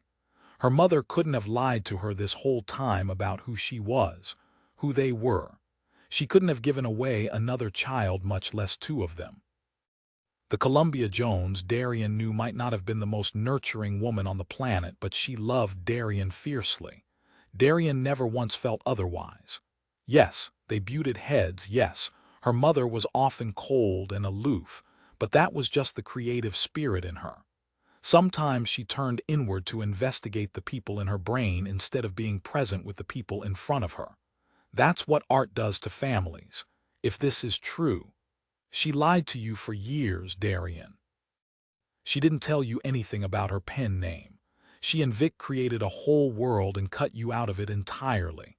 Why couldn't this be true, too? There's only one way to find the truth, and that's in her mother's will. Wouldn't that be the place to have your confession, should you be living a massive lie? Riley is still touching her shoulder, trying, failing to comfort. There's some good that can come of this, right? This is why I think you need to check her computer and see if there's anything else, something she's left for you to read, or I don't need your advice on what to do here, Riley. Darian sounds stronger than she feels. Riley pauses as if she might argue, then nods. There's more. She left me a flash drive and it has a confession on it. What? Riley pulls the small flash drive from her pocket and sets it on the table between them. She wanted me to write her memoir. And she's left me some information that I think you should see. Darian's phone rings. Liam finally calling her back. I have to take this, she says, and stalks to the balcony. She can hear Mason and Riley talking. Liam, where have you been? Darian, I'm so sorry it's taken me so long to get back to you. Long story, but I did a quick run on this Kiera Hutchinson person. It's impossible to know if the media reports are true, but she was sent a letter from your mom. It came from the law office that's doing her will. There's a chance she's for real, that she's your sister. Hey, where are you? I stopped by your place and no one answered. Did you go to Colorado to get your mom's ashes? No, well, I can't tell you where I am. Cool, no worries. So the Shepherd guy, he lives in Franklin, Tennessee, married to Emily, daughter Tamsin. That's all I've found so far other than his police record. He was in jail for murder, you know that, right? I do. And he was at the event in Denver the night your mom died. Man, that's a headfuck. At least the police have him as a suspect now. They'll nail him, you'll be safe. I hope so. Thanks for your help, Liam. I'll be in touch when I get home. Sure thing, Darian. You take good care, okay? I'd hate it if something happened to you. Oh, hey, the article in East Fifth magazine is out. Want me to send you a copy? It's pretty benign, but it hints that there's a lot to come. Part 1 of 3, they say. Sure, send it to me. And thanks, Liam. I'll talk to you soon. She hangs up and her email dings. The article, the reason this all started, finally manifesting itself. Before she can read it, Nate Walsh joins them in the living room. Hey, so I just heard from our family lawyer, and Mathers have agreed to do the reading of Columbia's Will Hear at the camp. Tomorrow, assuming we can get everyone here in time. Darian's curiosity outweighs the incredulity that Nate Walsh is now making decisions for her. Everyone. Do you know who the other beneficiaries are? I do. The primaries are you, Riley, Knox, Shepard, and Kira Hutchinson. Kira is in Colorado and Shepard is in Tennessee. They've both been notified and have agreed to come here. Vic Gould has also been asked to come. He's your lawyer, correct? He is. Darian sighs heavily. I just don't know which end is up, you know. Mason takes the seat Riley vacated and puts his arm around her. It's a lot, Darian, to have your mother murdered to find out she wasn't being truthful with you. But everyone here has nothing but the best intentions. We all want you to be okay, me especially. She swallows back the tears and nods. I still need proof. I guess this means we have time to comb through the rest of these files, see if we can find it. She looks at Riley, standing nearby, nervously playing with her hair, watching Darian's reaction. If what they're saying is true, this means the girl she accused of murdering her mother is actually her younger sister. And Columbia knew it when she invited Riley into their lives. It's flabbergasting. Why didn't she just share the truth with Darian? Why she hid this, lied about it, is beyond her ken. And until she knows for sure, until there are DNA tests done that prove things without a shadow of a doubt, she isn't going to open her heart to this stranger. But Darian is not her mother, and she is in control of whether any good comes of her mother's murder. She crosses to Riley's side. Look at me, she says softly. Riley complies. Darian searches the brows, her eyes, her cheekbones, her lips for traces of the mother they might share. And the more she looks, the more obvious the resemblance is. Why she never saw it before, she doesn't know. But strip 20 years off her mother, back to the woman Darian remembers picking her up from the public school down the street and making SpaghettiOs when they couldn't afford both the New York rent and dinner, before she started the maintenance that reshaped her face and lips, and damn if she doesn't look like Riley. Not exactly, but wow. She really does. Riley bites her lip and Darian feels her heart melt. She touches the girl's cheek, shaking her head. Sister, this is her little sister, and there's another out there. She's not alone in the world after all. What are you thinking? Riley asks. Darian sniffs and smiles. I'm thinking we should figure out what was worth killing for in these files. I want to know who killed our mother. Chapter 53, Detective Sutcliffe. Nothing is ever as easy as it should be. Sutcliffe has run up against all manner of frustrations when it comes to getting arrest warrants, but being denied one in Williamson County on the grounds of insufficient evidence to extradite Shepard has him grinding his teeth. And now the news that Oliver Mathers was killed in New York while Shepard was on the road back from Colorado makes him even antsier. He's on the right trail. There's a bigger picture, a puppet master. He's sure of it. They've set up shop in Sky's conference room, files spread before them, her 3 laptops running like mad. The dog naps in the corner on a sheepskin bed, chasing rabbits in her dreams. Let's keep putting the pieces together. You're only working with half the box right now. Only working with half my brain, too, he grumbles. Sutcliffe hadn't slept well. The air conditioner came on at odd times, and once the hallway was filled with drunken guests hooting and hollering. He got in a short run, but he's cranky. His phone dings with a text from Darian and all his complaints disappear.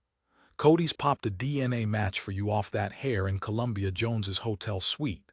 William Carl Reeves, 30, no last known. No idea if he's part of the hospital staff, hotel staff. What? Just wanted to give you the name so you could start looking. You are the best, lady. Thank you. Keep being careful. He looks at Sky. Bingo. We have a DNA match. Wanna run a name for me? We'll run him in a second. The files from New York are in. Mathers's autopsy. She turns around the computer. She has the files pulled up. Ballistics match a 9mm that was used in another open shooting a few months ago, a bodega robbery in Manhattan. That's interesting. So you think this was a robbery gone wrong? Honestly, no. That would be quite a coincidence. But at least we know they're dealing with a repeat offender. No way to know that. Suspect could have bought the gun off the street. We should change your name to Sherlock, she grins. Don't be bitchy with me. Yes, ma'am. He flips through his notes. Something is nagging at the back of his mind. Can you run Reeves's record? I still need to check out the tech guys who work for Columbia. The company is called 49 Spiders. I've done a cursory look but haven't run any of the people yet. Her head shoots up.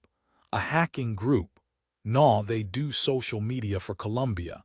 Website management, techie stuff. No, seriously, 49 Spiders is a hacking group. Or used to be, at least. They might have gone legit, or they have a legit front. Most of these guys do, but I've heard of them. Currently, white hats do penetration testing, mostly DDoS attacks, sending in a false email that crawls through the company's network and crashes their servers. One click and they're in.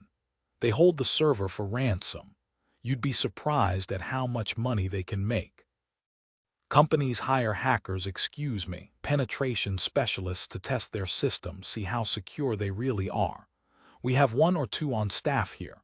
They're some of the best hackers in the business. They've just chosen to do it for the right reasons instead of nefarious ones. Of course, anyone can turn their code at any time, you know. He checks his notes. Okay, this is weird. The guy's name is Liam Reeves.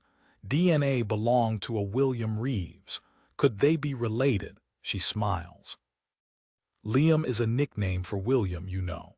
His heart gives one spectacularly huge thud. And please pull up the site, she does, and an intricate spider web on a black background that pulses and shifts dances on the screen.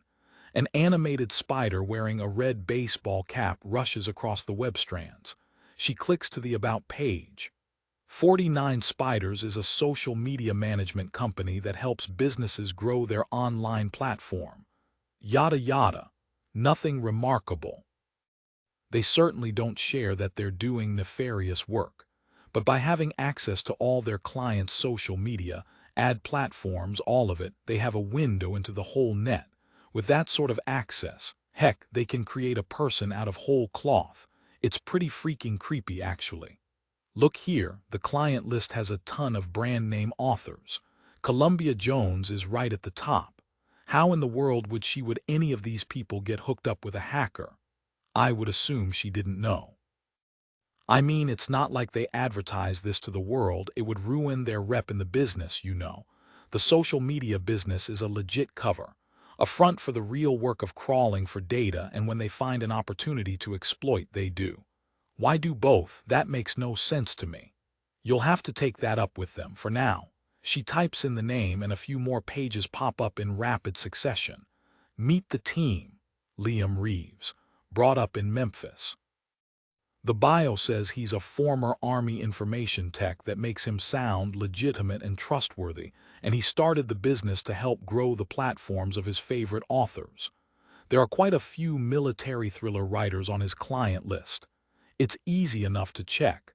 Let me pop his name into the system and see what I can find. She types away, and a few minutes later sits back in the chair.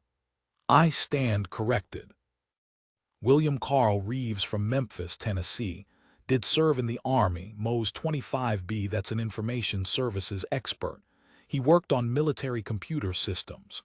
You have to have a security clearance for that, which means a serious background check. I have his record. Here's his enlistment photo. Familiar. The kid in the picture is fresh-faced, some faded acne scars on his forehead, brown hair cut high and tight, and serious dark eyes. Number doesn't look familiar at all. I'll send it to Darian and see if she can confirm. I'm sure she's met him. Sky continues reading. He got out on a medical waiver. Rollover car crash, non-combat related, spent a few months in the hospital. Burns. That's awful. Anything else? He's got a record prior to his military career. Assault with a deadly weapon, a few other things. He was in juvie. Holy shit, Sutcliffe. He was in Wilder, the Youth Development Center in Somerville, outside of Memphis.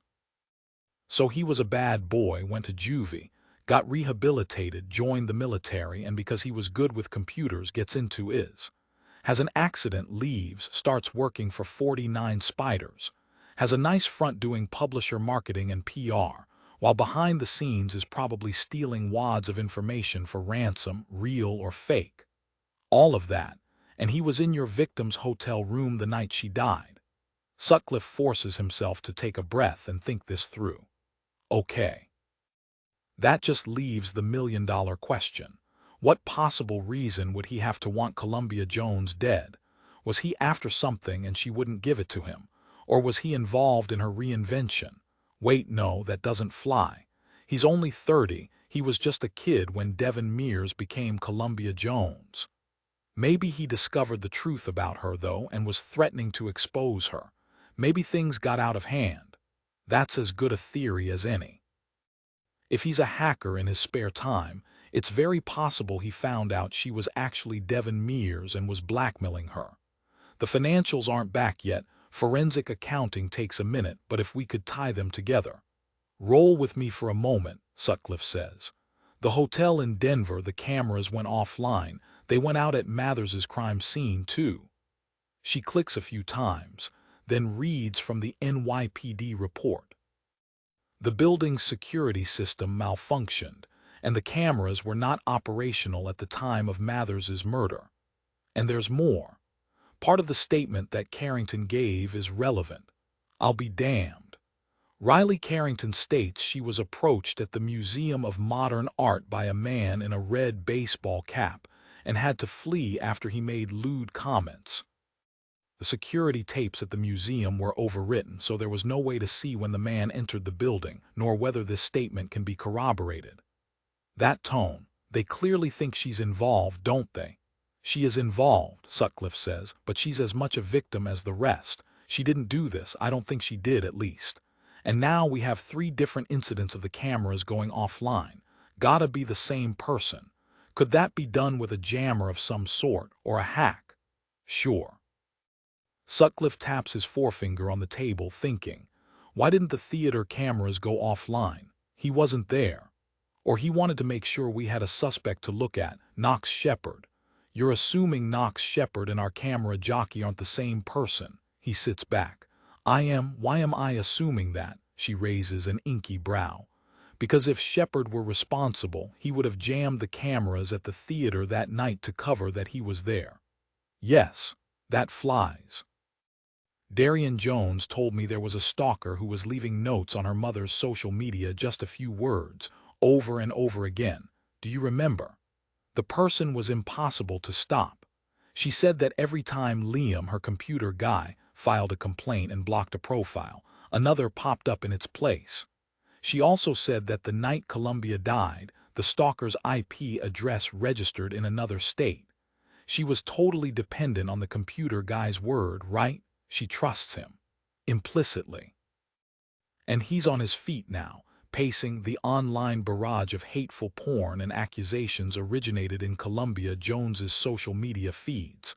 There were deepfake videos, accusations that she murdered someone, that she was a fraud, and it all came from within her account to start. Sky is nodding along. It's time to pick up this Liam Reeves character. The DNA is enough to hold him for now. All of this online work is well within the power of a decent hacker. The physical part, too. It's sophisticated but not rocket science. But proximity to her murder isn't enough to prove he did it. He's her it guy. His hair could have fallen in her suitcase in New York and got disturbed.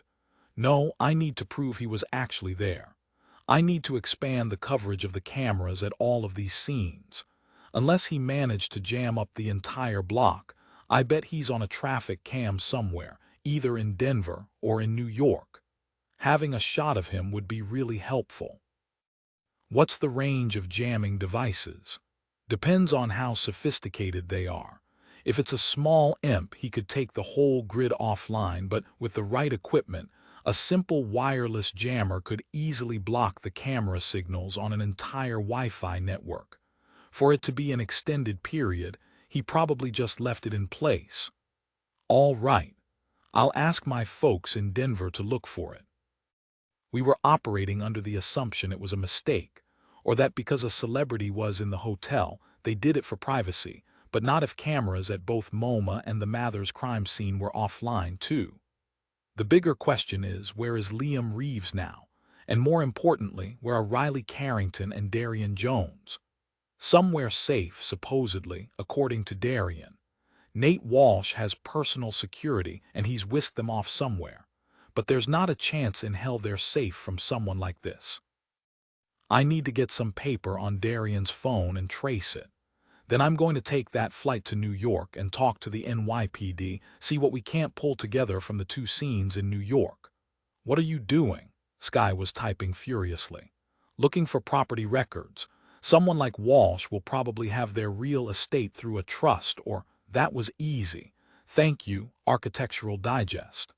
She turns the computer around and Sutcliffe sees a high-end photograph of a Cedar Shake mansion. A 6-page spread on their camp near Portland, Maine.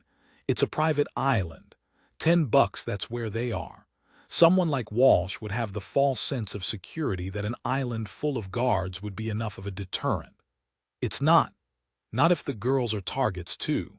A text dings, and she looks at her phone, then grabs the TV remote in the center of the table and turns on a 24-hour cable news network.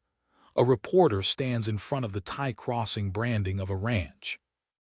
Columbia Jones's long-lost daughter has refused to comment. There's more to come on this story. Reporting live from Boulder, Colorado, this is Daniel Donnelly, WIC News. Sutcliffe knocks on the table thinking, Kira Hutchinson, I interviewed her. She was at the hotel the night Columbia died. There was a VIP meet and greet too. She's her long-lost daughter. What the hell am I missing? SHHH, I'm thinking. Think faster. We need the prison records. Are they online, digitized? Sky types furiously, then picks up the phone.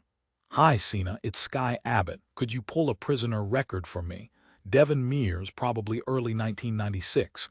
Can you see if she had any medical interventions? Yes, I'll wait. To Sutcliffe. Sina's a genius at records. If there's anything to find, she'll find it.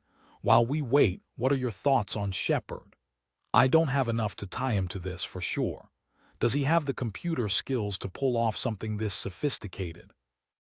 It doesn't feel right. And there's one other thing bugging me. Someone left Riley a note in her notebook that she was in danger. She talked to him and he warned her to be careful. She feels it was the same person who spoke to her at the hotel when Columbia died, but she swears he's trying to protect her. Doesn't sound like the same person to me. I never have felt that Shepard did it, but he's certainly been served up on a little platter, hasn't he? He has. And with that cute kid and pretty wife, I don't know if he's going to make a break for it. He might, but he's a beneficiary in the will too. The reading is May 15th. It's only a few days from now. Maybe see if he shows up. I can keep an eye out here for you too, just in case. I'd appreciate that. Her phone rings. Sina, she says and puts it to her ear. Hi, what you got? Hold on. Seriously, okay, that helps, thanks. She hangs up, shaking her head slowly. Don't keep me in suspense. Devon Mears was pregnant when she was sentenced, and on March 11, 1996 she gave birth in the prison hospital. Let me guess, to a little girl named Kira. Even better, two little girls, twins. They went into DCS and were adopted out. All the pieces of the puzzle locked together. That explains it then. Do tell, Sky says. Columbia Jones is Riley Carrington's mother, and Kira Hutchinson, and Darian Jones. They are all hers. And who's the father? Benjamin Mears sired Darian for sure, but I'll bet you Knox Shepard is the father of the twins. The question is, does he know? Chapter 54. Sutcliffe's phone rings with an unfamiliar Colorado number. Hold that thought, he says and answers.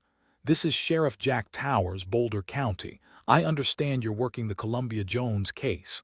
I am. What can I do for you? I have some friends who have gotten into a bit of a jam. Name's Hutchinson. Kira Hutchinson. Sutcliffe asks. And her husband, Luke. I understand you spoke with Mrs. Hutchinson about the murder. I did. Don't tell me she's come to you complaining. Quite the opposite. She said good things. I wanted to touch base directly because we have a bit of a situation. Long story short, I just took a pail of rodent bait into evidence from a tack room on the Hutchinsons' ranch. Sutcliffe puts the call on speaker. Sheriff, I'm in Nashville with a colleague pursuing a lead. I'm looping her in. Meet Sky Abbott, my former partner and now a private investigator. Ma'am, the sheriff says, politely laconic. So I've known Kira and Luke Hutchinson since we were kids. They called me when some reporters trespassed on their property, and the news had just leaked about the manner of death for Ms. Jones. Luke Mr. Hutchinson told me in an utterance how common that bradifocum is, that there was rodent poison on their property. In light of the fact that Mrs. Hutchinson was interrogated in this murder investigation, I exercised caution and instructed him to freeze all operations until I could arrive with an evidence team. I was just being cautious, but we quickly found their spare tack room had been broken into. The lock was damaged. That's where he keeps the poison. We were able to take a pail into evidence, dusted for prints, the works. Nothing popped. But the good news is a trail camera near the barns caught a stranger entering their complex 3 weeks ago. I can send you that video if you give me a good address. I would appreciate that. Sutcliffe reels off his work email. Any chance the Hutchinsons can id this stranger? No, but it sure feels weird to me that Kira Mrs. Hutchinson is closely tied to a murder victim, and there's a break-in at their place, and there's a tie to the same poison that killed your victim. Is it true that Mrs. Hutchinson is the daughter of Ms. Jones? The media here have been having a ball. We don't know for sure.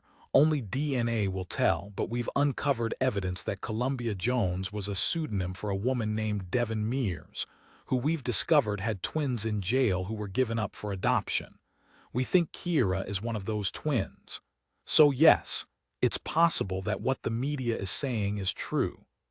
Are you gonna tell her that, or should I?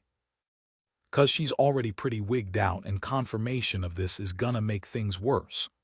I'll leave it to you since you're friends. Let me ask you this. Where is all this coming from? How does the media have hold of the beneficiary will letter? Your office been planting info out there to scare up a suspect? Good question. If there's a leak, I don't think it's coming from my office, nor the OM. Not intentionally anyway. We have a line on a suspect who's involved with a hacking group. It's possible he's gotten into our system, but we've held back a secondary cod just because there's so much floating around. But we didn't have anything specific to Columbia Jones's will. That's coming from outside. Sutcliffe's email dings. Hang on, I want to look at this video. He pulls it up and hits play. He sees the shadow enter the barns and then exit. When he does, his hat is pulled, but there's an angled view of the man's jaw and nose, more a profile than anything else in shadow. You got a shot of his face. Sort of. Think there's enough to send to the FBI, see if they will put it in their NGI facial recognition database. I know this is a local matter, but I'm feeling pretty antsy that someone might be trying to frame the Hutchinsons. I will personally vouch for them. There's no way in hell they're involved in this woman's death. I understand. I will send this to my LT. She can get it into their system. This is really helpful, Sheriff. I'll be in touch when I get back to Colorado or if there's a match, whichever happens first. Well, there's one more thing you should know. A lawyer just reached out to Kira. The reading of Columbia Jones's will is taking place tomorrow in Maine. Maine, Sky puts out her finger and thumb in the shape of a gun. Pow, she whispers. Yes, on a private island belonging to the Walsh family. They own East Fifth magazine, among other things. I appreciate the info. Is Mrs. Hutchinson going to Maine alone? No, her husband will be traveling with her. She was told other beneficiaries are being flown in as well. That's the other reason I wanted to give you the heads up. I know how you city folk get when your suspects start moving about the country. Ha ha, she's not a suspect yet, but she is involved in this murder investigation, and you're right, I do appreciate the heads up. Keep in touch, okay? I gotta go chase this down. They hang up and Sky is grinning. Dude, this is getting good. That's confirmation on Walsh's Island. Bet you $10 that's where Darian and Riley are too. I am not taking that bet, but I need to get up there. I want to talk to Shepard again before I go. Agreed. Sky plays with a piece of hair. So Darian Jones has sisters, I have to say it. If she found out she wasn't the only one inheriting, that gives her one hell of a motive. And she's the only one who we know 100% had access to Columbia Jones the night she was killed. She handled the CBD, her thumbprint is on the bottle. I know, you're not wrong, she's the one who stands to gain the most by her mother's death. Do we know for sure who's the father of the twins? Was it the husband, Benjamin Mears? It's gotta be Shepard. That's where the DNA match came from that let us pop him, remember? An open paternity case. Matched her rapist that night to Shepard, which was when their whole story unraveled. Mears admitted she was lying about it being a stranger who killed her husband, and that she and Shepard were having relations. It's part of her plea agreement, remember? Vaguely. That's why Shepard went to jail, right? He scrambles through the paperwork and pulls the trial transcript. Okay, I remember now. He said he heard screaming and entered the house to find Benjamin Mears beating his wife. He acted out of defense, hit Mears upside the head with a baseball bat. He then admitted he was having an affair with Devin Mears. They couldn't make the first-degree charge, so they dropped it to second. Correct. And you thought he was lying, you thought he was covering for her. I did, I still do. I think Shepard got all noble and went to jail for his lover, and now I know why. Because she was pregnant, and her sentence was shortened, which meant she could get out and take care of the kids. They must be his, at least he must think they are. So she wasn't raped that night at all. Depends on how you define rape. Her husband forced her, so that qualifies in my book. And there were 2 DNA strains found, Shepard and Mears. I don't know that she ever did a paternity test. So Devin has a couple of kids who go into the system. Where is the tie to Liam Reeves? Why would he be going after her as Columbia? Good question. They both go quiet thinking. Sutcliffe closes his eyes and can't help but see the 49 Spiders website. The twisting, swirling web of white on black pulsing, the spider skittering across the screen, and it hits him. All the pieces fall into place and it all finally makes sense. Oh, what a tangled web we weave when first we practice to deceive. What? The open paternity case. I'm going to go out on a limb here, but tell me if this doesn't make total sense. Liam Reeves is Knox Shepard's son. Sky's brows shoot to her hairline. That's one hell of a leap. But admit it, it makes sense. And if he's Shepard's son, that means he's related to both the twin daughters. He's related to Kira Hutchinson. You have the DNA from the crime scene. Does it match Shepard? Again, time reveals all. I'll ask Duran to start looking. If he was there, then you have a shot at proving this wild theory. Yeah, damn. It's going to take me weeks to sort through all of this, Sky. I have to prove Reeves was in Denver and in that hotel room. If the stranger on the Hutchinson's camera turns out to be Reeves, that's a big help. A DNA match to Shepard would help tie this up nicely. He thinks for a few. I'm going to try to get Darian to talk to me again before I do anything else. I want to send her a shot of Reeves. Make sure we're talking about the same person. He's already dialing her number, but the phone just rings and rings. He gets her voicemail. "Miss Jones, this is Detective Sutcliffe. I have something important to discuss. Please call me as soon as you get this." He hangs up. I want to warn her properly, but I have to assume that Reeves has access to her voicemail too. I don't want to chase him off. Smart.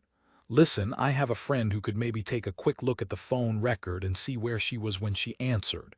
We can confirm they're in Maine. Want me to look? It's going to cost. Favors, not money." "Do it." I have a terrible feeling all of a sudden. Skye excuses herself and leaves him staring at the figure of a spider in a red ball cap. Liam Reeves. "Who the heck are you, buddy?" His next call is back to his lieutenant. He fills her in and ends with, "Can we run the traffic and sidewalk cams in a 4-block radius around the Brown Palace? I have a photo for facial recognition. We can get into the Nga database and see if he appears. If we can make a match, I think I have the killer." His LT is very excited. "I will get right on it. When will you be back?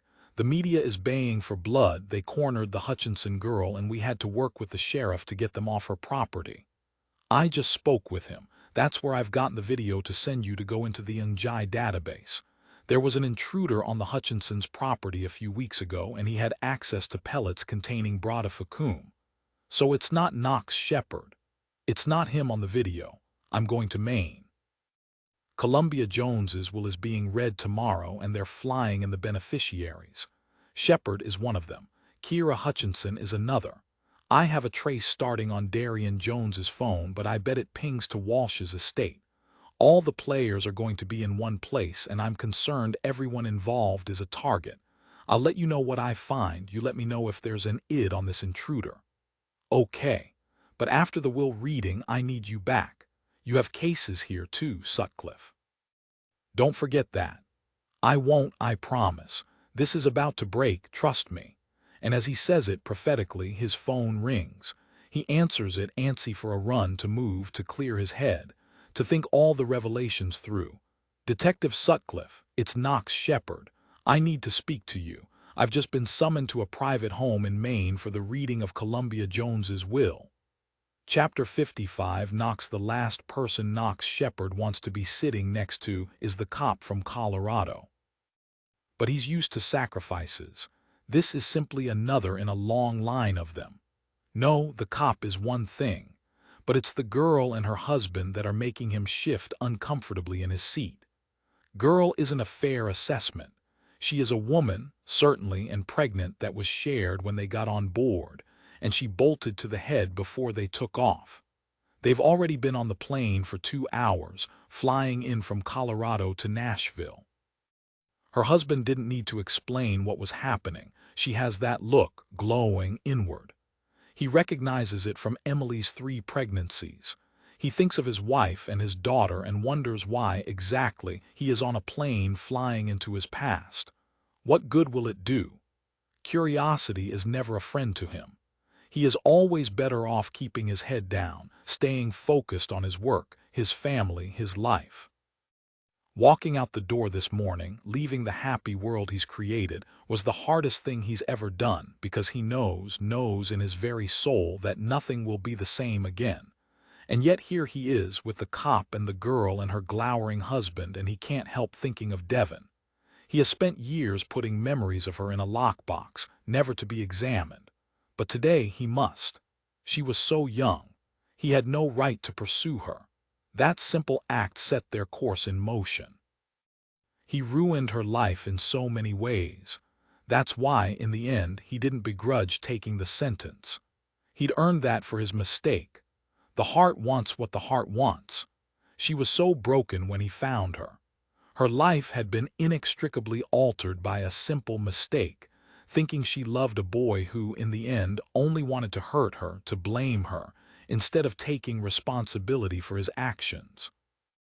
Oh, yes, he'd done the right thing and married her when he learned of the pregnancy.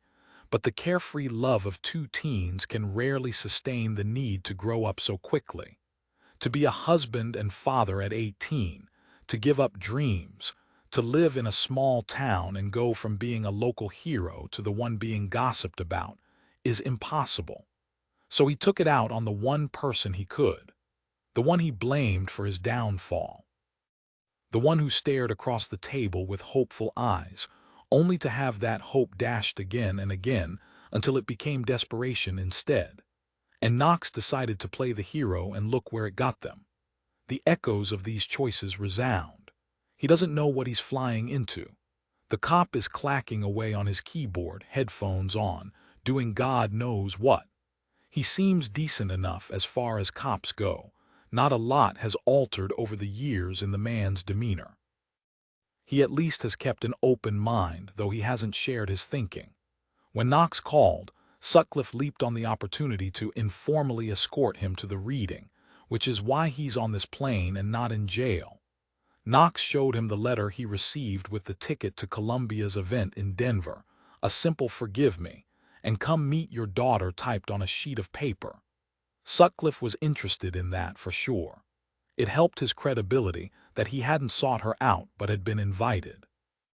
Then he asked if he'd ever done a paternity test, but the answer was no. He had girlfriends before Devon, of course he did, the most serious of which was a nurse at the hospital he worked at the year before he moved to Crossville, a year before he met Devon, but she certainly hadn't been pregnant. That he would have known. He'd taken one look at Riley Carrington and known immediately she was his. His protective instincts kicked in, and he knew he needed to warn her, keep her safe. Someone had just murdered her mother, and he couldn't lose her too, not when he just found her. Sutcliffe understood that too. The girl Kira lies prone on the small sofa, a cool washcloth on her forehead. She reminds him of a young Devon, beautiful, fragile, and that makes him sick to his stomach because there are things he now suspects but doesn't know, and he certainly isn't ready to ask. Instead, he turns to the husband. "Is there anything I can do?" "My wife swore by ginger tea when she had morning sickness." Luke Hutchinson shakes his head. He is rugged and handsome, with tanned skin and a webbing of laugh lines extending from the corners of his eyes that makes him look older than his years. "Yeah, she gets like this. Motion always makes it worse. She'll be better when we land." "You work horses?" "I do. We have a ranch, well, Kira's parents own the ranch, but I do the day-to-day. Just had our foaling, haven't gotten a lot of sleep." "What do you do for work?" Knox looks at his hands, broad, capable, calloused from holding tools. "Construction, woodworking. Build some furniture, tables mostly, turn some bowls." They're off, discussing the best planing tools and cuts of wood, and the rest of the flight passes quickly. Two men who work with their hands, building the mutual respect that engenders. Luke certainly knows Knox is an ex-felon. There's no way the cop didn't mention it, but he doesn't bring it up, and Knox is grateful. His past always simmers beneath the surface, waiting to explode at just the wrong moment and burn everyone involved. It's always Emily who puts out the flames, and he misses her terribly right now. They land in Portland, and a car is waiting for them. There is security, men not hiding their weapons, which makes him terribly nervous. He doesn't like guns. He doesn't like people who carry guns. He especially doesn't like being wedged inside a speeding vehicle with strangers bristling with weapons. But the ride is short, and they are soon on a small boat, heading across the bay to the island. The sun has started to sink, and the sky is turning glorious oranges and pinks. A lipstick sunset, as the John Hyatt song goes. Kira gracefully vomits over the railing a couple of times, Luke holding back her hair, and Sutcliffe looks into the distance toward the heavily forested island approaching. He hasn't said much, and that makes Knox wonder what the hell is going on in his head. He is at the mercy of this man, and he'd really like to know what's going to happen. But he bites his tongue, hands over a bottle of cool water to the girl, who collapses in a damp heap next to her husband, groaning a little, and takes a seat himself, waiting. It's something he's learned how to do, and he excels at it. Prison teaches patience. The air smells of salt and fish and fog, and he shuts his eyes, saying a prayer to a God he no longer believes in to give him strength for whatever is ahead. They arrive at the dock and Kira and Luke are escorted off first. Knox follows with the cop striding by his side, a backpack thrown over his shoulder. "Nice place," Sutcliffe says, whistling when the camp shows itself between the trees. Rich people, that's all Knox can think. The people he makes furniture for. He's not meant to socialize with them nor stay in their houses. Yet here he is. This is the world Devon moved in. The people who surrounded Columbia Jones were once so unlike her past, so unlike him. He would have never fit in and is almost relieved she never tried to make him. "Yeah, nice place," he says, and Sutcliffe casts a glance his way. "You okay?" "Sure, peachy. Uncertainty is great for me." The cop narrows his eyes, then seems to make up his mind about something and shows Knox a photo on his phone. The screen shows an unfamiliar young army recruit in uniform. "Watch out for this guy, okay? I just sent out an official bolo. He's a suspect in Devon's murder. We have facial recognition from both the Hutchinsons' ranch and from a traffic cam near the Brown Palace Hotel. Name's William Reeves, goes by Liam. Computer hacker, former Army, washed out early after a non-combat accident here in the States. This photo is a decade old. He has ties to Darian and Columbia Jones. He was working there. In case you see him, let me know." Knox memorizes the face, forcing down the spike of anger. Though Sutcliffe hasn't said it, he knows in his gut this is the man who killed Devon. This stranger, who was supposed to be a hero, turned bad somewhere along the way. He'd seen plenty like this one in prison. One wrong decision can send a life spiraling into chaos. Some relished it, some were spooked by it. But in the end, they all ended up the same, twisted. "You got it." Then another stranger comes to the path to greet them, and Knox shuts up and watches. It's what he does best.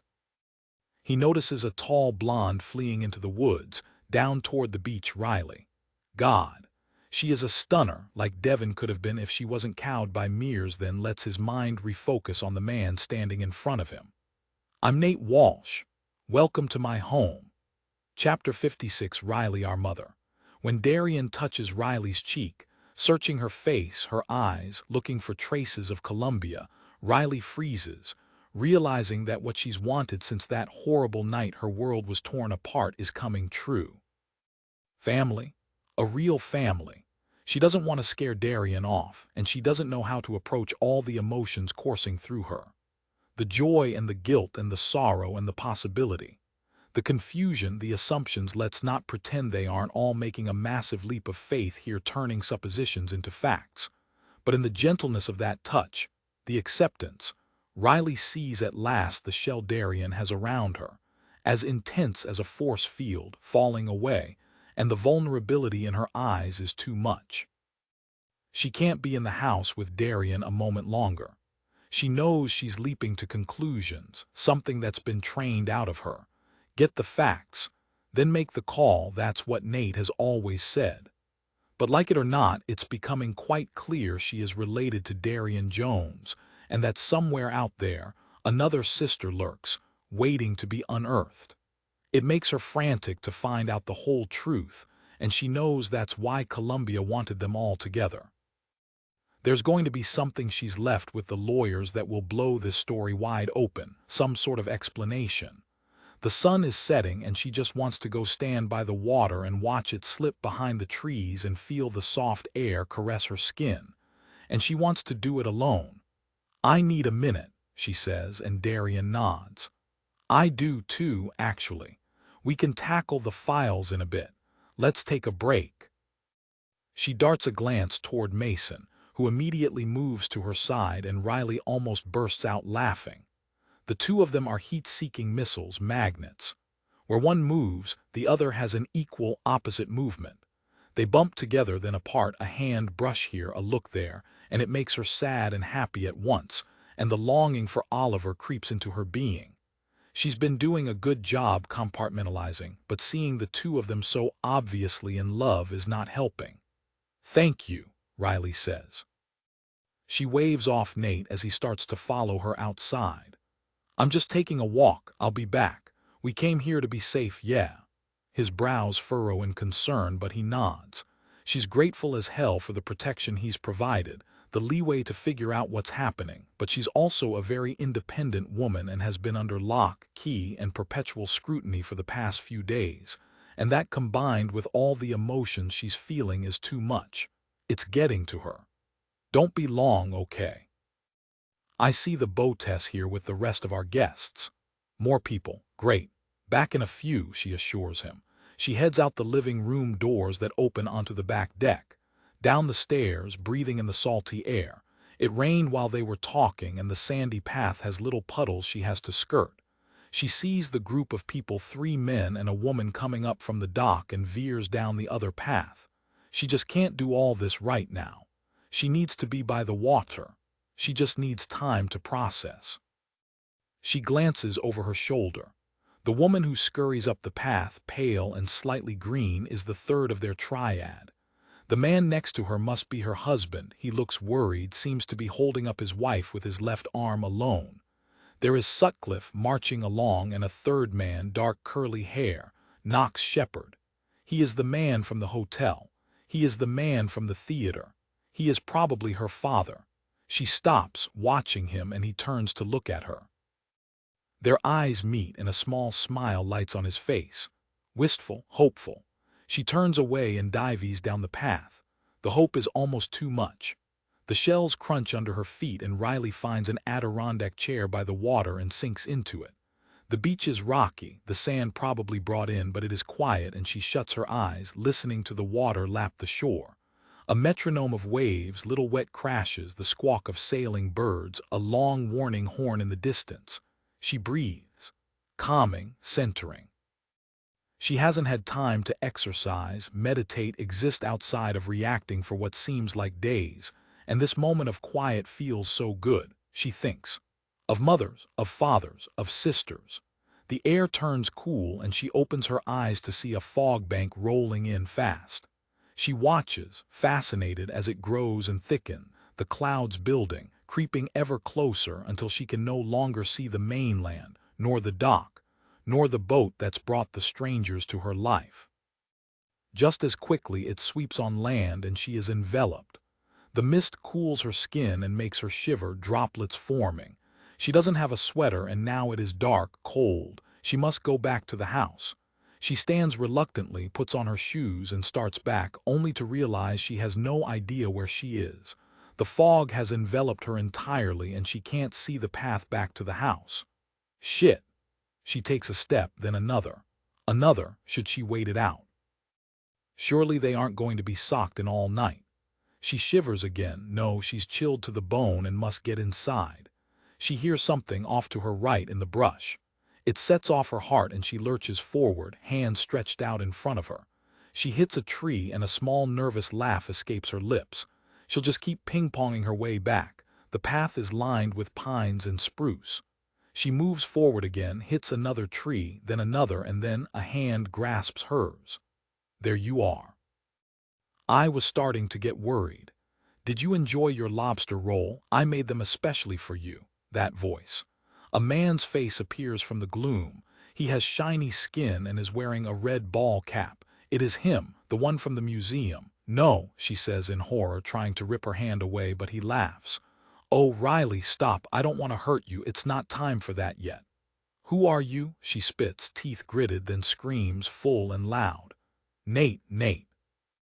The man slaps a hand over her mouth, and she claws at him, biting, and he grunts with anger. Don't make me hurt you. Stop it right now. You killed Oliver, she tries to say, but he has his hand so firmly over her mouth her lips are cutting into her teeth. She panics. What is he going to do to her? Is he going to kill her too?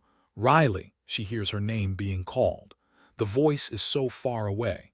She has gotten turned around in the fog and moved away from the house instead of toward it. Riley. Another voice calls, this one a bit closer. They're coming for you, sweetheart, the man says. He kisses the side of her head and releases her, shoving her to the ground, and then she is alone. She hears his retreat through the gravelly sand. She cries out, Nate, Nate, I'm here. And then the curly-haired man she saw on the dock appears. Hey, I got you. I'm Knox. You okay? Is she? No, she is not, but she lies, so relieved to have been released. Yeah, I think so. Who was that man? I've got her. I found her, he calls, voice strong through the mist. And then Nate is there and he yanks her body to his, holding her in his arms. What happened? You got lost in the fog. No, he's here, the man from the museum, the man who killed Oliver, he's here. Knox scared him off. How could he be? We've had everything on lockdown. I don't know, but he is. Please, can we get inside? Nate and Knox walk her back up the path and she feels like a complete idiot. It was right there the whole time. People get disoriented in the fog, Nate says. It rolls in so quickly sometimes we don't have time to get everyone inside. You're okay? Knox asks. I'm fine, she says, though she feels shaky and scared. Thank you for finding me. Sure, he says gruffly, then they're on the porch and inside the house. Nate shuts the sliding doors behind her. I'm going to let security know what just happened, he says grimly. They need to organize a search, figure out how he got onto the island. Damn it. He said something about making the lobster rolls, maybe he was with the caterers. Nate looks even more alarmed. Jesus, no one eat anything, I'll let them know. Riley sees the whole room of people staring at her, strangers and the familiar, all distorted now by her fear. The blonde woman and her handsome cowboy husband, Darian, and Mason, Knox, Detective Sutcliffe. It's a trap. It's been a trap all along. He's herded them like cattle to the slaughter. We're not safe here, she says. He's come for us. He knows too much. He knew we would be here. He was waiting. And as the words leave her mouth, the lights go out in the house. Chapter 57, Kira. Lightning strikes, the storm following the fog as sudden as the switching off of the lights. The beautiful sunset only an hour earlier was a lie. Nate Walsh calls to the room. Hold tight. There's a generator. It will kick in momentarily. The lightning can trigger the breaker. Happens all the time in storms. The room is filling with people. Kira can sense them. Luke squeezes her hand. Then the lights come back on with a snap. Everyone murmurs in relief. Nate has returned with a couple of his security guards. A young man someone calls Tony is with them, eyes wide. Riley Carrington is pale as a ghost but moves to his side immediately. You okay? Nate asks her. Yeah. What the heck is going on? Kira asks quietly. Are we truly not safe? Riley's eyes are huge. Kira feels an odd zing. She's seen that look on the boys' faces when they have a nightmare. There's a man who's been stalking me and he's here on the island. He grabbed me out in the fog. The detective steps toward Riley. Is this the man? She looks at his phone. I don't know, maybe he's got shiny skin like he has a skin graft or something. He was wearing a red baseball cap both tonight and the last time I saw him. Darian steps forward. Let me see. The cop shows her his phone and she stares at it. That's not possible. You know this man? Yes. I mean, he's much younger in this photo, but it's Liam Reeves. He's our computer expert. Why do you have a picture of him? Because I believe he killed your mother. But it's Liam, Darian says, disbelief in her voice.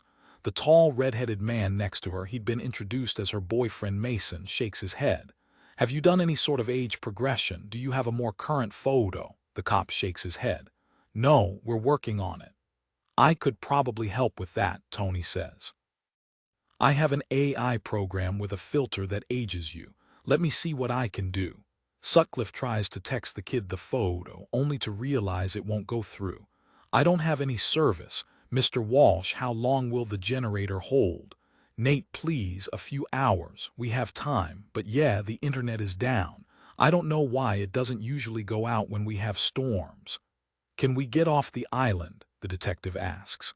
In this. Another crash of lightning and the heavens open, rain coming down hard and fast. Not advisable to get on a boat until it calms down. Y'all just made it here. I wish you hadn't. I wish the storm had kept you from the crossing.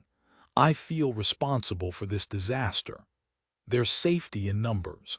I want to talk to the head of your security and get a plan in place for how we're going to keep everyone safe. Figure out how this guy got on the island in the first place. I'll take you to him, Nate says, leading Sutcliffe from the room. Knox follows them, leaving Luke and Mason to watch over them. This is crazy, Kira says to Luke. I have to lie down. I'm feeling ill again. Luke makes a nest for her on the sofa, both Darian and Riley watching her as if she is a bomb that could go off at any moment. When she's settled, she gestures to them. "Come talk to me." They approach warily. Riley sits on the floor, Darian on the sofa. They look at her and she at them. "Is it true?" "Am I Columbia's daughter?" Darian nods once. "I think so. Riley too. We won't know until there's DNA done, obviously, but my mother left some notes for Riley that certainly seem to confirm it." Kira shuts her eyes for a moment, then stares at Riley.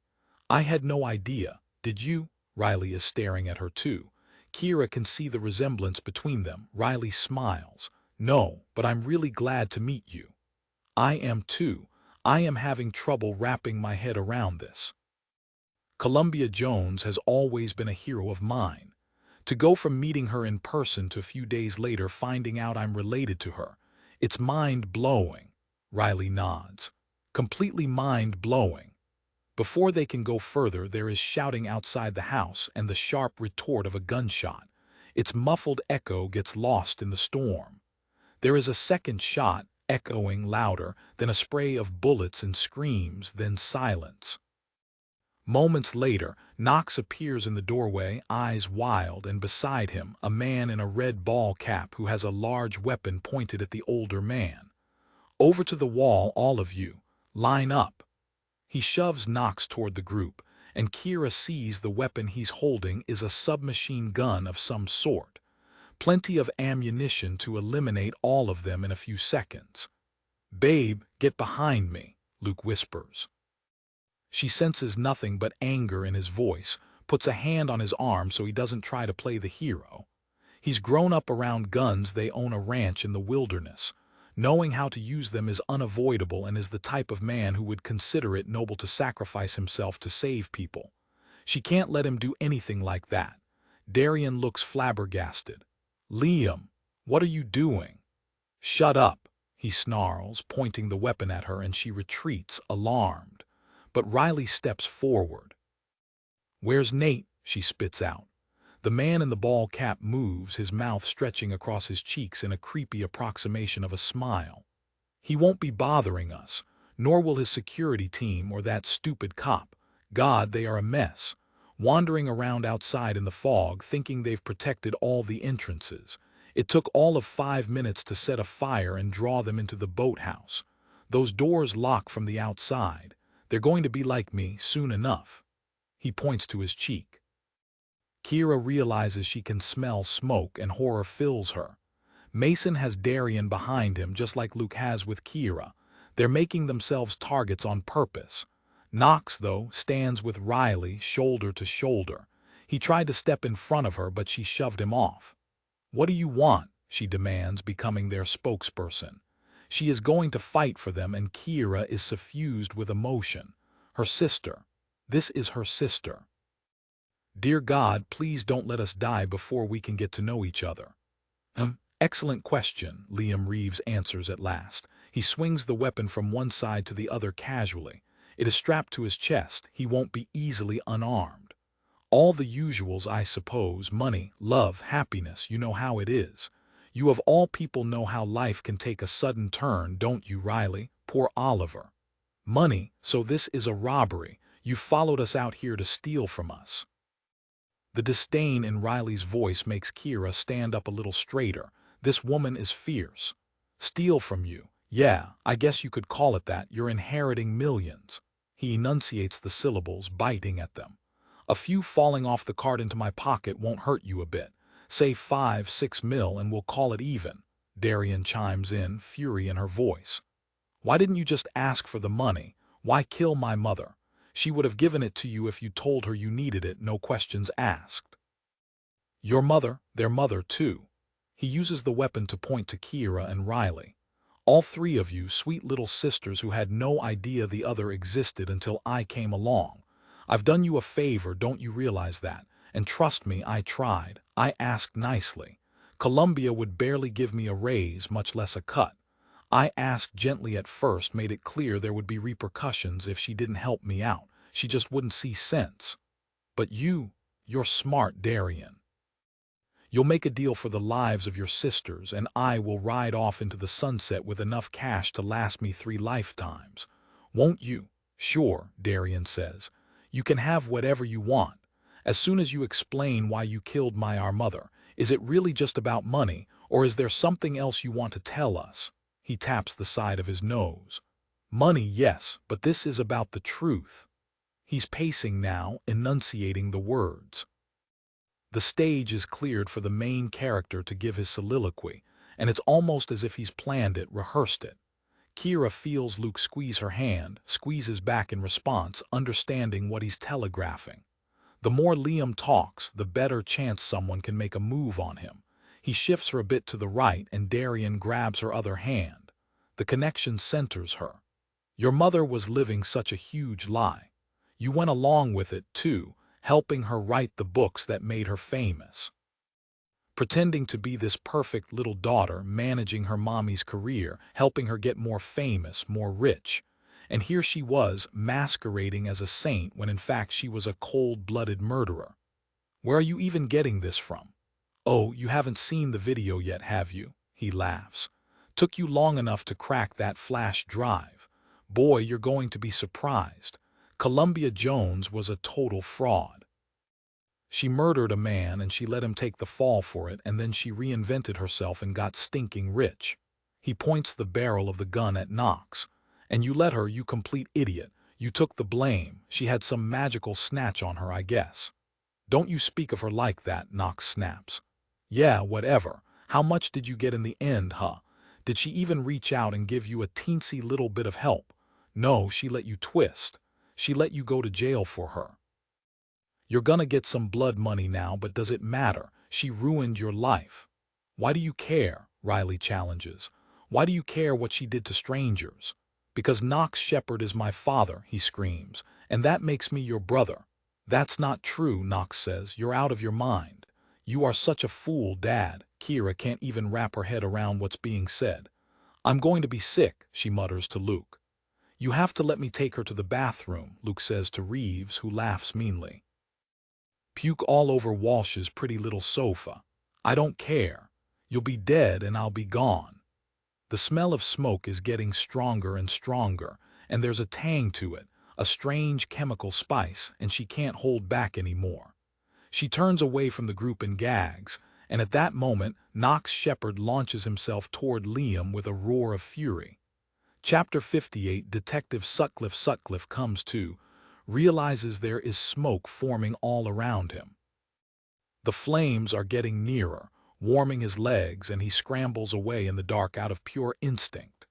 He uses the meager light from the fire to locate Walsh and the rest of the security team. He doesn't want to underestimate Reeves anymore. The man's managed to subvert a 6-man security team with some sort of knockdown gas, and now there's a fire encroaching. He takes a breath and wishes he hadn't. The chemical tang makes him cough. He can feel it curling in his lungs, poisoning his blood. God knows what this is, some sort of homemade gas, but it's not fatal, at least not yet. He crawls away from the fire and smells fresh air. He takes a sip of the cool breeze and then another. The open window is dissipating the gas. It's probably the only thing that saved them. There's a thick curtain blocking the air. He manages to yank on it and it comes down. Air whooshes in, but that helps the fire get purchase. He digs his phone from his pocket. The service is down, but the flashlight still works. Walsh is in the far corner, pale as a ghost, blood leaking from his side. That's not good. The rest of the security team are in various positions, either dead or knocked out from the gas. He doesn't know which. The fire crackles and he stops wondering and gets his feet under him. He is oddly off balance. He stumbles to the door and isn't surprised to find it locked. The window is the only way out. It takes an interminable time to drag each man across the planks to the window and shove them out. His lungs are burning, and by the time he gets to Walsh, he fears it's too late for them both. The fire is spreading faster now, flames licking at Walsh's leg. Sutcliffe is feeling unbelievably weak, but he manages to drag Walsh a few feet, then a few more, and finally gets him to the window. He shoves him up and through but has to rest before he can follow. He is nauseated from the gas and his head is swimming. He is covered in blood. A few of the guards have been shot as well as a submachine gun. His mind helpfully provides, maybe an HK MP5 or MP7. He couldn't tell exactly in the dark, though it sounds right, but the night air, foggy still, lets him breathe fully at last. When his head clears a bit, he crawls to Walsh. Being pushed out the window has made the wound in Walsh's side bleed heavily and his pulse is thready. Not good. They need a medical evac right away. He triages the others. 3 dead, 2 wounded, 1 woozy and starting to come to. Maybe there's a phone that works, a landline that's not dependent on the wireless signal. But that means getting into the house. Sutcliffe totters to his feet again and fights his way to the path. The flames are rising, and he's hopeful that someone on the mainland might see them and call for help. He double-checks the wounded aren't in the range of the flames, then staggers toward the house. He falls twice. He's lightheaded and his ears are ringing, but the chuckling fire behind him drives him forward. He manages to get to the porch that leads to the living room and crawls up the stairs to see a row of people standing against the wall, like lambs to the slaughter.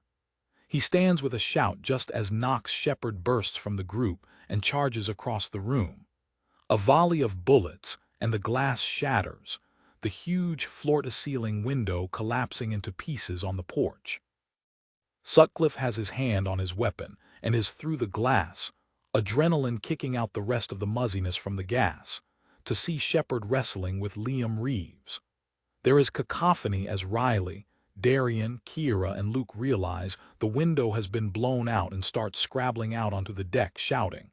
And Sutcliffe gets in past them just in time to see Mason Bader step to the scrum of Shepard and Reeves, call out something, then shoot Reeves in the head. Reeves goes limp, light dying in his eyes, the red ball cap falling to his side the same shade as the blood leaking from the hole in his forehead. Shepard rolls to the side onto his back, chest heaving. Sutcliffe draws down on Mason. "Put down the weapon, put it down, put it down. Police, police," he shouts, coughing and staggering closer, and the big man complies. He's down, Mason says, and Sutcliffe can see that but feels for a pulse anyway, kicking the MP7 away, realizing it's a miracle they aren't all dead after Reeves sprayed the group with bullets outside. "It's over," Mason says, his face full of shock. "Oh my God, what happened to you?" Sutcliffe looks down, knowing he is covered in blood. "Not mine." "Yeah, it is," Mason says. "Dude, your head." "Walsh needs help," Sutcliffe manages, before the darkness takes him and he pitches headfirst to the carpet. Chapter 59, Columbia. A moment before the end, it is deeply dark when Columbia, frustrated by a restless few hours, climbs from her warm nest of a bed and pads out to the hotel's living room. There is no light from the hallway where Darian's room lies. At least someone's getting some sleep. Of course, she might be off with Mason. They think they're being subtle, but anyone with half a brain can tell they're sleeping together. Half a brain or a mother's instinct. She hopes they're being careful. Darian is a grown woman but a young one. That is Columbia's fault. She's not given her a chance to go out into the world to stumble and fall on her own. She subsumed her into the business as soon as she graduated because it was the best way she knew to protect her. Of course, she can't tell her that. Darian would lose her mind if she thought Columbia was worried about her. No, this little dalliance with Mason has been good for her. She's blooming. Columbia hates it when they fight. She and Darian have always had an edge to their relationship, but the older Darian gets, the more it rears its head. She will apologize in the morning. Calling Darian names was childish, and Columbia is not proud that she lost her temper. She's just feeling off, has been this whole tour. No wonder with everything happening. She's never known when a stranger will pop out of the crowd and ruin her life. Worry, fear, stress, all of it collided in a perfect storm tonight. On stage, she is mortified. It's her worst nightmare, getting ill before an event, not being able to put on a good show. Well, you put on a show tonight, all right. She replays the doctor's warning that she needs rest, real rest, and a full workup from her doctor when she gets home. Apparently, the hospital's tests tonight showed her blood isn't clotting properly. He suggested she might have some sort of vitamin deficiency. The way she's feeling, she wouldn't be surprised. Run down, nauseated, frustrated, scared. She sits at the hotel room's dining table and opens her computer, silently berating herself for her inability to sleep. It's something that's happened more and more lately, these diurnal disruptions. It's her age, she's been told by her doctor. She's starting the change, and it's going to be a rough few years. She knows it's that, but more. It's the low-level anxiety humming through her, keeping her on constant alert, waiting for her world to disintegrate. But she is not willing to concede, fights every night. They've offered prescriptions, but she hates drugs. Darian brought along a bottle of CBD oil that she got at the dispensary near their home in New York. It doesn't really work, makes her nauseated enough that she hasn't wanted to use it, but she will try it again later, if only to appease her daughter's frustrated nagging. Everything is starting to suffer from her insomnia, passing out on stage for God's sake. The lights were bright, she hadn't eaten, and yes, maybe she needs a physical, but still. How embarrassing, admit it. You just don't want to think about him, but she must. She knows what this means. It was one thing seeing Kira tonight. She needs to thank Liam again for making sure she received the tickets, but to also see the ghost of her past rise from the loge box, she panicked. The threats have been relentless, and clearly, he's determined to ruin her. She can't even form his name on her tongue. Just the thought of him brings such a sharp pain to her heart that she gets lightheaded and breathless again. The doctors at the hospital have no idea.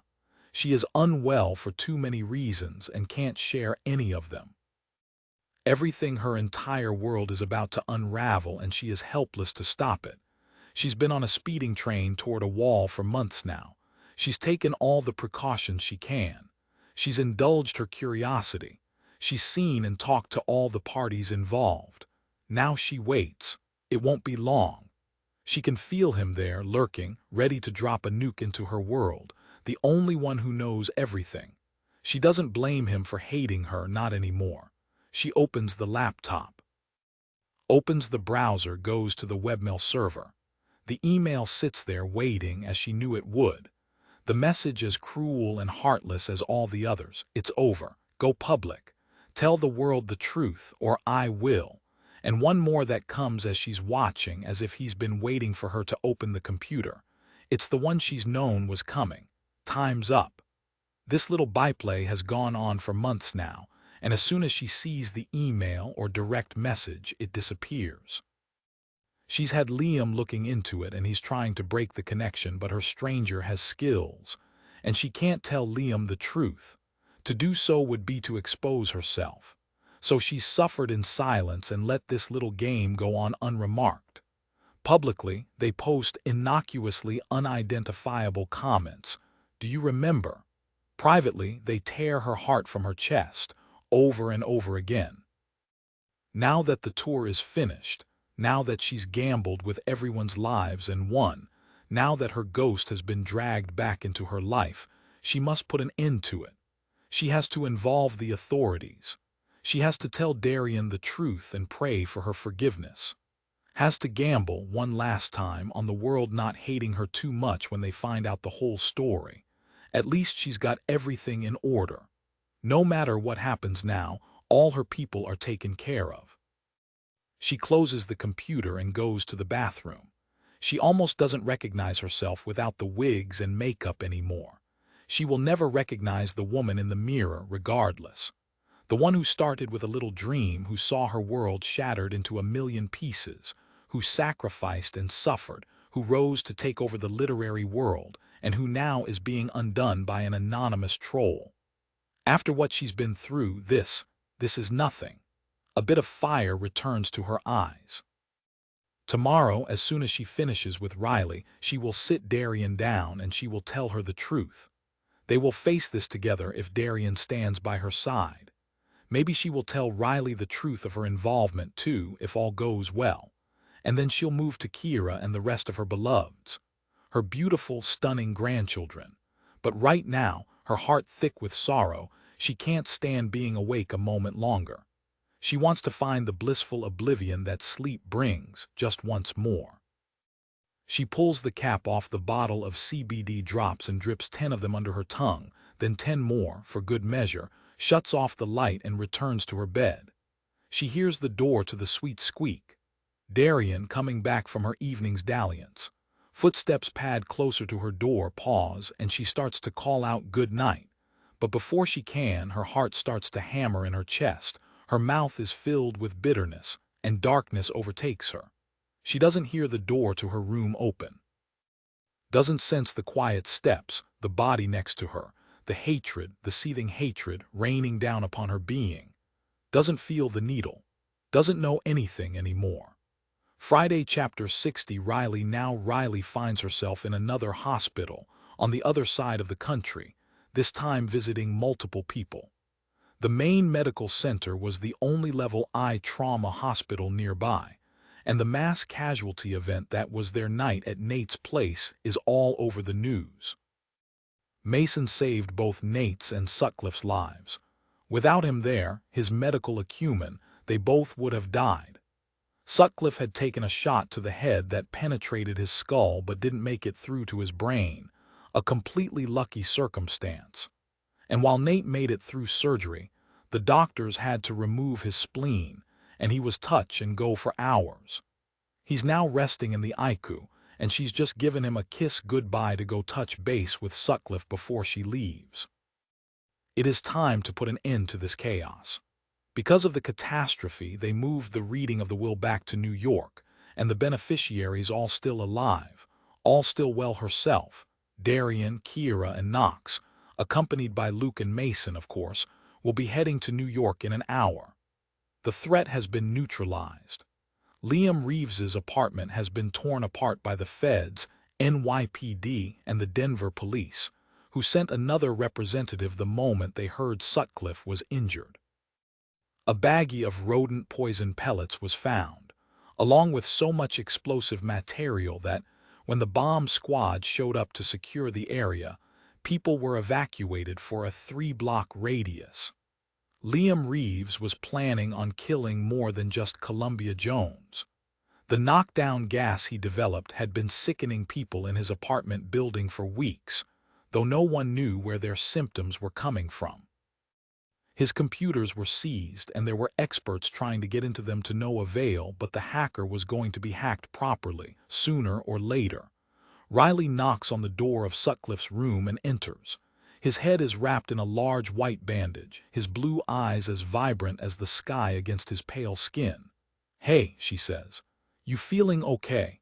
"Sure, ready to run a marathon." His voice cracks. The damage from the gas is going to take a while to get all the way out of his system. It's burned his vocal cords. "I just wanted to say thank you, you saved us." "I think Mr. Shepard did that, I just stood there and screamed." "That's not how I remember it, you both took him down. Mason too." "Thank God for Mason." She knows he means it. Nate had shown him where security had stashed a weapon in a drawer on the sofa table just in case, and he'd had the presence of mind to grab it when the chaos began. "We're heading to New York. They're going to read Columbia's will at the law offices instead of here, though I hardly think there's anything left to learn. You never know, be careful, okay? Liam's dead. Guys like that don't always work alone, he might have friends out there." Okay, I'll be on alert forever, thanks," she laughs a little. "Is there anyone I can call for you?" "Nah, I'm good, my people have all been in touch, just do me a favor. Anything. Let me know what the end result is, okay?" "I have to admit, I am curious if there's more to what Reeves discovered." "Will do. Take care, detective." They assemble in the Mathers and Mathers law offices. Riley is dreading seeing Oliver's dad, but when he comes in, a carbon copy of his son down to the glasses and comes to her side, sweeping her into a huge hug, she is relieved after all. "I'm so sorry," she says, tearing up.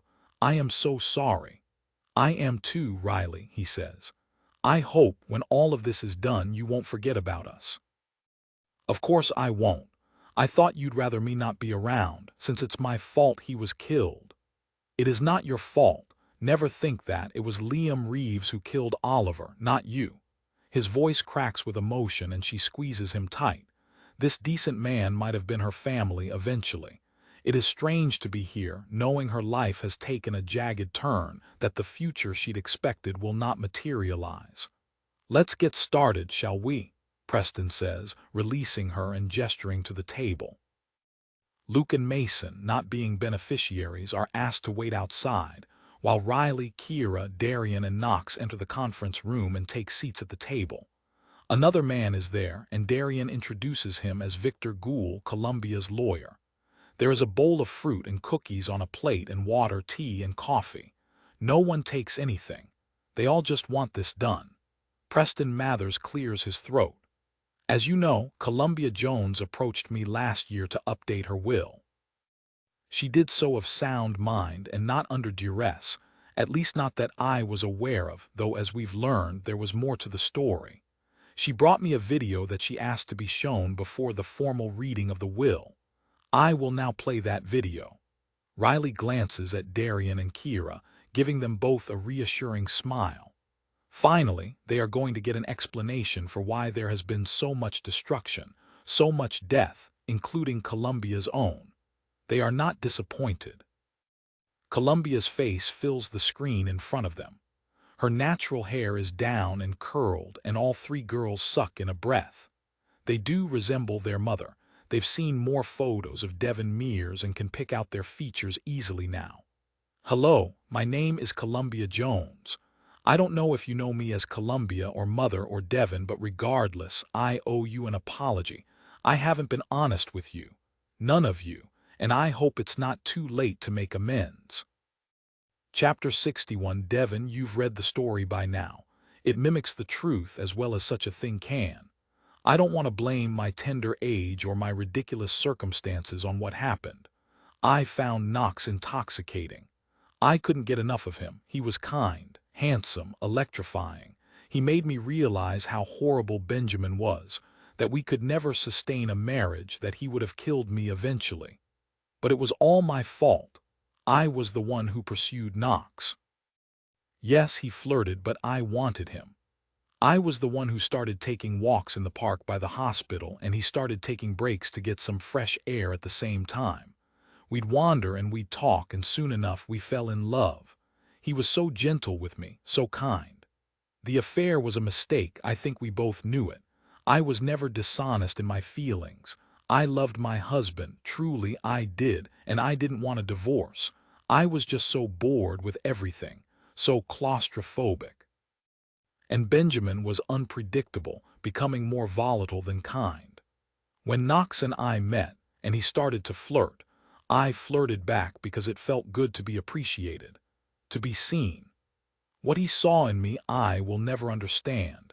Cliché that I was the idiot high schooler who managed to get herself pregnant on prom night, who did the remainder of her senior year full of baby. Benjamin had to give up his scholarship to UT and get a job in his dad's law office. When we got married, I had just turned 18 and was showing. It was quite the scandal. Knox didn't care about any of that. He saw me, only me. He wanted to take me and the baby away from everything. We knew Benjamin wouldn't let that happen. We knew there must be another path. He must have known we were up to something, though. When I came home, instead of finding Benjamin at the base of the stairs with a broken neck, he and Knox were locked in battle. I panicked. "Knox," I said, "don't." Oh, the betrayal on their faces, both of them. The horror from Benjamin when he realized what was happening, that it wasn't a stranger invading his home. The anger from Knox at me trying to stop him. Benjamin lunged at me. Knox grabbed for him but missed. His fist connected first with my nose, then my cheek, then my abdomen, still shrinking from Darian's birth. Then Knox pulled him off and I was able to scramble away. Benjamin kept the bat from his last game propped against the wall in the foyer. It was for protection, he said, but I knew it was more to remind me of all the ways I'd ruined his life, taken his dreams from him.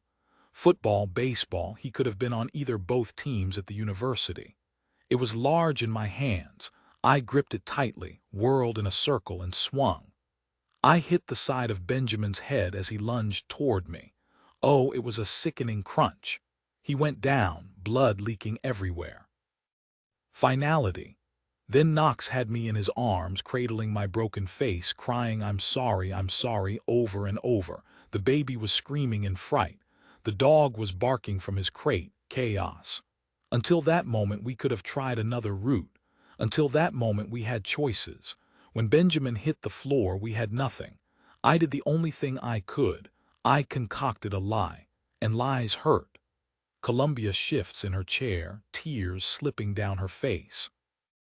She wipes her eyes and sips from a clear glass of water. When she looks at the camera again, the tears are gone and she smiles. And then there were the babies. You beautiful, lovely girls. In the horror and the craziness, the lies and the cover-ups and the truth finally exposed what truth we allowed them. That is, I was able to ignore all the signs. But when I fainted during my trial and they asked me at the hospital if I could be pregnant, I couldn't say no. A test confirmed it. And the markers were off the charts. They were both thrilled and aghast when they told me I was pregnant with twins. So we had, at last, a small drop of goodness from a terrible situation. The problem was, I had no idea who you belonged to. Benjamin made use of my body regularly up to the end, even the day he died. And I gave myself freely to Knox in the days before that night, the night we killed Benjamin, before the bruises and the blood, a frantic, terrified coupling. Either of them. My lawyers argued my sentence should be deferred. I should be on house arrest until the babies were born. But this was a small county with, sadly, plenty of experience with maternal prisoners. Darian went into the system, and I, pregnant with her siblings, did too. She sighs heavily. Prison was difficult, but I deserved the punishment, so I bore it. What did or did not happen there is of no consequence. What's important is what happened after the babies were born and after I got out.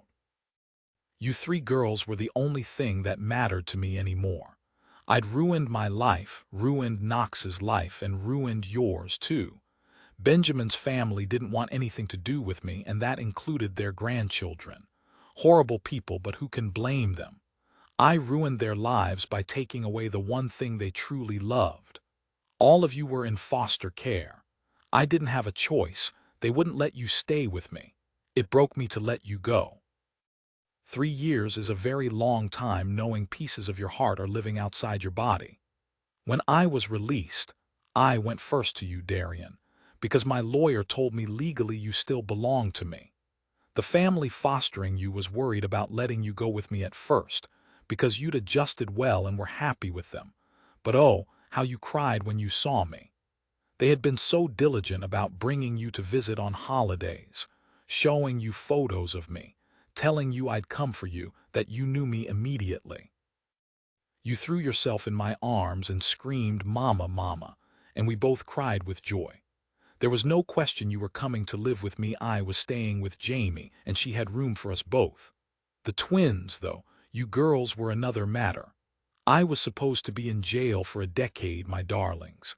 And though you were born in blood, born from a terrible event, I loved you with all my heart. Giving you up was the hardest thing I've ever done. I asked that you be placed together, but that did not happen. You were split apart, adopted by families who loved you so very much. When I got out, I went to see you both. I stood on the street and watched you live your new lives. You were both so happy, so adjusted. You'd known no other parents, no other mothers than the ones who held your hands. You certainly didn't know the truth about where you came from. The adoption was closed because I thought that was best for you. All I could give you were your names, Riley and Kiera. Will I regret leaving you with your new lives for the rest of my days? Yes, always. But the future for me at that time was so uncertain. I had no job, no place of my own to live, no skills, only a sword of Damocles hanging over my throat and a 3-year-old who barely knew me. Jamie gave us succor, let us stay with her, nursed me back into the world. She was the one who suggested I try to write my way out of the depression I'd slid into. She remembered my little stories in school, silly things full of fairies and romance, and thought I could try telling them as an adult. Little did she know her attempts to pull me out of myself would become my forever path.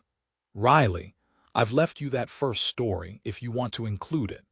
It was such a clumsy attempt to disguise what had happened to me, to you and Kira and Darian. Much of it is conflated with the truth. A truth you should find in the files I've left for you as well. But I found such peace in the storytelling. I wrote another and another. The words poured out of me, and I was shriven by their existence. Jamie was in law school then, and that's where she met and married a good, kind man who I hope you've had a chance to meet. Of course I'm speaking of Victor Gould. Hopefully he's here today. Without Vic, none of it would have been possible. He and Jamie encouraged me to attend a writers' conference in Nashville, and I met an editor who liked the idea of my little romances. Vic negotiated a deal, and because I couldn't write under my own name, we concocted a pseudonym, D.E. Shepard, a name I dreamed of taking one day until I messed it all up so badly. The books did well, so incredibly well that I was able to start setting aside some money and got us a little place. Darian, I don't know if you remember it, you were so young. Just a small cottage on the outskirts of town, but it was all ours. Then I had the idea for a new story, a bigger story. Something I knew was going to put me in the spotlight. I wanted to submit it fresh, clean, as a debut. I didn't want to be tied to the romances directly. We searched and searched until just the right combination of names appeared. Columbia Jones. The book was accepted, as you know, and did rather well. Vic and Jamie suggested I change my name legally, so I could step out of the shadows I was living in and take my place in the world. The specter of my life before was too much to surpass. I needed to become someone totally new. My face was different from all the reconstructive surgery, so it wouldn't be as easy to identify me. But I felt I needed a complete makeover, top to bottom, to exist as a totally new person in order to eradicate the past. While Vic handled the legal aspects, getting a judge to make an exception to the rules because of the danger I was in from Benjamin's family, Jamie and I handled the realities of how I would live day to day. I was always good with accents, but British was my best, so I became British. I grew up in a small council estate near Bromley. I was a widow that much was true who came to the States looking for a new life. I was a rags to riches story, so few can prove the rags, and who cares about that really? All they want is the success. And I wanted you to have a chance at a normal life, Darian. So we found someone who could play that part when necessary. Vonda West was a client of Vic's firm. She'd been visiting the US and got sideways with immigration, overstaying her visa. Vic got her out of trouble, and the only payment needed was playing the role of grandmother. It was just the one time and a few prearranged phone calls. She was paid handsomely, though I have left her a little bit more for the trouble she went to. I hope her life is good from here on out, because money was the only thing I could give. No dollar amount would ever undo my actions, but I could smooth the paths. Riley, Faith was provided with all the funds for your schooling, and when poor Macy was hurt in that accident and Faith made her decisions, I made sure she was taken care of properly. All the money you've put into her care has been saved and is being returned to you.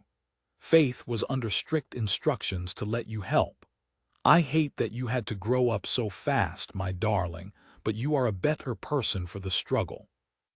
Kira, your parents received money for your schooling as well, and a little boost here and there to help get their business off the ground. They're smart, they didn't need me, but it made me happy to see them succeed. But of course, all good things must come to an end. Someone found out and decided to blackmail me. I was honestly surprised it took as long as it did in this internet age. Nothing stays secret for long. I played along for a bit, but things have gotten untenable. He is threatening to expose me if I don't do it myself, and I can't risk that. I've become this woman. Devin Elder Mears no longer exists. I don't want the fans, the publishing house, to know I am a fraud. My pride's gotten in the way, my ego, I suppose. I am going to try and talk sense into him, but if that doesn't work, I thought it prudent to make this video and make sure you're all taken care of. Riley, your access to Mathers and Mathers made them an easy choice for a backup will, which supersedes any I've made with you, Vic. You have been my dearest friend for years, and holding this secret has cost you. I owe you so much more than I can possibly give. I hope you'll forgive me for exposing your role in the charade. When we lost Jamie, I didn't think you'd ever recover. I am so glad you found love again. I dedicated Ivory Lady to her in your honor. And that brings me to you, Knox. The girls might understand my choices and they might not. I hope they forgive me. But you captured my heart from the moment I met you. You saved me, even if it was only for a few months. You took the blame for Benjamin's murder. You suffered most of all, and there is nothing I can do to fix it. There is not enough money in the world that will give you back the life you lost. No apology big enough to fix my lies. I am a horrible person letting you take the blame. I was young, I was scared, yes. But I shouldn't have let you be damaged in the wake. You will want for nothing going forward. Your family will be well taken care of, and this confession will be made public so your name will at last be cleared. In the process, I've come to realize the truth is the only path forward. I've left my journals with Mr. Mathers, and it is my greatest wish that Riley write my biography. I'd hoped it would be a memoir that we'd work on together, darling girl, and that Kira and Darian could be a part of it, but that sadly was not meant to be. Release the next part of the video to the press as soon as you see fit. I love you all very much. She shifts in her seat again, sitting up straighter and looks dead into the camera. You know me as Columbia Jones, but my real name is Devin Elder Mears. I murdered my husband, Benjamin Mears, when I was 19 years old. And I let Knox Shepard take the blame. He is innocent and always has been. It is my last wish that you give this man grace and let him be a father to his twin daughters now, the way he should have been all along. I should never have allowed him to go to jail for my sins. Let my final words clear his name, and let it vilify mine. The truth doesn't matter to the dead. Chapter 62. Darian. 8 months after the end, the boat rocks in the water, the waves heavier than any of them were expecting. Darian holds the urn, and as morbid as it seems, Mason takes a picture of her with Riley and Kira on either side, their hands touching the container that holds their mother's ashes. None of them are smiling, but they are together, and this last step is vital to their healing. Columbia's will specified her wish that her ashes be spread off the coast of Manhattan, and the girls have complied. They are currently 3 nautical miles offshore, and the echo of the skyline of Columbia's beloved adopted hometown is brought into bas relief by the setting sun. Should we say something? Riley asks. What is there to say except we forgive you, Mom? Kira asks. Her stomach nearly touches the railing. Her twin girls are due at any moment. Girls she's planning to name Columbia and Devin after their grandmother. Do we? Darian asks. Do we really forgive her? Kira squeezes Darian's arm. We do. Because she brought us together. In the end, she brought us together, and she cleared our father's name. She had a hand in all of our lives from the beginning. She took care of us, and she gave me you. So yes, I forgive her. I forgive her too, Riley says. She tried to protect us all by keeping the secret. If I'd known she was paying the bills of Faith and Macy, that alone would let me forgive her. But she took care of you too, Kira. She made sure your parents had enough money to start their advertising business. And she wrote all those books and had the royalties set aside for us. We're all set for life because of her. Yes, I forgive her. Darian swallows hard. I can't. You will eventually, honey, Kira says. You'll see. But Darian doesn't know if she ever will. The truth about her mother's life, the truth she shared in the video, is too much for her to take in. Columbia Devon murdered a man. She murdered Darian's father. He was hurting her that she can understand, empathize with, maybe even applaud. But she murdered a man and let another take the fall for her. That is what Darian is struggling with. Knox Shepherd is a decent guy. An honorable man who got caught in a terrible situation and instead of handing over the truth went to prison for her. And all she did was leave him a few $1,000,000. For a man like Knox, that wasn't enough. "It's time," Riley says, wrenching Darian from her thoughts. She opens the urn, and they take turns dipping in their hands and shaking the contents loose over the water. Darian is weeping. The twins are, too, all of them saying goodbye in their own strange way. Tonight, they will stand in the bookstore while Riley reads from the biography she's written about Columbia Jones that releases tomorrow. Mary is publishing it, of course. They crashed it through the system to capitalize on the momentum of the media surrounding their story. The Ivory Lady movie benefited from the death of its author. Likewise, this new story has already been optioned and is making waves. The girls are going to see their lives played out on the big screen, and Darian really doesn't know how that makes her feel. But tonight, it is just for them. Riley will wear the green dress that Darian helped her pick out that shows off her eyes, and they will have another kind of goodbye, one that is private, not public for all the world to see. An intimate evening before the dogs are set loose. Columbia Jones has died, and in so doing she has created an unbelievable scandal, and the world will viscerally celebrate it, and then mourn with them. Darian has read the book. She helped write parts of it, places Riley couldn't find the words, or the context, or the story. Her life has changed so dramatically, and she revisits the months that have passed as the last vestiges of her mother's corporeal being disappear into the water. She has been careful to only use her right hand. Her left glitters with a diamond, an oval set on a thin gold band encrusted with diamonds that sparkle like fairy dust. She doesn't want her future contaminated by her past. Riley puts her arm around Darian's waist and smiles at her big sister. "You good?" "Yes," she is lying. She will never be good. She will try, but she doesn't know if she can ever be right with this situation. Especially since Detective Sutcliffe let her know that the DNA on the hair found at her mother's crime scene was not a biological match to Riley and Kira, nor to the open paternity case in Crossville. Liam Reeves lied when he said he was Knox Shepherd's son. Sutcliffe assured her he was still looking, but even he has better things to do. Liam Reeves was a madman who murdered her mother after a months-long campaign of terror, murdered Oliver Mathers and several of Nate Walsh's security team, and almost killed Sutcliffe himself. Since these cases are solved, what remains doesn't matter, not really.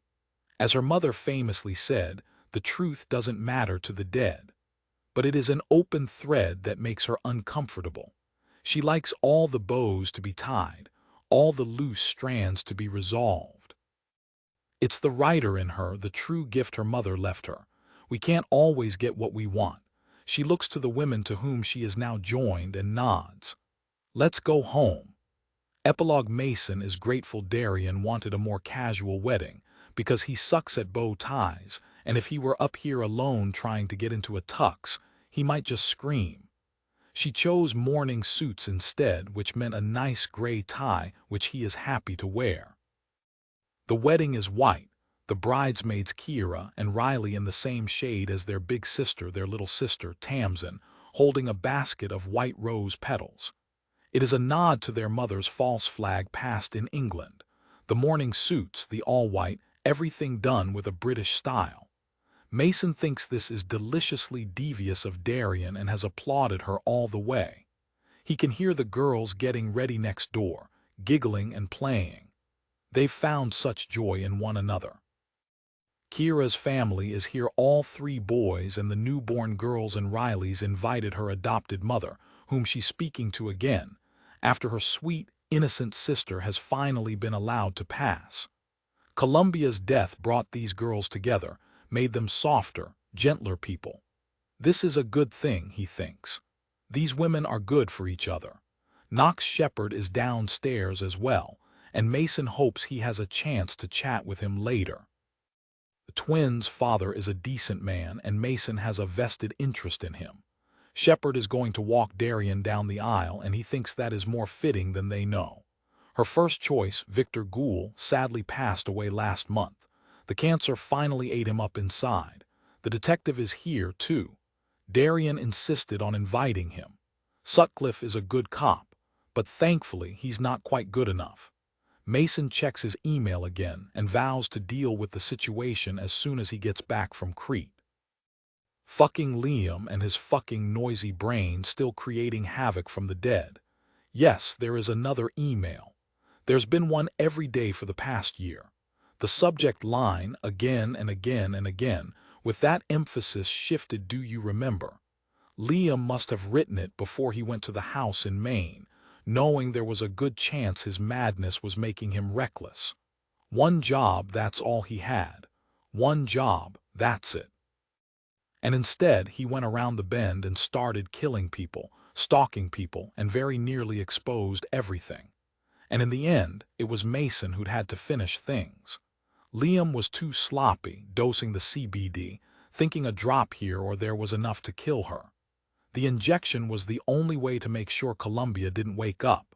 It's good that Liam's taken the fall. It wasn't as clean as Mason would have liked, but he spent the last several months trimming the frayed edges. There's just this one left to deal with. The email has been forwarded from a closed account that's on a repeater, a little trick Mason hasn't figured out yet. He will once he has the mental space to really dig into the issue. Surprise, dickhead. If you're reading this, then I'm either dead or in jail.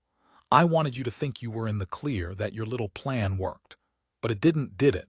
You're reading this, so you're screwed now, too. I did everything you wanted, and it wasn't enough, was it? It's never enough for you.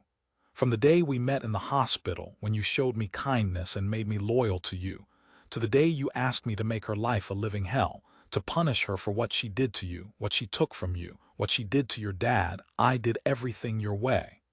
All willingly, but if you're reading this, you threw me under the bus. The DNA doesn't lie, friend. One of these days, Riley and Kira will figure out they're related to you, and I hope they skewer you when they do. They'll realize why their mother really died, for you to take your petty revenge. Gould will no doubt figure it out. He's been searching our pasts hard. He'll out you to Darian, but in case he doesn't, I've documented everything, and you will never know when it might appear. You're going to be looking over your shoulder for the rest of your life. I will haunt you forever, you fuck. Liam tamping down the spike of rage, of fury. Mason deletes the email, goes into the server and erases it there too. He's done this every day, and soon he's going to have to figure out a better solution. It's not perfect, but it will have to do for now. That little bastard knew that once it got into the email ecosystem, it existed to be discovered under the proper circumstances. Forwarding it means it lives in his old system too, which Mason will have to penetrate. Haunting him forever indeed. But you're dead, you scum. And I enjoyed seeing the light die in your eyes. He slips his phone into the breast pocket of his jacket and brushes his rusty hair back from his face. Composes himself with several deep breaths. He won't let this rattle him. He has a big day ahead, and he is excellent at compartmentalization. His bride awaits, and he is going to make her the happiest woman on the planet in about 30 minutes. He is going to stare longingly into her eyes, pledged to love and honor and cherish, in sickness and in health. He is going to slip the diamond-encrusted band on her finger to match the one he put there already, and raise it to his lips in a silent pledge of his own. That he is finally going to live the life he was meant to live, with the trappings of wealth he was meant to have. The life her mother stole from him when she accused his father of murdering her husband, the father he never got to meet, rotting in jail, the mother who died of a broken heart when the father of her child discarded her like a whore in favor of the young woman he fell in love with. None of that is going to matter anymore. He is about to marry the beneficiary of 1/4 of Columbia Jones's vast estate, and her daughter didn't make him sign a prenuptial agreement. She trusts him implicitly. Why wouldn't she? He's given her everything, protected her from harm, slain the dragons, ridden off with her into the sunset. He is hers, and now she will be his. It's going to be an interesting honeymoon. Author's note: I don't like killing people. That's a terrible admission for a thriller author to make, but it's very accurate. The driving question of this story, who killed Columbia Jones, caused me many sleepless nights. I didn't want to kill Columbia. From her conception, I'd fallen in love with the very idea of her as a character, as a woman, as a friend, as a mother, and especially as an artist. Coming off It's One of Us, a story so deeply personal that I boomeranged the opposite direction for its follow-up, this squeamishness wasn't helpful to the writing process. And two rather terrifying things happened while I was drafting this novel that both hindered its growth and helped it in many ways. First, Sir Salman Rushdie was stabbed on stage at a literary festival of Voice violently, though not permanently, thank God, silenced. Our worst nightmare realized. Something dreadful happening while we're on tour. It was a Twitter conversation with a friend about my past doing presidential advance work and the security risks of authors on tour that launched the idea for this book in the first place, many months before this awful incident. To have it play out when I was halfway through the writing felt prophetic, in not good ways. Second, Eliza Fletcher was kidnapped and murdered in Memphis, Tennessee. The #frenzy that unfolded over the several days she was missing was exactly what I'd envisioned when I first conceived Legacy. The rumors, the craziness, the false flags, the trolls, the groups popping up on FB and Twitter and Reddit, chock full of conspiracies. Strangers from all over the world utterly convinced they knew exactly what was happening. Bots who started pushing the women shouldn't run in the dark narrative, and the creeps who insisted they had insider details, and shared them. The race baiters and the ghouls, making raw and reprehensible claims that would make anyone close to the case weep. The truth was abandoned in favor of these salacious details and only came out in teensy slices. Even when the facts were presented, incontrovertible facts from professional sources, facts that were, of course, far worse than the sordid imaginations of those glued to their computers, the debates raged on. It was exactly what I'd planned in my synopsis. But to have two major elements of my story so brutally realized gave me pause. Should I keep going?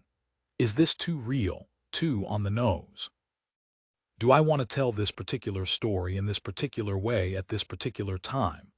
These twin events gave me a terrible case of writer's block. I stumbled for a few months, unable to reconcile fiction with reality. And then I lost my cat. One of my twin sister kitties, Jameson, who battled valiantly for a year after a torsion last summer, was too sick to continue on. I won't pretend it didn't break me. It did. But when her ashes came home, something in me unfurled. I finally understood Darian's grief in a way I hadn't before. Riley's grief, Columbia's grief, and something clicked. Before I knew it, the book was finished. I extend my deepest sympathies to the Fletcher family, who lost a daughter, a wife, and a mother much too soon, and to Mr. Rushdie, who is inspiring to a fault. He was not conquered by the attack. On the contrary, it has made him stronger than ever. And I give forever gratitude to the little cat whose ashes are on my desk, still helping me get through each day, and her sister, Jordan, who misses her as much as we do.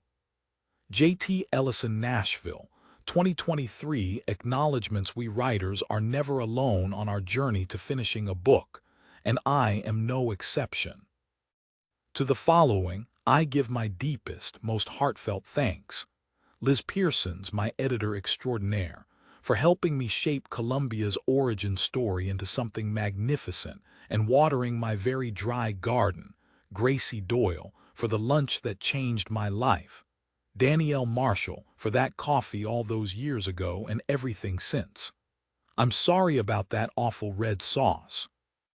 The amazing editorial and production and art teams at Amazon Publishing, who have blown me away with their dedication to helping me look my best on the page. Laura Blake Peterson, agent, friend, co-conspirator, for too many reasons to count, but weeks of calls and love and support and ideas. Holly Frederick, for planting the seeds of Season 2. Barbara Peters and Miranda Indrigo, whose offhand comments about Agatha Christie's house and advance work for presidential travel respectively sparked the cornerstones of this story. Barbara, again, for the friendship, the support, and the best bookstore in the country. Jane Ann Krentz, partner in crime, who worked through the middle with me and helped me see the path. Sherry Saint, for years of research assistance, but especially the skull key and the pot laced with Brada Facum. Meg Gardner, for advice on the lawyerly bits.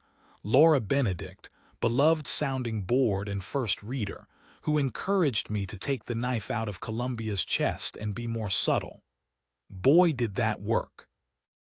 Ariel Lawhon, for the trip of a lifetime that shifted it all, the friendship, the reality checks, the queso, and the wordles. More of my favorite people. Tracy Keel, Lisa Patton, Patty Callahan Henry, Paige Crutcher, Helen Ellis, Abby Belbeck, and Maribeth Whalen, whose love, laughter, support, and feeding of mind, body, and spirit make me a better person and a better writer. Cal Newport, who continues to inspire and educate me in the ways of focus, deep work, and the value of slow productivity. Joan Huston, for catching all the commas. Holly Pratt, for making the most spectacular reels. Paige Jenkins, who wrangles all the news so well.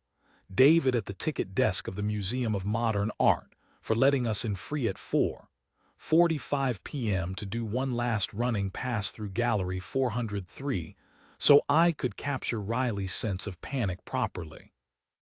Olivia Bari, screenwriter and friend, for helping me with the New York walks. My friends in the online world, from my literati Facebook group to Instagram to Book Talk to Substack, who keep me humble, engaged, and otherwise dedicated to not being a hermit. The incredible librarians and booksellers who get these books into your hands and have faced too many challenges these past few years, we couldn't do it without you. My WNPT colleagues, who make me a better writer by allowing me to interview the most amazing authors in the world. My fabulous family, including, of course, my mom and dad, who are such huge supporters of my work and such a source of joy, and my awesome brothers, who also put up with constant recitations of the day's word counts. A girl must present her finished homework at dinner. And my in-laws, who shake their heads with joyful bemusement for every imaginary person who dies on the page, and for my darling Randy. This one was quite the journey. I don't know how I would ever write these books without you by my side, the shining example of all that is good in this world. You are in every hero, every good word, every deep emotion that pours onto these pages. And the way you held me up and patched me together when we lost the little gray cat will never be forgotten. Thank you for taking me to see Hemingway and changing everything. I love you forever, baby.